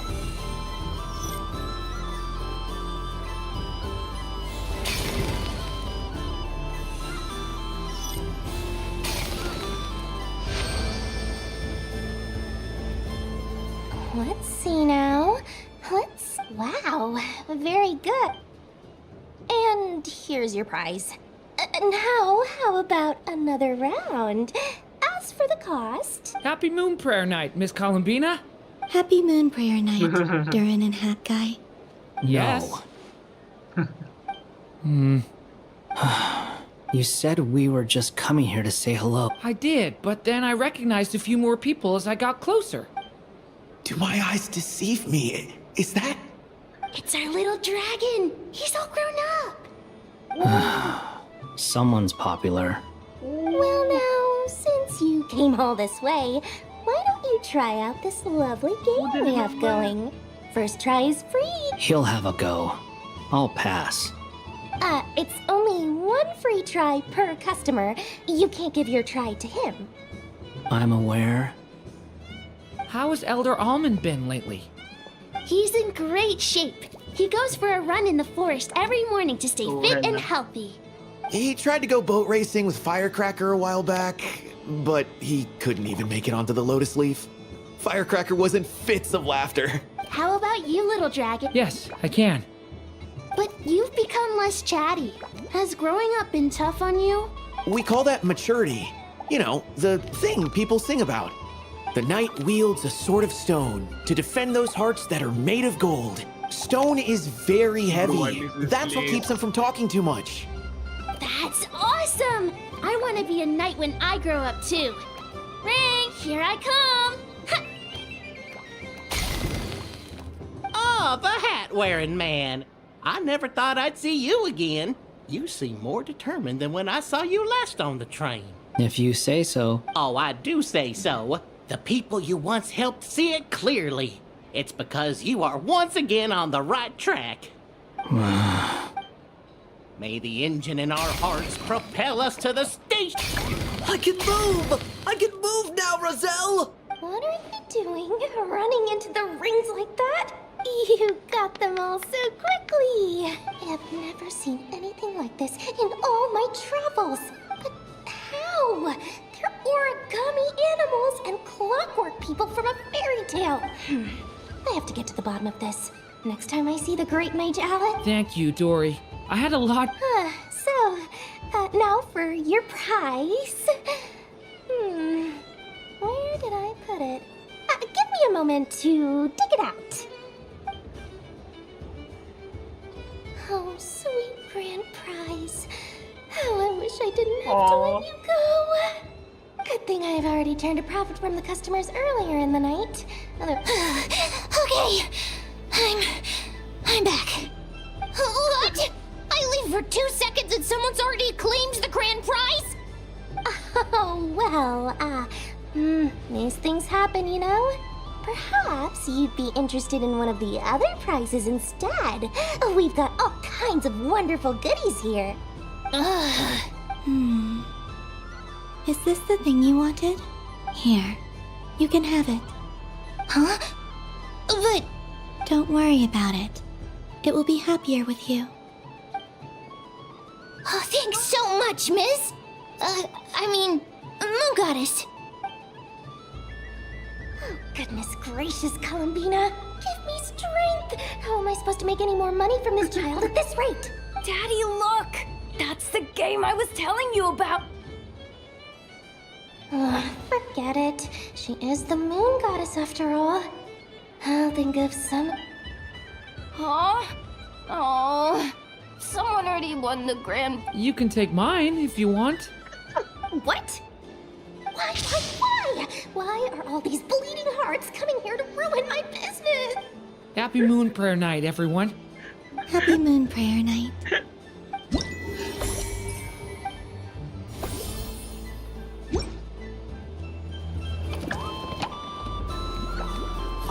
If all the prizes are gone, I might as well close up shop for the day. But so the next time a customer shows up, you're going to have to run faster. And remember, run out of the rings, not into them.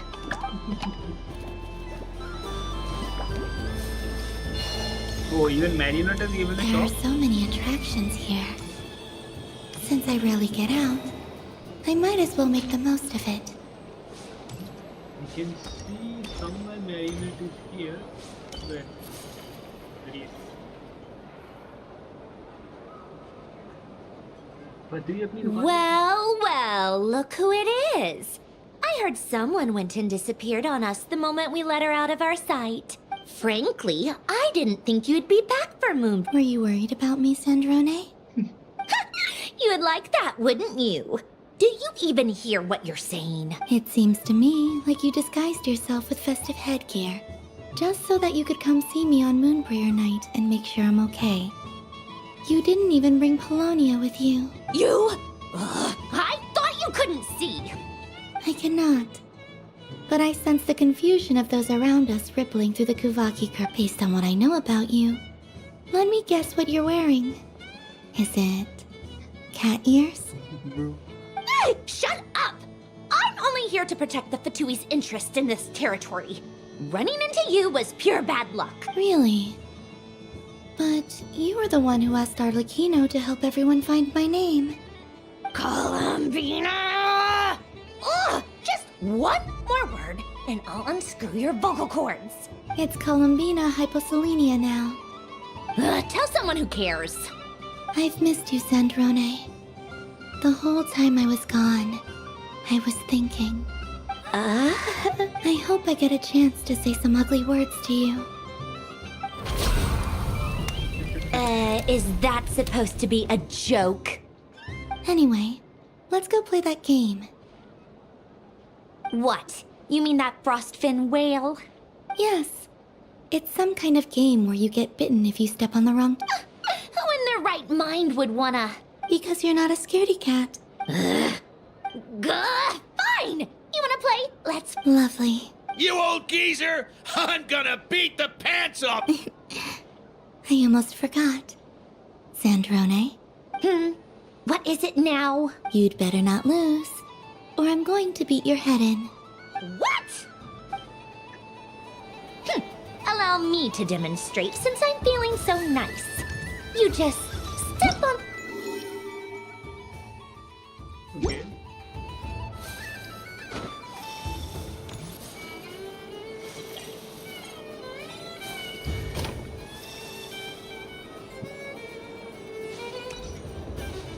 Which should I pick?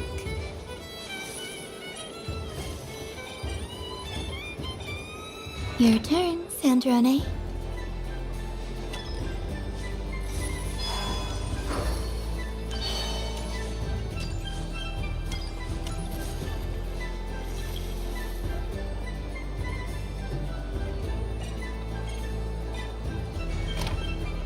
Don't come crying to me if you get bitten.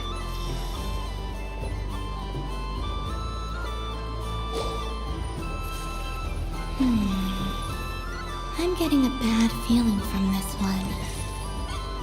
Sensing that there are less and less teeth remaining.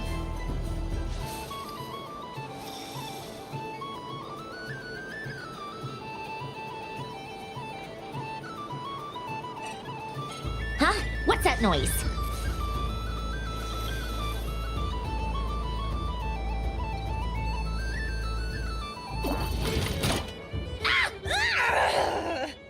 I think you might have picked a bad tooth, Sandrone.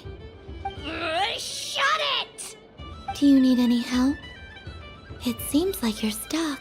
No! It's just a blasted... toy! How is its grip this strong? Stop laughing! All right. Well, you lost. So just like I promised... Hey! What are you doing? Are you seriously? Hiya! Why, you... Oh, just you wait! Rematch! Are you all right, Sandrone? That was quite a strong bite. Are your clockwork parts... Quit your fussing! I don't need... All right.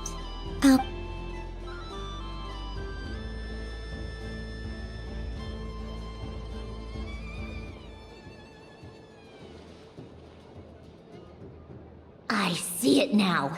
She can sense which teeth are rigged. So I just need to avoid the same ones that she does.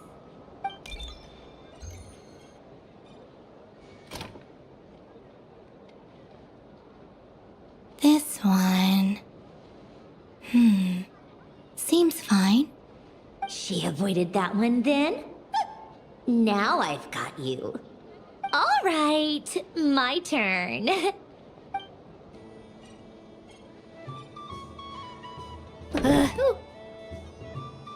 What? Looks like you lost again, Sandrone. Wait! Bonk.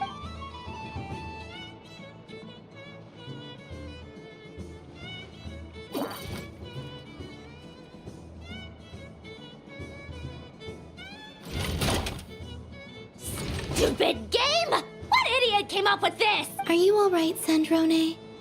You said some. Oh, I'm peachy. Should I let you bonk me on the head as well? Ah, forget it. Come on, bonk away. It can be your consolation prize for losing so badly. I told you, forget it! Gah, you've always been so annoying. Singing right outside my door, inviting yourself to my tea parties, going AWOL. And now you're off to the moon or something. Of all my days with the Fatui, the times I spent with you, Arlecchino, and Rosaline, they were my favorite. I will not forget them. Just as I shall not forget this moment. We'll always be friends, no matter where we are, right? Who would want to be your...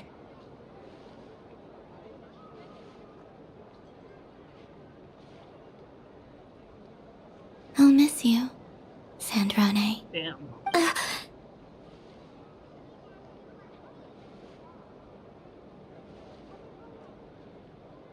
She leaves, right? She leaves. I think after this, the ritual will start and she'll leave.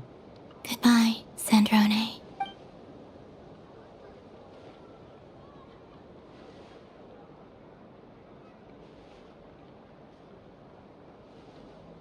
Damn, look at the sad expression. I'll miss you too, Coulombina.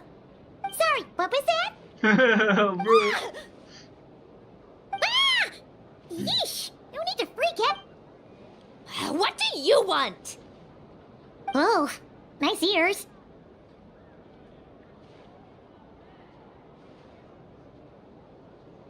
What do you want? This. Huh? It's your turn to draw something. You're one of her friends too, aren't you? Doesn't know how lucky she is. Sorry? Nothing. I'm done. Take it. Oh, that was fast. Oh, and one more thing. Last time we spoke, you mentioned you were interested in the Narcissan Kreuz Ordo's research. Remember? There were too many people when we last met, so we didn't get the chance to do this. What are you talking about?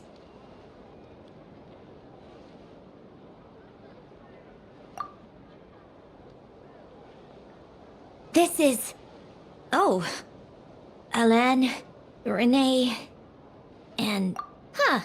the Holy Blade. A savior's It's not about whether I approve or... These people, they would sacrifice themselves for the sake of the world. Especially Alain. That is something I would never choose to do. Still, I didn't know they had any pictures left from that time. If I'd have thought to bring a camera, I'd have... What? Yeah, of you being bitten by the frostfin whale and Coulombina bonking you on the head. Tear it up! Now! It's nice.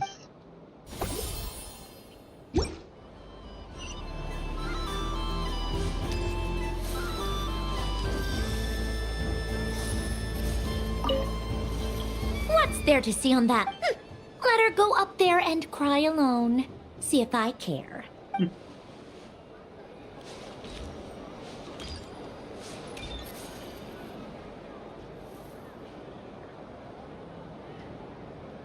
What is going on over here?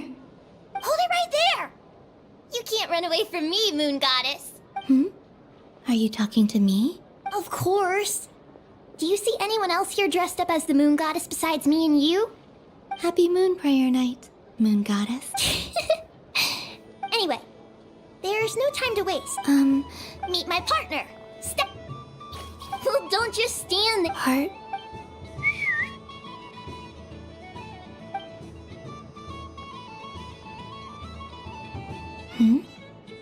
So I need to select a partner.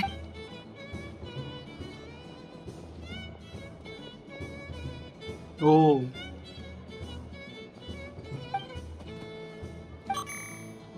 Whoa! Am I seeing things? Which, that's great. But You can only bring... They all look so eager to be picked. Which one should I choose? This one usually lives in Nasha Town. She likes falling asleep to the sound of striking hammers. And I bet she's quite familiar with robots' weak... Testing! Testing! Oh, this isn't... In this corner, we have the Moon Goddess and her robot partner. And in the other, we have the Moon Goddess and her coup. Only one Moon Goddess can be victorious in this ultimate... Now, without further ado, let the Battle of the Moons begin! I don't care who we're up against. Stacko and I ain't gonna lose. Let's strike first. Stacko, formation shift. God. Ho! The robot has kicked things off with a change of formation. But how will this affect the battle? Nobody knows. The other party chooses to attack. Let's see how their partner performs. Stacko! The attack lands! And if those sizzling sounds are anything to go by, it was very effective. Okay then. Stacko, maintain formation and enter your empowered... Empowered state! There we... Absorbing the immense Kuvaki present on Moon Prayer Night! This lean, mean machine has great... Here it comes! A Lockaberry! Oh, what could the Moon Goddess be? The battle is heating up! Go for it, Stacko! Set Kuvaki to maximum! Can their opponents withstand this blow? And what will this moon... Don't be afraid. Fight however you wish. It's a moon lane! A deft use of a moon lane allows the Kuhenki to dodge the blow. And now it's spiraling around it. 1 loop, 2 loops. The robot's screen is bugging out. It's getting dizzy. Stacko! Oh, Stacko is down for the count. Our winner is the Moon Goddess! The slightly taller one, I mean. You did your best, Stacko. I'll take you to Inos for a checkup right away, don't you worry. Well, you beat me fair and square, I guess. I think my partner deserves most of the... Just you wait. Oh, hey.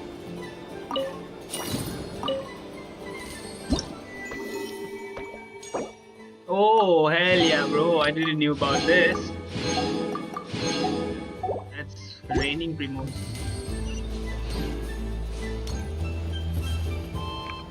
Moon Prayer Candy! Beautiful, tasty Moon Prayer... Candy? Welcome home, Moon Goddess. Sure. I knew you... I'm not sure. Is this for your... A gift for my... Ah. Do you have... Huh. No? Hey, now that's a creative idea. Well, we're at it.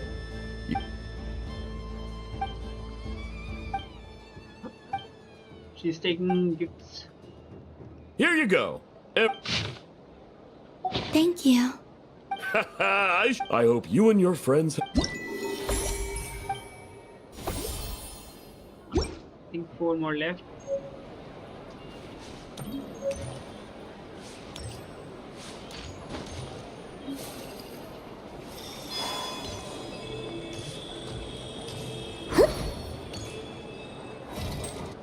Oh, that's some tough one, I feel like. This doesn't make any sense! How am I losing every single time? Wait, Inefa, you're cheating, aren't you? I am not cheating, I know. Uh-oh, sounds like Inefa's turning into a big baloney bot. I think it's time for some serious maintenance. Moon Goddess, help me. Miss Coulombina, I know, is attempting to cheat. What the? I'm not the cheater. You're the cheater. How dare you throw it back at me?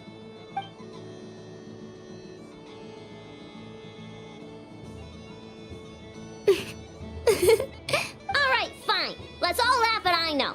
Just just you wait till I get home, because I'm gonna make a game bot that can win 100% of the time. Let's see you laugh when I come back and beat your butts.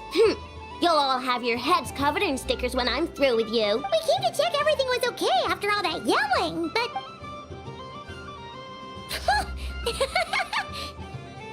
Whatever it is, it sounds like cheating is allowed. Kuhenki concentration. Each player starts with differently colored kuhenki. When a player has the round ends, Ooh! that is fine. So long. Alrighty then. In that case... Okay, but if you lose, you're both getting stickered. I'm sure. And if we win? If you win, only one of you gets to sticker someone else. I have taken to calling this. I know logic. Hey, lay off me, alright? Okay, so we're starting the game from scratch again, which means all my stickers so far don't count. Looks like Luanatar is the Kuhenki of honor for this game. Anyway, let's go clockwise, starting from Inafa.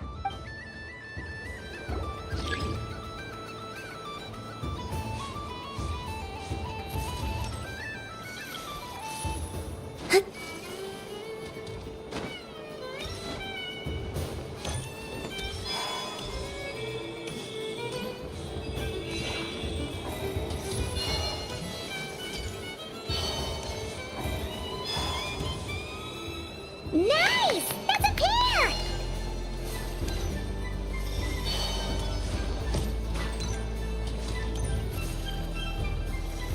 Go, go, fly!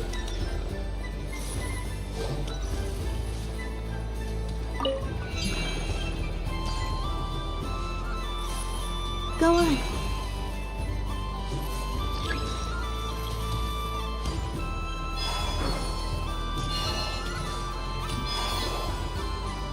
I have a pair.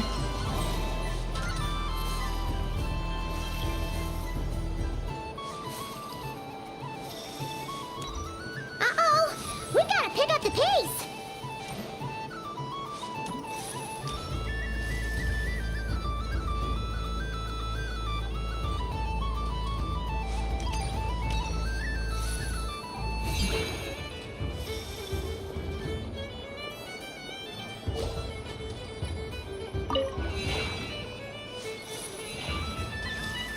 I win.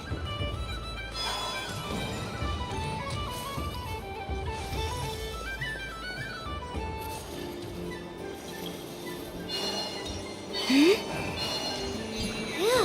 that was too close. I thought I was gonna lose. Good luck, everyone.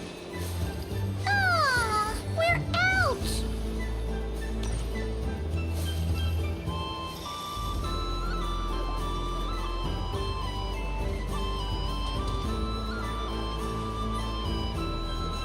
Let me pick a good one.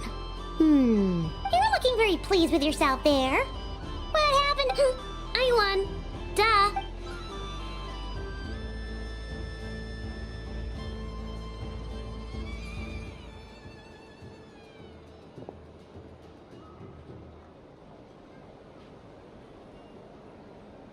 Oh, me again? Don't fidget too much, Aino, or the sticker's going to fall off. I don't care. If it falls off, it falls off. If a pair of Kuhenki get discarded, why not a pair of stickers? Huh? Huh?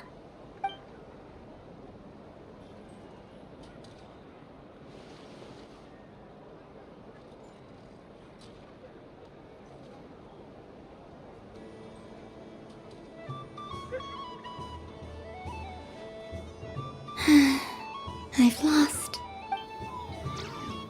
Sticker, sticker, sticker!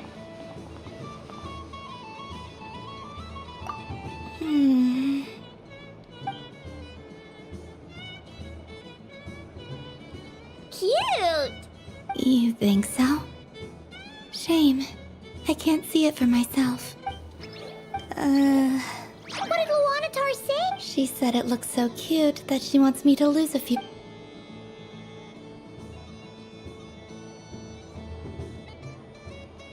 Inafa. Who put these stickers on Paimon's eyebrows? Ugh, she can barely see! Alright, now, I think think we got enough evidence to prove that there's a serious problem here. Yes, I agree as well. The culprit is... Ineffa! Culprit? What did I do? Quit acting dumb, Ineffa! You're not wriggling your way out of this one. I've been watching you. Not only did you remember whose side Luanatar started at, but every time someone drew a Kuhenki, you were logging it and calculating every last possibility. Which Kuhenki pairs were gone, who had what color Kuhenki in their hand, even our facial expressions. You were keeping track of it the entire time. Exactly! What Aino said! Putting aside the fact that running calculations is not against the game rules, do you have any evidence to support your allegations? But that's not against the rules either. So she admits it. She certainly does. Alright, everyone grab a sticker. It's time to get Ineffa back. But... Take that!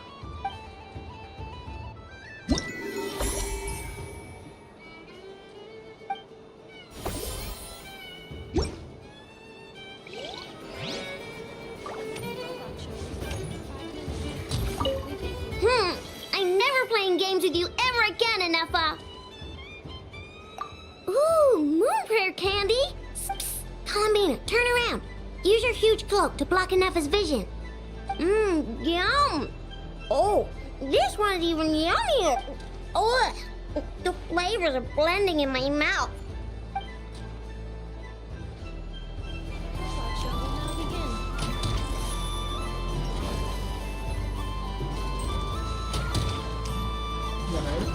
Really? Please welcome to the stage. Cool your jets, Ducky.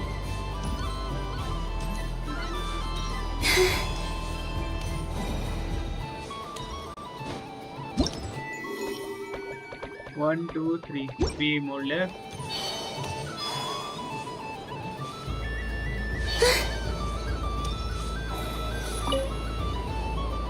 Fun ride, huh? This isn't gonna make Paimon dizzy, is it? Oh! Candy for... Whoa! This one's intense! What about you, Traveler? How does yours taste? Oh, sounds good! Paimon's drooling now! Yes, I believe so. Okay, gotcha! Let's see...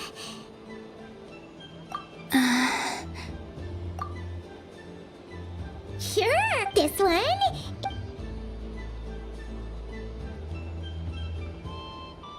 Here we go. One per person. It's so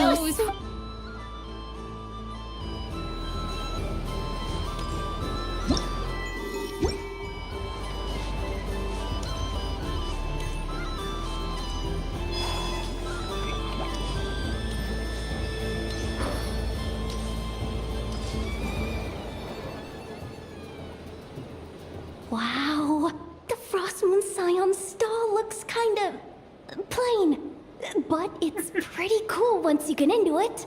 I don't go to Hisi Island much, but it's got that, like, old world cultural feel. And if culture means we get more festivals, I'm all for it! Hello, Yahoda. Ah! Coulombina... hello, Moon Goddess. That was too close.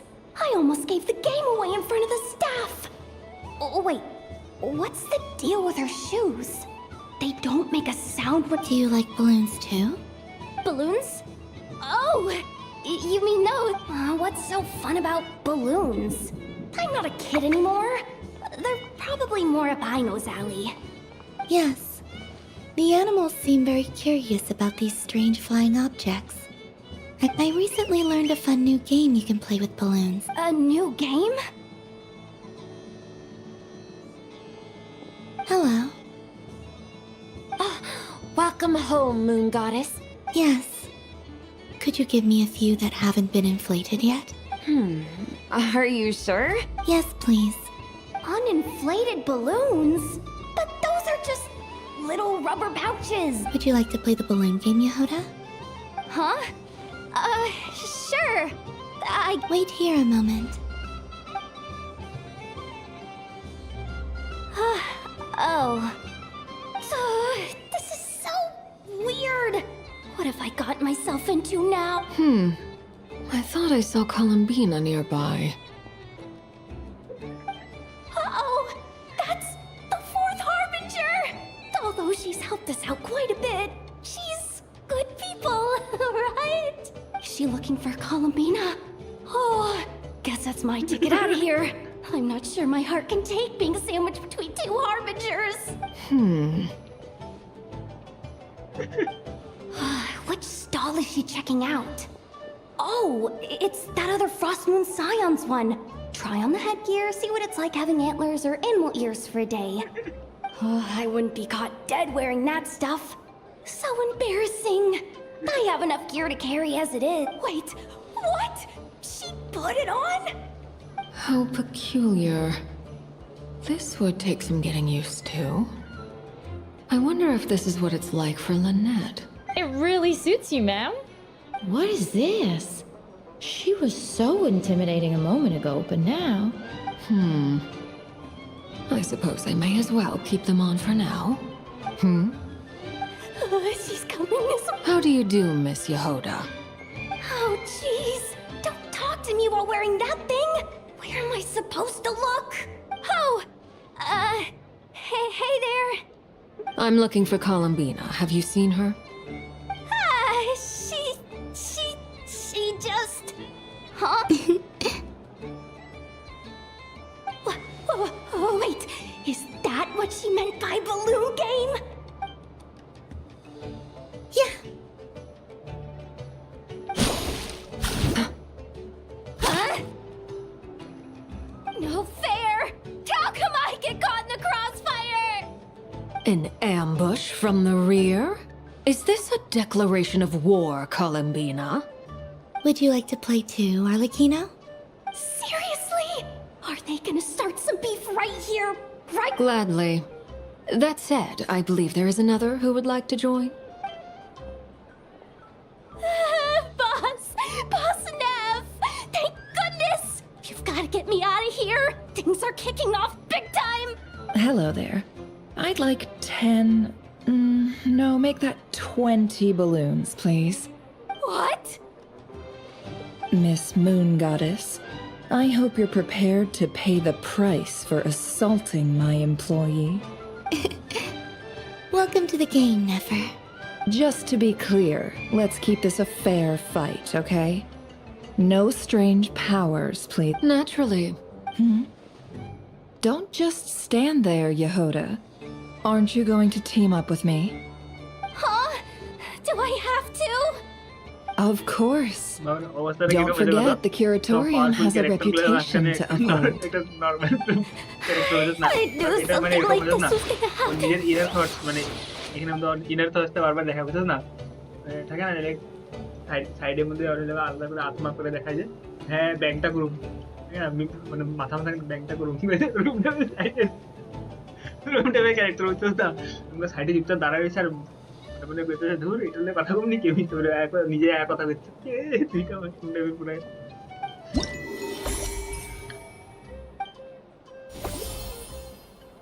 बहुत fun है इसमें game में अपन इतने moon पता नहीं हुआ लेकिन तारा गया लगा तारा से क्रिकेट तो पाएगा तो ना এটা একটা ইভেন্ট চলতেছে মানে বেসিক্যালি ইভেন্ট না কি কয় স্টোরি কোয়েস্ট আর কি ও হয়ে লাগা এগুলা সব জিনিস এনজয় করতেছে এগুলা প্রথমবার That was fun. It's a shame Ashru doesn't like playing with water. All right, may your... chocolate দিতেছে বেশ বাজে কি বাচ্চে গ্লাস লাগে I wish for a never-ending supply of luck.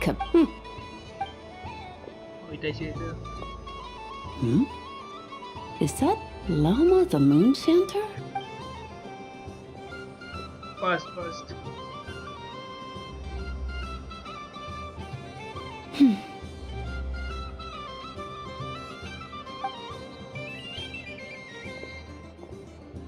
बोलो. I wish that the long plume ibises would stop biting me. Oh dear, poor Lauma. All right. I'll write that one down for you. Oh, अच्छा. While everyone else is celebrating Moon Prayer Night, you're as busy as ever. I don't mind. It's rewarding work. My antlers are at their heaviest tonight, and the Kuvaki waves are especially strong. But as I help these dear friends hang their wishes up, I feel a great peace, you see, and they are ones that we can fulfill by our own strength. Do you blame me, Llama? I want to hear your honest answer. It is by the help of so many people that I can return to the moon. You've done plenty, Coulombina. I say this in earnest, both as someone who knows your history, and also... What about as a moon chanter? I feel proud to honor... Thank you. But... Since you asked for my honesty, I suppose it's... Once you return to the moon, we will be far apart. I'm sure those of us left behind will gaze up at that sky, yearning for the moon. I will miss you, Llama. I hope to stay in touch. I will try. Perhaps you could use Kuvaki. I've heard Yehoda say that signals can be sent using long and short... That sounds a little complicated. We could prepare a codebook beforehand, but... You're right. Still, whatever happens, I believe that you will find your own And now that I think about that, my heart feels lighter. Because you trust... Yes. In my experience, the truth tends to be difficult. But that's what makes it So I'm confident that your thoughts and your love will... Thank you. Is this... I wish that all who dwell in this moonlit world can find a place to belong. And I wish that I shall... It's two wishes. Not at all. And I think you speak for us all with the second one. I shall continue to pray until the day that all of these wishes come true.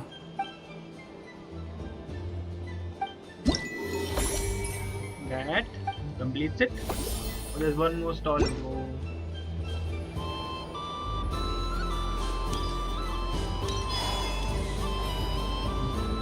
Sunny days! Ah, very well. This most... What? Lance? That's you, isn't it? Shh. It's our little secret. Okay, sure, but... Everyone celebrates in their own way.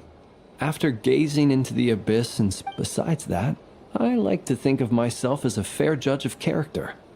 I dare say matching personality... That's not what Paimon was talking about! Aren't you afraid that... Should I be? There is all manner of magic in the air this moon prayer night, thanks to the work of the great mages. I see Miss Coulombina is hiding in plain sight. Why should I not do the same?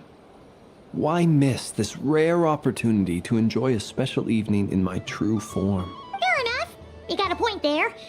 People who don't know you will probably think you're just a talking lantern. Well, now that we see eye to eye, what brings... Well, actually... Oh, this is... Yeah! In that case... What? Ahem. Welcome home, Moon Goddess. Phew, that was close. Hello, Flins. She recognized you right away! What keen eyes you have, Miss Coulombina. Especially considering they are shut. I did not see you. Rather, I sensed you. One would expect no less of the Moon Goddess. Might I interest you in some cake? Yes, please. Excellent. I shall make some for you right away. Something the matter, Miss? What about my spirit animal? All the other children carrying sugar sculptures are talking about it. Wait, is she taking the test seriously? My apologies. You are quite right, Miss Coulombina. Every one of us has a magical creature living in their heart. Would you? Yes, please. Do you prefer the day or the night? Night. Which of the 4 seasons is... Winter. Think of a perfect day. What is the weather like? Rainy in the morning, sunny at night. What kind of answer is that? Forests, lakes, and open seas. I like them all. Imagine you opened your very own shop. Moonlight, I think. Wow! Paimon would totally shop there. It wouldn't cost anything. You'd just... Aha! I believe I know what your spirit animal is. Here. Oh, it's a Kohenki! Indeed. A free-spirited, it is the perfect fit for you. Thank you. But you shall have to forgive me. We have known each other for quite some time. I doubt there is any answer I could give that would come as a surprise. So instead, would you accept this sugar sculpture? It's a lantern. Hey, why don't you two go enjoy your candy over there? Paimon wants to try out this spirit animal thing too. Come on, play ball. I get this drawing done. But I want to hear Paimon's answers.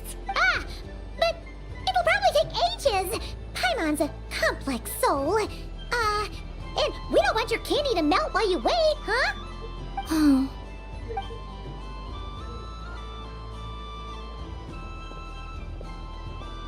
Phew. Nice excuse, Lady Paimon. That was some quick thinking. Yeah, no thanks to you. A little help next time.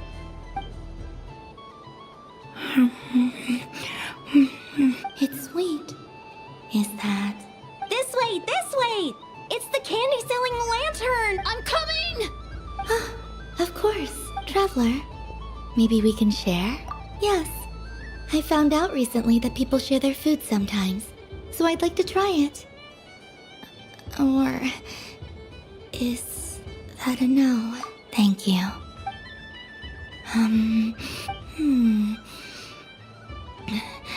Yours is a little more sour. Amazing. My sugar sculpture has shrunk. I will remember this feeling. Sure. Wait.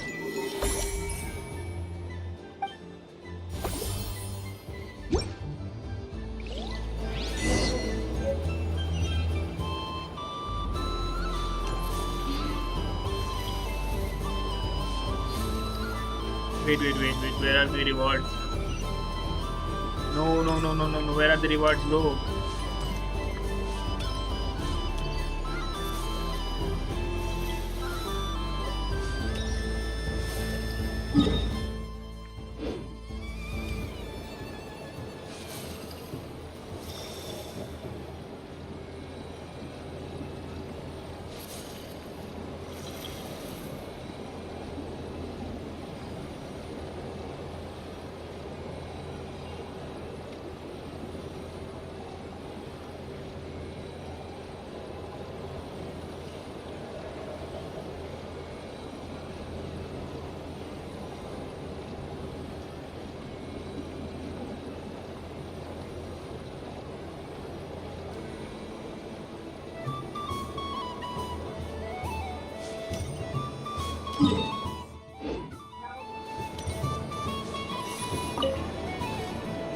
Traveler.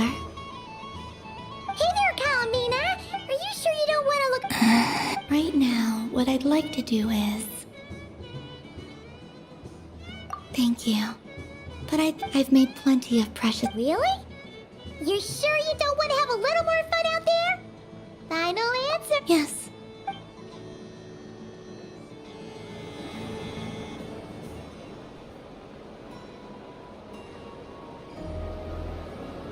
This was the most fun I've ever had on a moon prayer night. Everywhere I went, people were saying, "Welcome home," and there were friends at every turn. I only wish it could last. Oh. Yes, you're right. The moon prayer blossoms. Ooh, look! Look!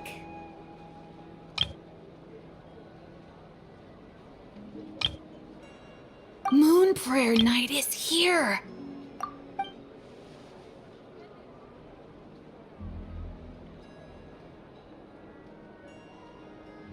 The moon.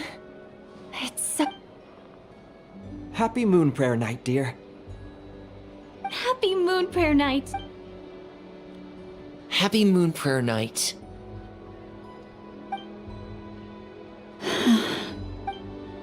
Aww. Huh.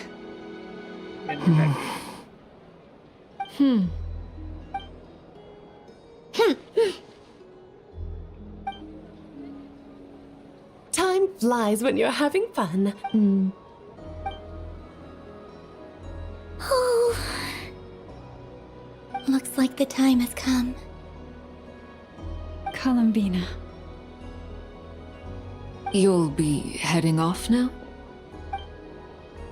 Yes, to the ruins you mentioned. And from there, back home to the moon. Wait! I know? At least... Take one of our craft shop's crumb cookies up to the moon with you. You know, for a snack. Sure. The Curatorium of Secrets believes in proper farewells. Never. Farewells are an important affair for the Ratniki, too. We never know when we might meet again. Haha! And here I thought grand farewells wouldn't suit tonight's mood. But I suppose friendly passion is not to be stopped, eh?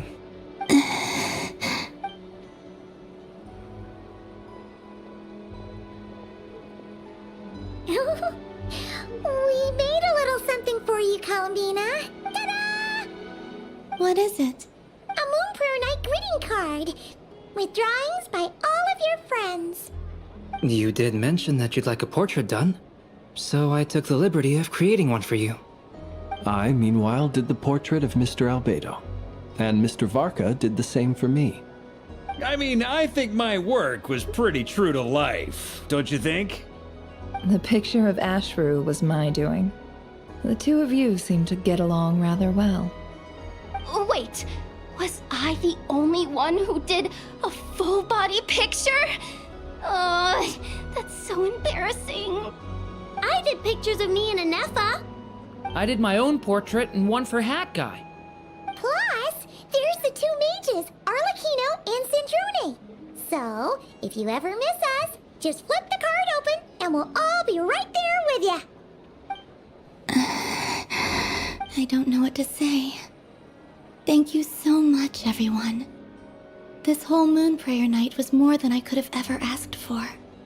It is the greatest gift Lama, I figured it out. Figured what out? Remember how the Frost Moon Scions used to use milk as invisible ink to write hidden messages? That was a very long time ago. Oh! Yes. When I miss you all, I shall use moonlight in the same way, to write words that only you can see upon the moon itself. Wow, that sounds lovely. Quite. But how will we see them? Simply open your windows on nights when the moon shines bright, and the moonlight will naturally flow towards the words I have written. That sounds most fitting indeed. I'll try to write them in places that won't... I, for one, would sleep all the better for having read one of your messages. Exactly. So don't worry about disturbing anyone's sleep. All right. I promise.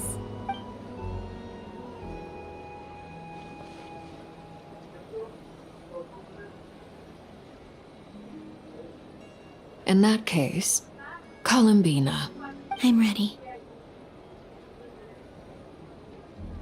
Very well.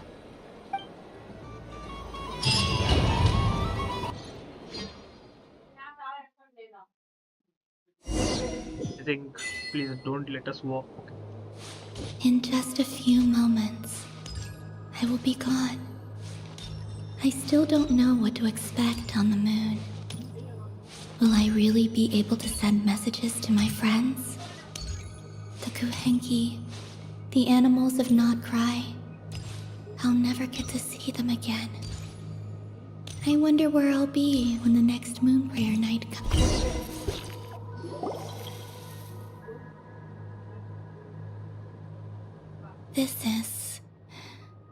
This is where the people of Hyperborea used to... Eternal moon, frost moon, iridescent. The gate to the moon. Mm-hmm.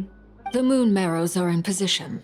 I'm sure Nasha Town is livelier than ever at this moment. Yeah. It's a shame you couldn't be there for it, but... It's fine. I'm more than happy with this. My last piece of luggage. My only piece of luggage. Bye-bye. And the fact that I already know that she will come back is more like triggering me. I can already feel the moon calling to me.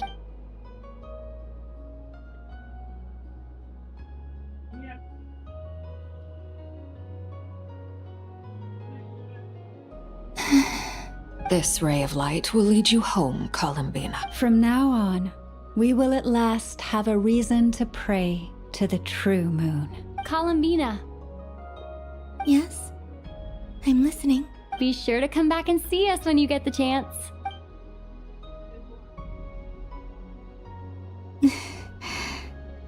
Of course. But if that chance doesn't come, then remember that you have friends on this planet. People who will miss Coulombina. Yes, I will. Thank you for everything you've done for me. And remember, come night or day, the moonlight shall always connect us. Well then, farewell, my friends.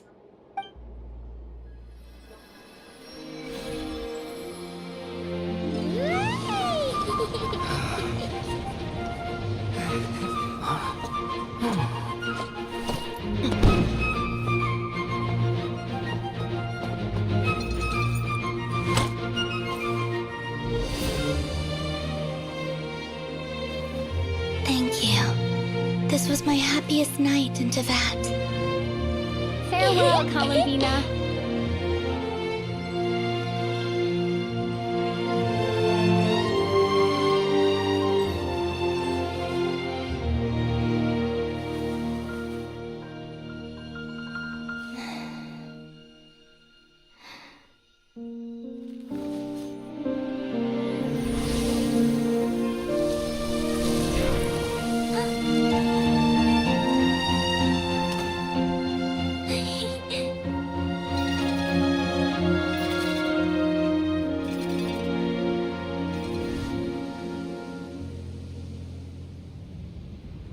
The moon really is closer than ever tonight.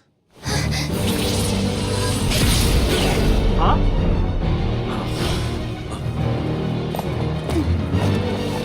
Coulombina. All 3 moons in one place. Time for one final experiment. Reason, life, death, time and space. They all believed I would fail.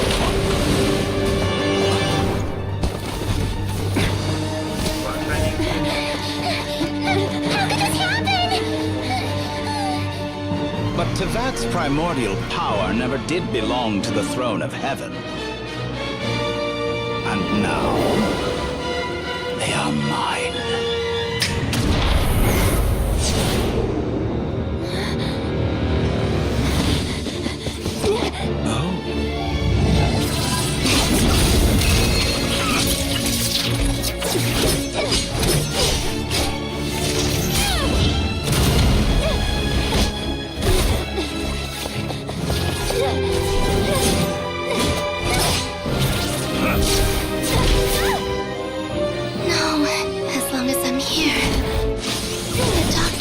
To wield the 3 moons' power.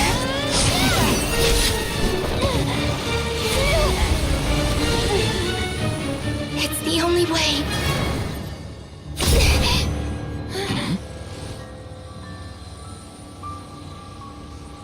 I guess I won't be going home today. Coulombina! No!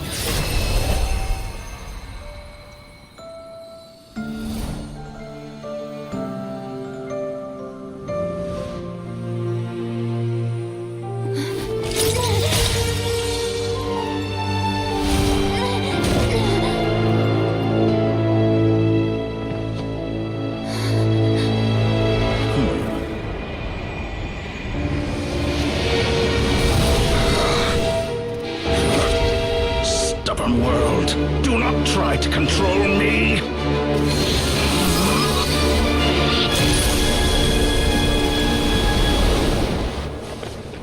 Coulombina.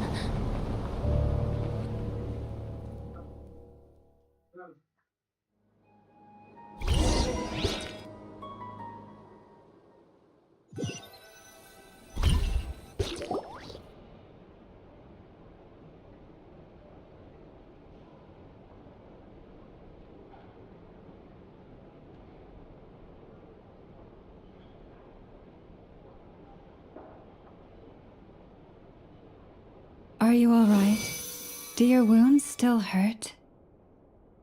I had someone prepare a little medicine that could prove effective. Take it if you need to. In that case, let me relate the contents of the call we made to Alice after the incident occurred. That Dottore is a crafty one. He distracted the Hexen Circle by creating a huge fuss. I'd assumed that the cause was an abyssal intrusion from the outside world. But after learning that you managed to influence the phantoms in Nodcry, I realized that perhaps this interference could have come from within Tevat instead. But we weren't able to change their fates. True, you couldn't change how their stories ended, but you did build some variables around yourself. Variables? Yes.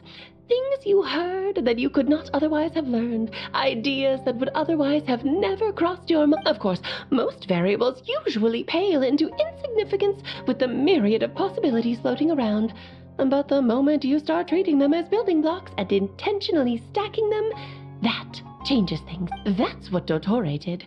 And it's how he created the necessary conditions so that when you activated the portal tonight... However, we have no way of knowing exactly what he did. Yeah, we also need to ascertain Coulombina's status. And that about sums it up. As I suspected, Dottore has disappeared completely. If it's any consolation, he wasn't able to control Coulombina as he might have wished to.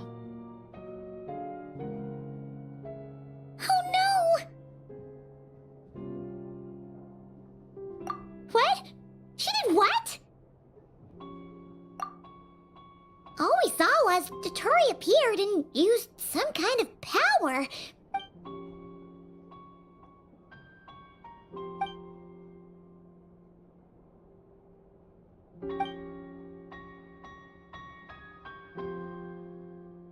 So, Coulombina intentionally opened the Moon Gate and escaped into the same mysterious world as Rerir and Thalindis. Sounds like bad news.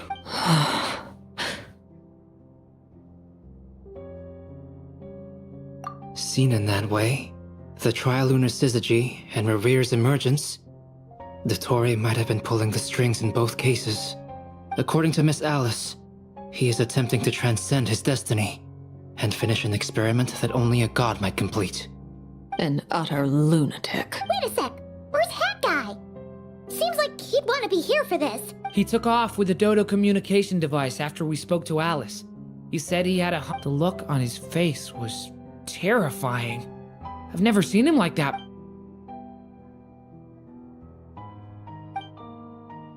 I'm back. Hat Guy! I went to look for the Hyperborean phantoms again. I think I've gotten to the bottom of it. I got them to talk to Nicole on the other end of the communications line. Turns out, the history they describe is different from how Nicole Really? But how? Because the phantoms are the ones who are deceived. They speak of a savior who appeared in their history. One who never should have existed. This savior promised to create a new moon within the false sky. And even bring back, foolishly, they believed in him. And told him everything. It's obvious that this was Dottore. Now you mention it, the first time we entered the Hyperborean ruins, we heard the phantoms discussing their history, and I remember Nicole commenting that something sounded a little strange. But Dottore shouldn't have been able to get in there in the first place. He didn't. Nicole said that this was an anomalous state triggered by disruptions in the causal connections between phantoms from the same era. The variables that Dottore put in place were substantial enough that they even affected phantoms that he never met. So it's not that their memories were unclear. That's exactly the possibility Dottore was trying to manufacture. He turned these variables into knowledge and engineered the situation so all that knowledge would fall into his hands. Then, he harnessed that knowledge on Moon Prayer Night. How is that even possible? To be precise, he exploited a weakness in the way the spell worked. The spell senses Kuvaki to detect the moon's location. So, as long as the false moon more strongly resembled the moon than the frost moon beyond the sky, the gate would teleport Coulombina to the false moon's location. In other words, to Dottore's side. Once he had her under control, the teleportation spell remained active, and he manipulated her power to seize both moon marrows. At that moment, the moon marrows disappeared right before our eyes. It was already too late, even as we were leaving the ruins. By then, Dottore had already amassed the power of all 3 moons. So, where does that leave us? What do we do now? I'd certainly like to know what Her Majesty thinks, now that the concerns I expressed to her have come to pass. But we cannot simply sit and wait for her to decide the map, and in any case, it is not the Fatui Harbinger Damselette who sees us as her friends, but rather Coulombina Hyposelenia. If, even in such extreme circumstances, Her Majesty will not lift the prohibition on Harbingers drawing steel against one another, then I will do as my heart demands.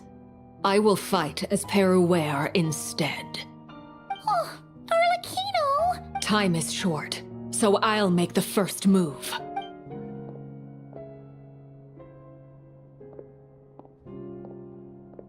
Whew. You and Arlecchino...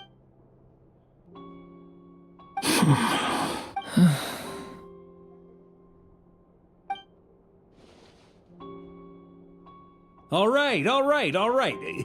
Lose those dejected looks for a moment and let me get a word in. It looks bad, I won't lie. Very bad, in fact. So Dottore's pulled some real dirty tricks to gain the upper hand. For now. And yeah, it's to the point where even the mages say that his variables have affected destiny. I'm not so sure, though. Many have told me that Tevat's destiny is fixed, and that does appear to be the case. Well, what makes Dottore's, and since he was able to stack these variables up, who's to say we can't do this? You of all people should not be discouraged, traveler from afar. This isn't over yet. And you're not alone in that. Everyone here, but none of us are the type to sit back and wait for the sun to shine again. That's exactly how a knight should roll. If they knock you down, you get back up and get back in it. Don't forget, honorary knight. Mark is right. This is far from over. Dottore's already way overdue a butt-kicking given his past shenanigans. And after this, he's earned himself a double dose. That's what I'm talking about. How's everyone else feeling? I'll use Kuvaki to investigate Coulombina's whereabouts. Leave the intel gathering to me. Whatever happens within... Anno and I will do all we can to support you. We will attempt to reverse engineer Dottore's actions and seek a breakthrough that way. Alice and Nicole are busy dealing with an emergency at Tevat's borders, so they can't return just yet. But they're both very angry about this. They've asked Albedo and me to act on the Hexen Circle's behalf and do everything. Are you ready then? We're going to have to conduct... I'll do my best. As for me, I'm pretty familiar with Dottore's way of doing things. Nice! Looks like we have our basic division of labor. I'll get in touch with Flints and Itlua, get them to have a chat with their Starshiner. It couldn't hurt to bring the Lightkeepers on board as well. At the same time, I'll pass on instructions to the Knights present in Nodcry to assist the Lightkeepers and other organizations. Yeah! We'll show... That's it then. The quest doesn't end here? So are we fighting Dottore? Wait.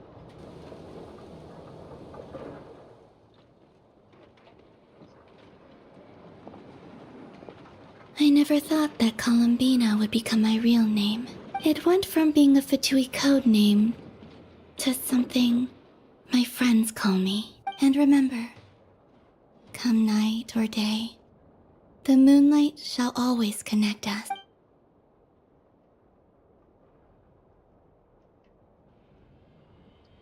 Is it here that she calls her and she's back? Never mind. ये तो खत्म हुआ.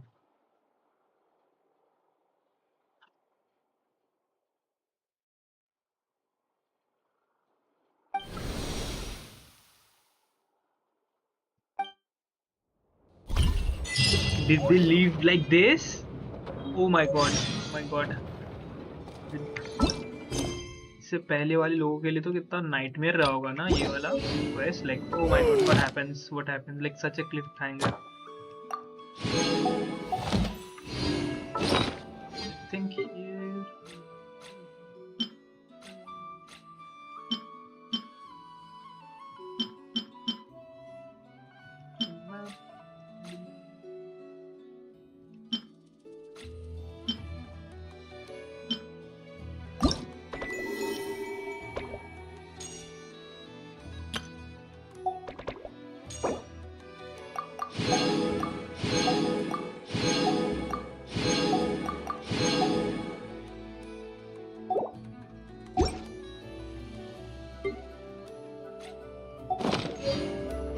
Anyways, it's been too long. I think I'll end it here.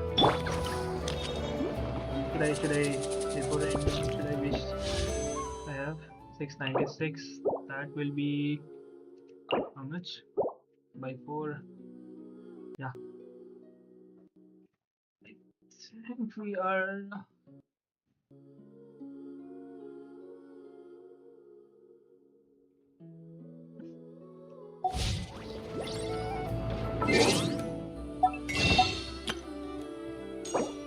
Yeah, that's 3, right? That's 3. Oh, 3 is from here. That's 4. So I think we can.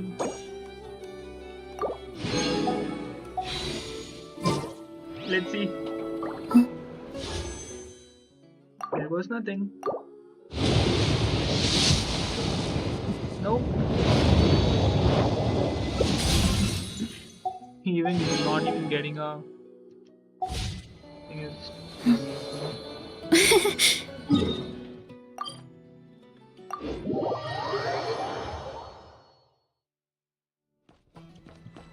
Add Astra.